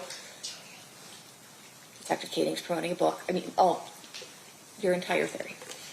You can get into that. So then moving on to the other issue that sort of came up while we were at the bench. I have reviewed these emails. They were largely about scheduling and if the things that Detective Mogg was aware of during certain interviews. I didn't in any way see them to be exculpatory because they were not mentioning anybody else potentially being involved. Additionally, they had nothing to do with the initial ask, which was emails between Kading and Mogg. However, I can get those to you if you think that they are relevant to your defense theory. I think it does because, once again, it highlights the need for Detective Mogg to testify in this case. Well, at the end of the day, whoever testifies, the need is on the state, right? They get to decide who they call in their case. They get to decide how they prove their case because at the end of the day, the only question that matters is can they prove their case beyond a reasonable doubt. If they don't think they can, that inures to your benefit because they can't prove their case, right? So at the end of the day, the way that they choose to prosecute this case may not be the way you choose to prosecute it, may not be, not that you're doing that, but, or the way that I would choose, or another prosecutor in the office would choose. But at the end of the day, that's what they're doing. It may not include Detective Mogg, it may not include Detective Kading, it may not include a lot of people. Yes, Your Honor. So I can get you those emails. State anything further. Well, just that I'd like him to be ordered not to go into character evidence without a proper foundation. He can't open his own door with the witness by suggesting, hey, this is what his character is, and then let me tell you why I think that. I agree with that. I would have to open the door to Greg Kading's character in order for them to impeach it, and I haven't. Okay, I agree with that. Ultimately, I think we've covered this specific issue because he's going to focus more so on the completeness of the file and the way that it was obtained. But if there's another contemporaneous objection regarding that, we'll address that. But I agree with that. Okay. Emails. How do you want me to get them to you? You don't really answer your email very well, so. I don't read well, Your Honor. If I could just have maybe, we print it out? No. All right. Judge, I can have a link sent from what we had sent to you to Mr. Singh. Okay, sounds good. Or to me, really. Yeah. So I've reviewed them. My initial in-camera review was that they weren't relevant. But at this time, because you're requesting and have sort of opened another avenue into them that I didn't realize was necessarily relevant through my initial review of the case. We'll have them disclosed through that exact same link. Yes, sir. Okay? Use the restroom before bringing back. Of course. I need to do the same. All right, we'll be in recess.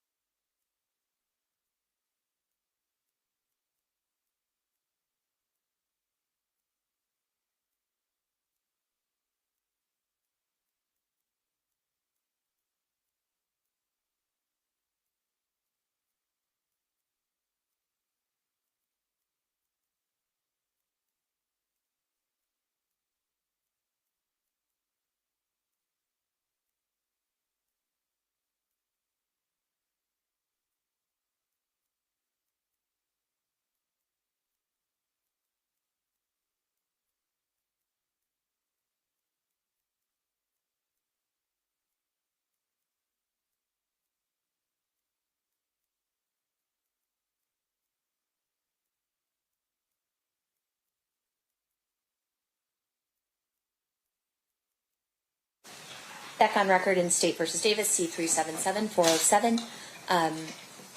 Mr. Sampt has some more material for tomorrow, but may still go into his cross-examination in the morning. We've checked. This witness is available to come back tomorrow if necessary, so we'll just go from there.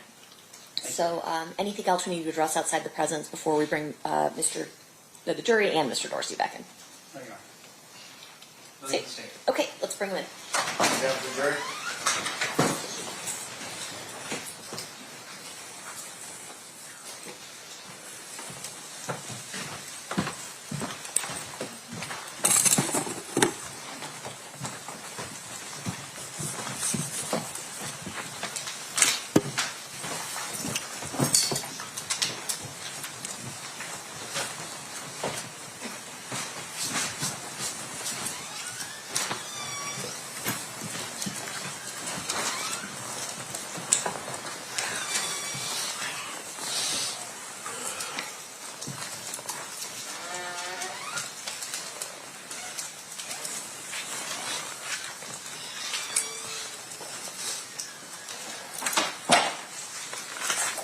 All right, welcome back, Mr. Dorsey. Do the parties stipulate to the presence of the jury? Yes, sir.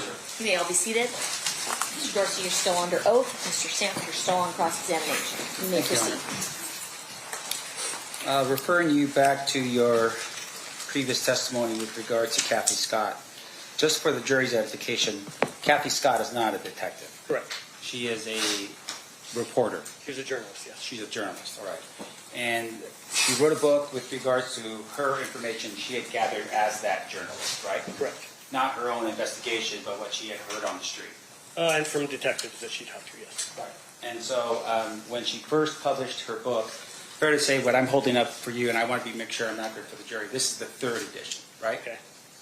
Are you aware that Keffe Scott's first edition that was published was actually in 1997, a year after? Something like that. It was very fast after the crime. I remember that. And then there was an update and another update, and what I have right here is the third edition. Okay. But with regard to that first edition, it came out a year after the shooting of Tupac. Sounds about right. All right. Now, your testimony has been around your research, and you had testified that you had listened to the recording of 2008. Yes. That recording was given to you by Greg Cady. Correct. Did you ever compare the 2008 recording to the 2009 recording in this case? I did not have the 2009 recording. Right, because Mr. Cady did not give you a 2009 recording. That's correct. And that was not information that was public, right? Correct. Now, with regards to your 2008 recording, did you compare that against the 1998 recording in this case? Was that like a federal No, I did not. And once again, Greg Cady did not give that to you because he did not have that information. I don't know if he had it or not, but he didn't give it to me. Okay. So the proffer that you have, or at least the 2008, is a interview in which Mr. Cady is in the room. Correct. Along with Mr. Dupree, or Detective Dupree from the LAPD. Yes. As well as an FBI agent. I believe so, yes. As well as a United States Attorney. I believe so. And as well as maybe somebody from the DEA. I don't know. Okay. And his attorney. And his attorney, yes. Fine. In terms of those other individuals there, do you have any reports that you can share with the jury about what any of those other agencies did after the 2008 proffer? Not that I can recall now. All right. And once again, that wasn't in the information that Mr. Cady had given to you. Again, it might have been, but I don't recall. Okay. Now, let me ask you this next question. You had gone through and said that you had done some research on this case. Are you aware that there was a lawsuit by the Tupac estate against Death Row Records? I'm not sure. A civil lawsuit for breach of contract for royalties? I mean, there's lots of lawsuits like that. I don't know. I can't recall. All right. So you don't have that information for us? Again, I don't know. I might. That's fair. Are you aware of a lawsuit by Orlando Anderson against the Tupac estate for injuries caused in Las Vegas? I am. All right. Are you aware that there was a settlement in that case? No. There was a counter lawsuit for wrongful death filed by the estate of Tupac against him, and I thought that all went away when he was killed. No, well, and that's what you think, right? Did you? That's what I believe, yeah. But you don't have research for that. I don't think so, no. You didn't go to the courthouse in LA County and look up the case or do anything like that? No.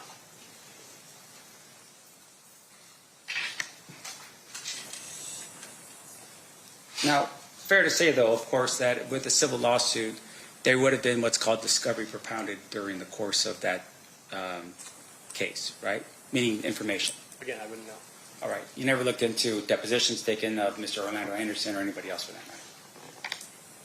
Now, in addition to that, were you aware, based upon your research, that Tupac was actually leaving death row prior to his death? That is. Objection assumes a fact, not evidence. What's your response? Based upon his research, Your Honor. He had testified about his research for this case. I think what Mr. DeJock was saying is that's not true. No, I'm You're saying assuming a the fact. predicate of his question is assumes the fact that has yet to be established. He's asking the witness. So in other words, it's not true, the thing he's asking? I don't know if Okay. it's true or All right. not, but he is assuming a fact, not evidence. Can you lay more foundation? Sure. In your research of your project in this case, did you ever look into the relationship between Tupac Shakur and Suge Knight? Yes. And during the time that you looked through that relationship, did you learn that Tupac was not happy with Suge Knight? I did not. There's conflicting accounts about what was going on at that time, whether or not Tupac was going to leave death row because he was unhappy, or whether the idea was that he was going to set up his own label that would then be distributed through death row, and that is what Suge Knight wanted his big superstar artists to do, was to branch out, start their own companies, but with death row continuing to be the central company that it all flows through. And that information you're providing to us, is that in some document somewhere? I don't remember where I got that from. And regarding Tupac's position here, he had finalized his 3-album in terms of his obligations to death row. As I understand it, yes. And he had also at some point started to create his own label, Machiavelli. Correct, I just said that. And thank you. And with regards to that label, he actually had a book of music that he was going to take with him into that label, right? I'm not aware of that. And with regards to the information here, it looks like not only did Tupac fire death row, but safe to say that he also Objection fired. assumes a fact, not an evidence. Can you guys approach?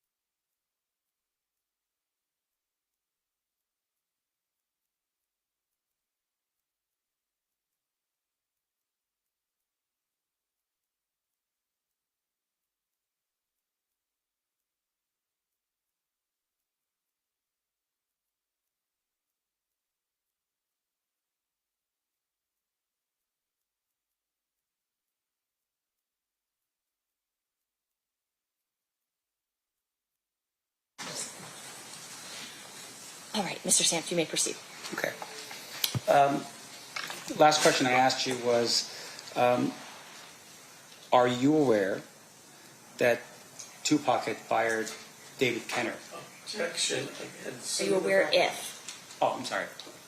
Let me back up here. Are you aware if Tupac had fired David Kenner? I've heard that claimed. I don't know that for a fact. And just for the jury's edification, David Kenner was death row's lawyer. Correct. Are you aware if Tupac had requested an audit of death row's books to see what money they may have taken from him? Again, I've heard rumors of that. I've never seen any evidence of it. A lot of the questions you're asking me right now, I know are based off conspiracy theories out there about alternate theories of this. And I just would wonder if you have any evidence of that you would base your question on. Mr. Or if you're Dorsey, just using questioning you of can't me. ask him questions. He asks you questions. Okay, well, that's fine. Okay. I'm just wondering. Let's It just does- do it by the book. Sure, understood. Thank you. Mr. Sampson, ask a question. He's going to give an answer, I think. Well, let me ask you this as well, sir. Are you aware if Reggie Wright was the security company or had a security company in charge of protecting Suge Knight and Tupac Shakur?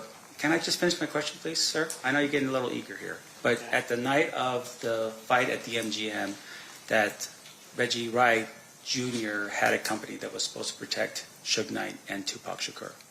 Yes. Are you aware if on that particular night, Reggie Wright had 20 to 25 either retired or off-duty police officers in a club called 666 on the night of the shooting of Tupac Shakur? It's Club 662, and I'm not aware of the number. You don't know? No. Are you aware if on the night of the shooting there was only one individual that was with Suge Knight and Tupac Shakur by the name of Frank Alexander? Well, one that was official security named Frank Alexander, yes. Okay, one person. Correct. Now, in addition to that, are you aware, sir, that in the time period in which Frank understand, but I object. then I was not supposed to use it. Let me ask you this. Rephrase, thank you. Yes. Do you have any information at all as to whether or not Frank Alexander had a walkie-talkie or an XL radio? I don't know. In addition to that, let me just go through here. You had mentioned that you had read this book. I'm showing you again. Yes. This is my, kind of just, you're very eager. But this is my copy of the Compton Street Legend, okay? You read this book? Yes. All right. Let me just go through the book here real quick. Do you know who rapper Foxy Brown is? Yes. Foxy Brown is not dead. No, she didn't. And in the book, Mr. Davis refers to Foxy Brown in the book. Yes. In fact, he refers to her as somebody that was in the car with Zip before Zip had asked her to get out of the car so he could have a conversation with Mr. Davis. Correct. And that conversation took place in the valet area of the MGM Grand. It was the valet or the parking area. Well, do you want to look at the book to make sure that we're clear? Well, I'm not sure between the book or the 2008 proffer, but it was parking lot or the valet area. I don't remember specifically where he said it was. Just outside the MGM. All right. Your Honor, may I approach? You may.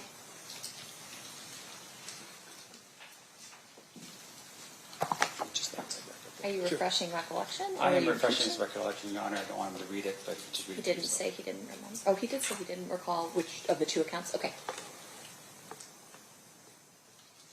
Yeah, he says, while we were waiting at the... Hold on, no, there's no question pending yet, sir. You're so eager. You're so eager. You can keep calling me that, but just trying to answer your questions. So I'm going to keep your own. So with regards to the question is, this conversation or at least event occurred at the MGM at the valet area. That actually is ambiguous in that book. It says, while they were waiting for their cars at the valet, Zip called them over to his car. It does not state where his car is parked. Right, so Zip could be anywhere on the property. Correct. Wait until I'm done with my question. Including, it's a multi-level parking structure, right? You're saying that that's big. Yeah, I don't know if it was in a parking structure. I'm just saying it could have been anywhere in the parking area of the MGM Grand. Did you verify that Foxy Brown was actually in Las Vegas on the night of fight of September 7th, 1996? I did not.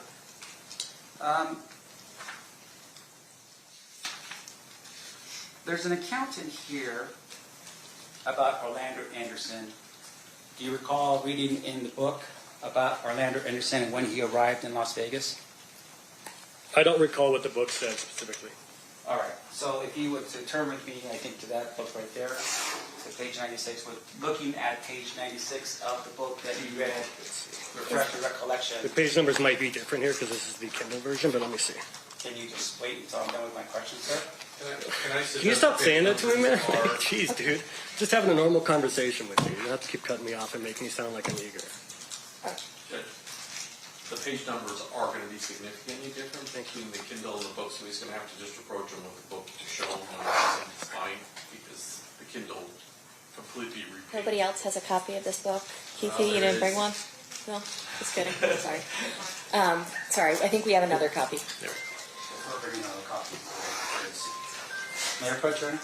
Yes. Whose phone?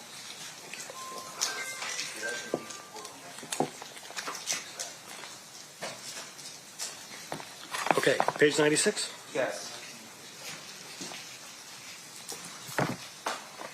Are you aware, or to refresh recollection, are you aware that in the book, when Baby Lane, meaning Orlando Anderson, arrives in Las Vegas, he purchases a tuxedo? Let me see, hold on.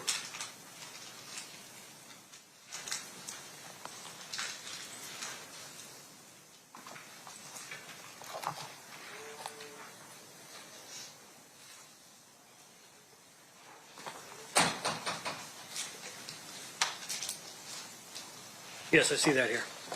And the reason why he purchased a tuxedo is because he said he saw former Major League Baseball player Barry Bonds with a badass brown Versace tuxedo, so Baby Lane decided he wanted to buy the same tuxedo, right? Yes.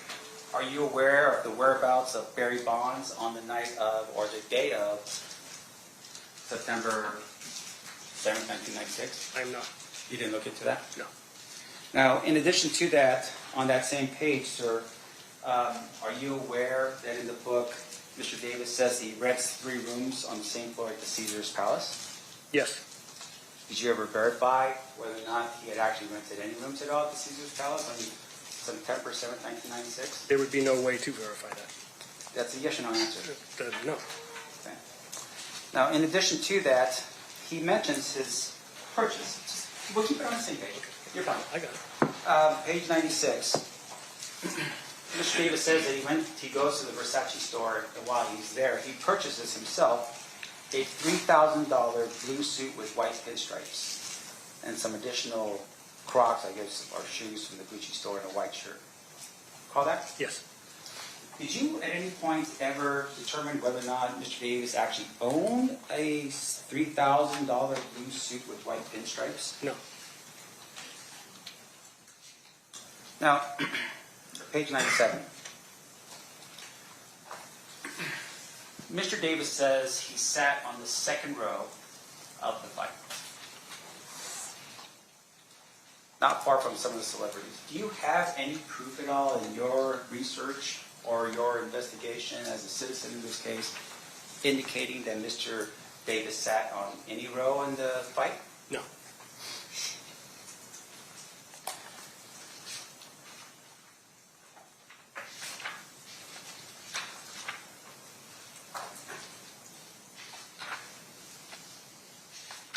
Turn with me, if you could, page 92. There are 2 pictures that are there. You see those pictures? Yes, sir. The picture to the left there, underneath the caption reads, "Me and my sister at the fight." Do you know who it is that's standing next to what proposes to be Mr. Davis? I don't. Do you know when that picture was taken? I don't. And do you know where that picture was taken? I don't. All right. Now over to the right, you have another picture underneath that says, "Me and my nephew, Baby Lane." You see that picture? Do you know when that picture was taken? No. All right. And with regard to that picture, fair to say the 2 individuals that are standing there look like they're wearing some type of overcoat. Is that right? Yes. And hats. Yes. And in formal wear with suits and ties. Yes. In your review of what Mr. Cadian had sent to you, did you ever review any of the surveillance video from MGM? Yes. Did you at any point see any individuals that were dressed exactly like these 2 individuals in your review of the MGM surveillance? Not that I can recall. All right. And fair to say that once again, based upon your research, that September in Las Vegas would be a relatively hot month. Correct. Now, in addition to that, you had... But can I say that this is not, he does not claim that this is a picture of him at the fight on September 7th, does he? So you're the one that's, you've got the review there. It says, "Me and my nephew, Baby Lane." Correct. And just to make sure we're clear, the jury can look at that photograph later, so. Okay, sure. They're fine. Okay. And once again, you just didn't do any research on that at all, did you? I did. This is not how Babyland is dressed in the video at the MGM Grand, so that's clearly not from that night. All right. Now, in addition to that, you had also reviewed this idea that they were waiting at Club 662, and at some point they decided they're going to leave and go back to where they were supposed to come from, right? Is that a yes? Yes. Or not? Is that back to the Caesar's Palace? They were going back to the Strip. They were going back to the Strip. Yes. And they were going back to have fun. Correct. Now, they stopped, right, to get liquor, and it seems like Mr. Davis is very specific about his liquor. He wants to buy some Dom Perignon, Rosé, and Cristal. Do you know those particular alcoholic beverages? I'm familiar, yes. All right. Now, let me ask you this. Where does he go to buy the liquor? Are you talking about, do you want me to quote what's in the book? So it's on page 103.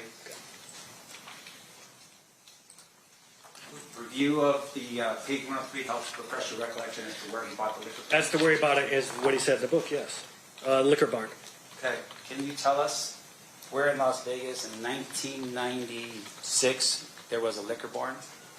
Actually, I did do the research on this, and there was a liquor barn at Flamingo and trying to remember it's the exact place, but it was off of Flamingo, and I can't remember the exact street, but I actually did do the research on that. Are you from Las Vegas? I am not. Have you ever lived in Las Vegas at any given moment? No, sir. And when you said you did the research, what research did you do to verify?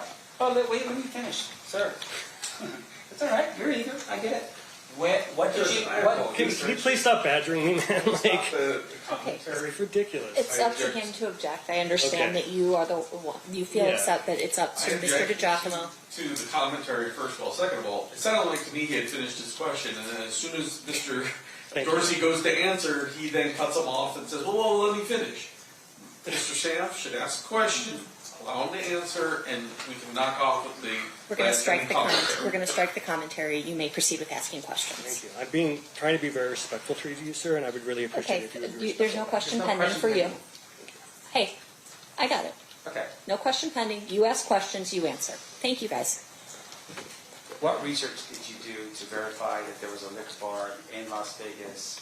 I can't remember now, but I think... Once again, I'm not done with my question, sir.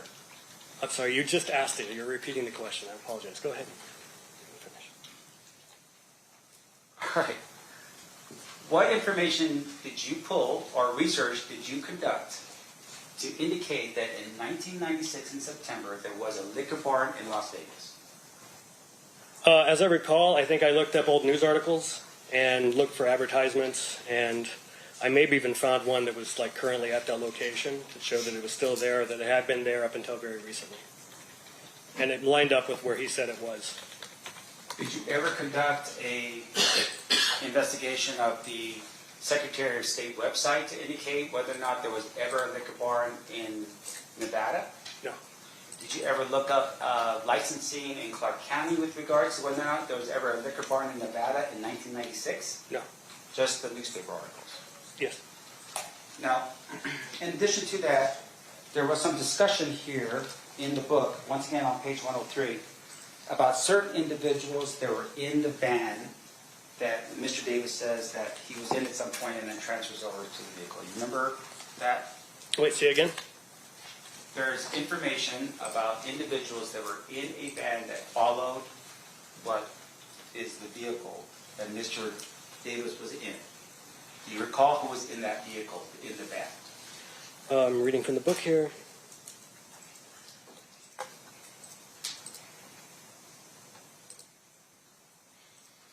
Yeah, he wrote C. Ray, who's Corey Edwards, who he lists as one of his top salesmen. His cousin Trey, and BMF's Big Meech out of Detroit. Are you aware that BMF's Big Meech out of Detroit is still residing in Detroit? I'm not familiar with where he's located. Did you at any point do any type of research or private investigation on your own to interview Mr. Meech, Big Meech out of Detroit to see if this was true? No.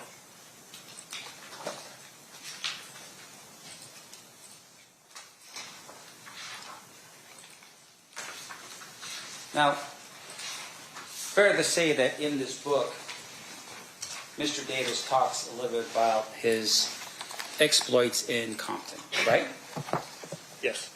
And he talks about his work that he was doing as a drug dealer. Yes.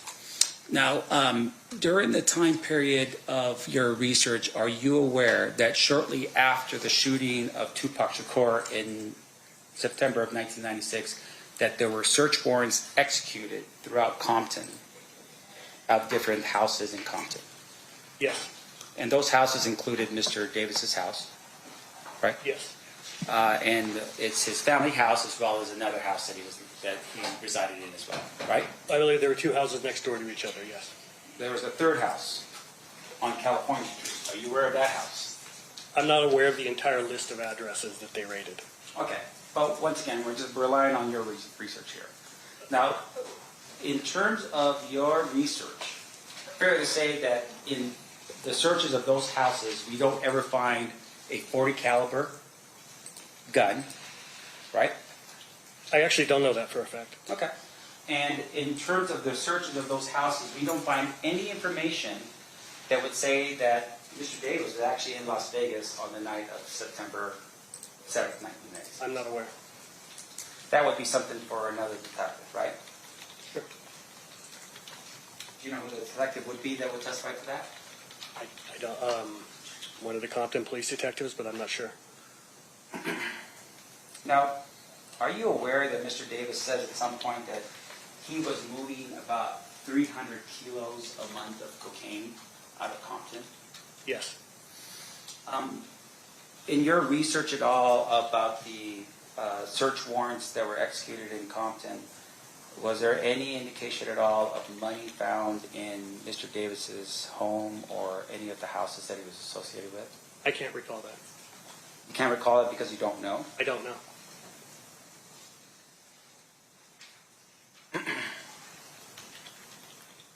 Now, in addition to that, I want to make sure I'm clear here.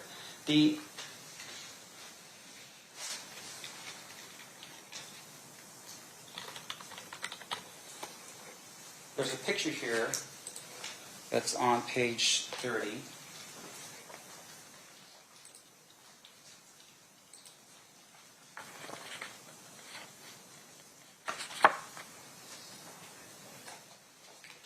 And it looks like a Pop Warner picture, maybe something like that. Football picture? Yes. Okay. Is this true?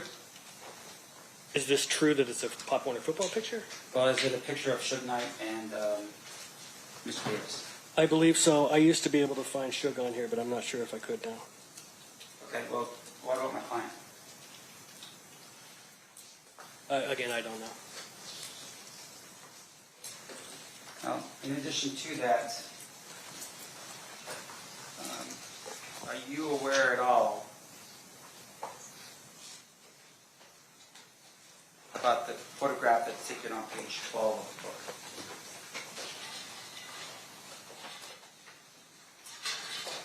Only in that it's in the book. Okay. Now, page 11, once again, tells the reader of the book that he's running a multi-million-dollar nationwide drug empire. That's at the bottom of 11. Is that right?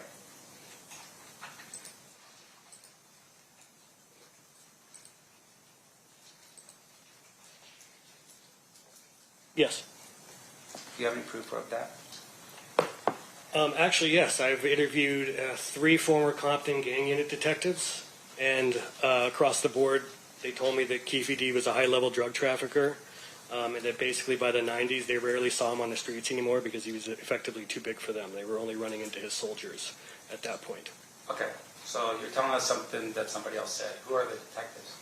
I interviewed Bobby Ladd and Reggie Wright Sr. and Ray Richardson. Are you aware that Reggie Wright Sr. was a member of the Compton Police Department? Yes, sir. And are you aware that in 2000 the Compton Police Department was dissolved because it was corrupt? Objection. That assumes the fact not happening. Can you rephrase? Are you aware that they were dissolved? Well, yes, Your Honor. Let me ask you this way then. With regards to the Compton Police Department, are they currently Compton Police Department as of today? No, sir. Why not? Well, there's conflicting accounts of why it was shut down.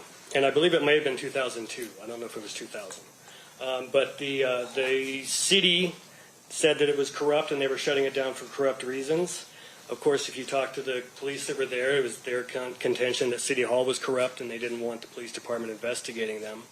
And then once they shut down, the Las Vegas Sheriff's Department took over policing for the city of Compton. They took over the contract, and I know that many of those Compton police officers were just immediately hired by the LA Sheriff's Department and continued to work in Compton. Now, in terms of your evidence here today, or the things that you have, fair to say that what you're telling us is basically based upon what other people have told you? Sure. Do you have any physical evidence that we can look at to help us determine whether or not Mr. Davis was actually in Las Vegas on the night of the fight? Physical evidence? No, I don't. And with regards to the raids in this case, and I want to make sure I did not miss this point, were there any indication at all of very expensive $6,000 suits in any of his homes? So I can't recall because the search warrant and the return on the search warrant is literally dozens and dozens of pages long, just lists after lists after lists of guns, ammunition, jewelry that were seized from these. I mean, it was something like 30-some addresses, I think. Like 2/3 of them, I think, were actually Piru blood addresses. The other third were Crips. I can't recall from memory. I don't have a photographic memory of every single item that was recovered, so I can't answer that question. All right, but fair enough. Your research is targeting towards Mr. Davis, but in terms of your recollection, you don't recall what was actually in his homes. Off the top of my head, I don't recall that, no. And that information would be better served by a member of Compton Police Department? Sure, they could probably do that. But again, it was 30 years ago. They would probably need to be given a heads up so they can look it up before they come here to testify. And just one final point, and then I'll just let you go. Your testimony here is that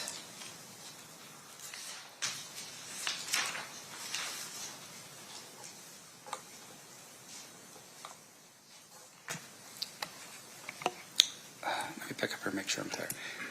In your review of the Death Row Chronicles book, is there anything at all in your reading of the book, and once again, you tell me, you read every page of that book, right? Death Row Chronicles book? Yeah. The one by Greg Kading? Murder Rap. Murder Rap book. I'm sorry, Murder Rap. Yeah, there you go. Did you read this book? Yes, sir. Cover to cover? Yes, sir. Is there anything at all in the book that says that, you know what, I don't know for sure if anything in this book is true or not, take it for, like a buyer beware or reader beware in this book? I don't recall. It's been many years since I read it. Now, what about the Captain Scott book and any of its editions? Did you ever recall anything in here that says buyer beware, reader beware of what's in this book? Same answer. It's been years since I read it. I don't know. Okay. How about the Compton Street Legend book? Do you have anything at all in here that would indicate to the reader that, hey, we can't verify the information that's in this book? I don't recall. Okay. If you turn with me inside this book to the table of contents, see that? And on the left-hand side, there is a portion that's in there, correct? Yes. And in that portion, does it say that even though the authors and publishers have made every effort to ensure the accuracy and completeness of the information contained in this book, we assume no responsibilities for errors, inaccuracies, omissions, or any inconsistency herein? Yes, sir. And you didn't read that in any of those other books, right? Again, I don't recall. It's just typical legalese disclaimer. Do you know how much Mr. Davis was paid for his interviews with the project that you were on? Death Row Chronicles? Yes. No, sir. And fair to say that would have been a contract between himself and the company that you were working for as an independent contractor? It could have been a contract between him and BET. Typically, talent contracts are with the channel, not necessarily the production company. So I don't know. Your Honor, I have no further questions. Okay. Redirect Mr. Tujaka. Just briefly, Mr. Sanft started out talking about you providing your recordings yes. to us. Did somebody have to authorize that for you to release those to us? Yes. And who had to authorize it? So a attorney at Paramount Pictures, which owns BET Network, authorized it. And then the head of Creature Films, which is the production company, also authorized it, both to me in writing and in email. Now, Mr. Samt asked you a bunch of questions about the liquor barn at Maryland and Flamingo, or you said Flamingo, you can remember the street. Were you aware if Lee's Liquor used to call itself Lee's Liquor Barn before they got a trademark infringement? I'm not sure. How would he be aware? I'm just wondering. Mr. Samp's allowed to ask every question on earth. Just add an if. Were you I can't remember if that's how I discovered that or not. Are you aware that even today, if there's a liquor locker at Flamingo in Maryland? Yes, I think that's how I first tipped onto the fact that there was a liquor store in the region or the area where Keffe had described. Now, Mr. Samt asked you if you had ever tried to confirm that Foxy Brown was in Vegas. Right. Are you aware if Foxy Brown's real name is Inga Marchand? Yes. Are you aware if Inga Marchand was even present at Biggie Smalls' murder? She was, yes. Question as to relevance, Your Honor, and lead? What's your response, Mr. DeGiacomo? I don't think it was. I said, "Are you aware if?" So of course it's not leading by definition. Okay, so it's not leading. What about the relevance? Well, I'm about to ask him a relevant question about Inga Marchand. I'll overrule. I'll give you a little bit of leeway to establish your relevance. Go ahead. Have you ever tried to interview Inga Marchand? I have not. Are you aware of how many detectives have ever tried to interview Inga Marchand? I am not aware. At least for the Tupac case, I know that they tried to reach her for the Biggie case. In the book in there, Mr. Davis, does he discuss his proffer that took place in 2008? In the book? Yes. I can't remember offhand. Go to the second to last chapter here. I can do it in Exhibit 127.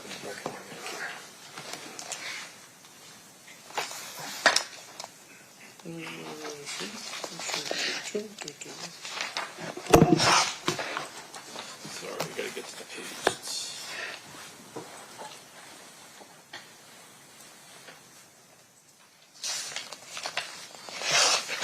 Does he have a chapter entitled "We Know"? And on this exhibit, it is page 120 out of 145. Yes.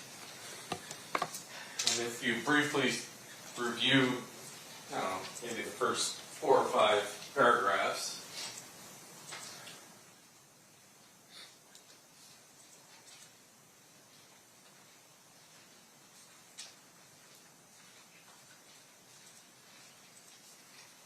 Yes, sir.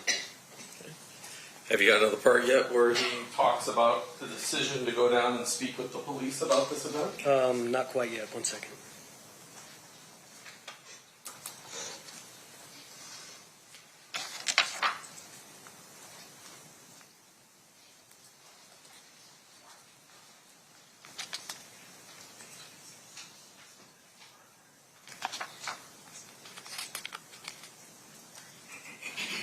Yeah, it's a few pages in, it looks like.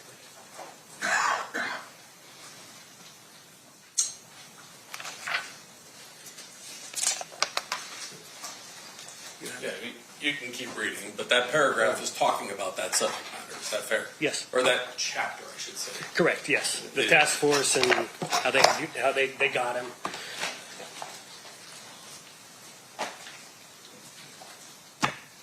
There were questions about what you could and couldn't confirm from Mr. Davis's story with the file that you had. Do you remember those questions? Say again? There were questions asked by Mr. Stamp about did you confirm this or did you confirm things from the 2008? Yes, sir. Well, let me ask you this. Were many of the things he said in his proffer confirmed by the Biggie Smalls case file? Yes. In fact, had Corey Edwards in 2006 given a statement to police. Correct. He gave a statement to Detectives Greg Kading and Tim Brennan. Finally, going back to that 2008 statement, I just want to make sure we're clear that as far as you know, the first time the word sea breeze or sea bring the girls in the car, the actual model of the car came from Mr. Davis. Public. Objection, Your Honor. Leading. Say yes or no. Overruled. In the 2008 proffer? Yes. Yes. Thank you very much. Recross. Sir, just based upon your investigation as a civil investigator in this case, did you ever speak with Suge Knight? No. No further questions. Anything further based on that, Mr. DiGiacomo? Ladies and gentlemen of the jury, any questions for this witness? Okay. All right, thank you for being with us for these 2 days. Mr. Dorsey, you are excused. Thank you so much. You're welcome. Will he be subject to recall, or is he released from the subpoena? No, let's keep him subject to recall, Your Honor. Okay. All right. Anybody else to present today, Mr. DiGiacomo? No, Judge. All right, so then we are going to recess for the evening. At this time, you're admonished you are not to talk or converse amongst yourselves or with anyone else on any subject connected to the trial, or read, watch, or listen to any report or commentary on the trial of any person connected with this case by any medium of information, including without limitation, newspaper, television, the internet, and radio, or form or express any opinion on any subject connected with the trial until the case is submitted to you. We'll see you guys back here at 9 a.m. tomorrow. Please rise for the jury.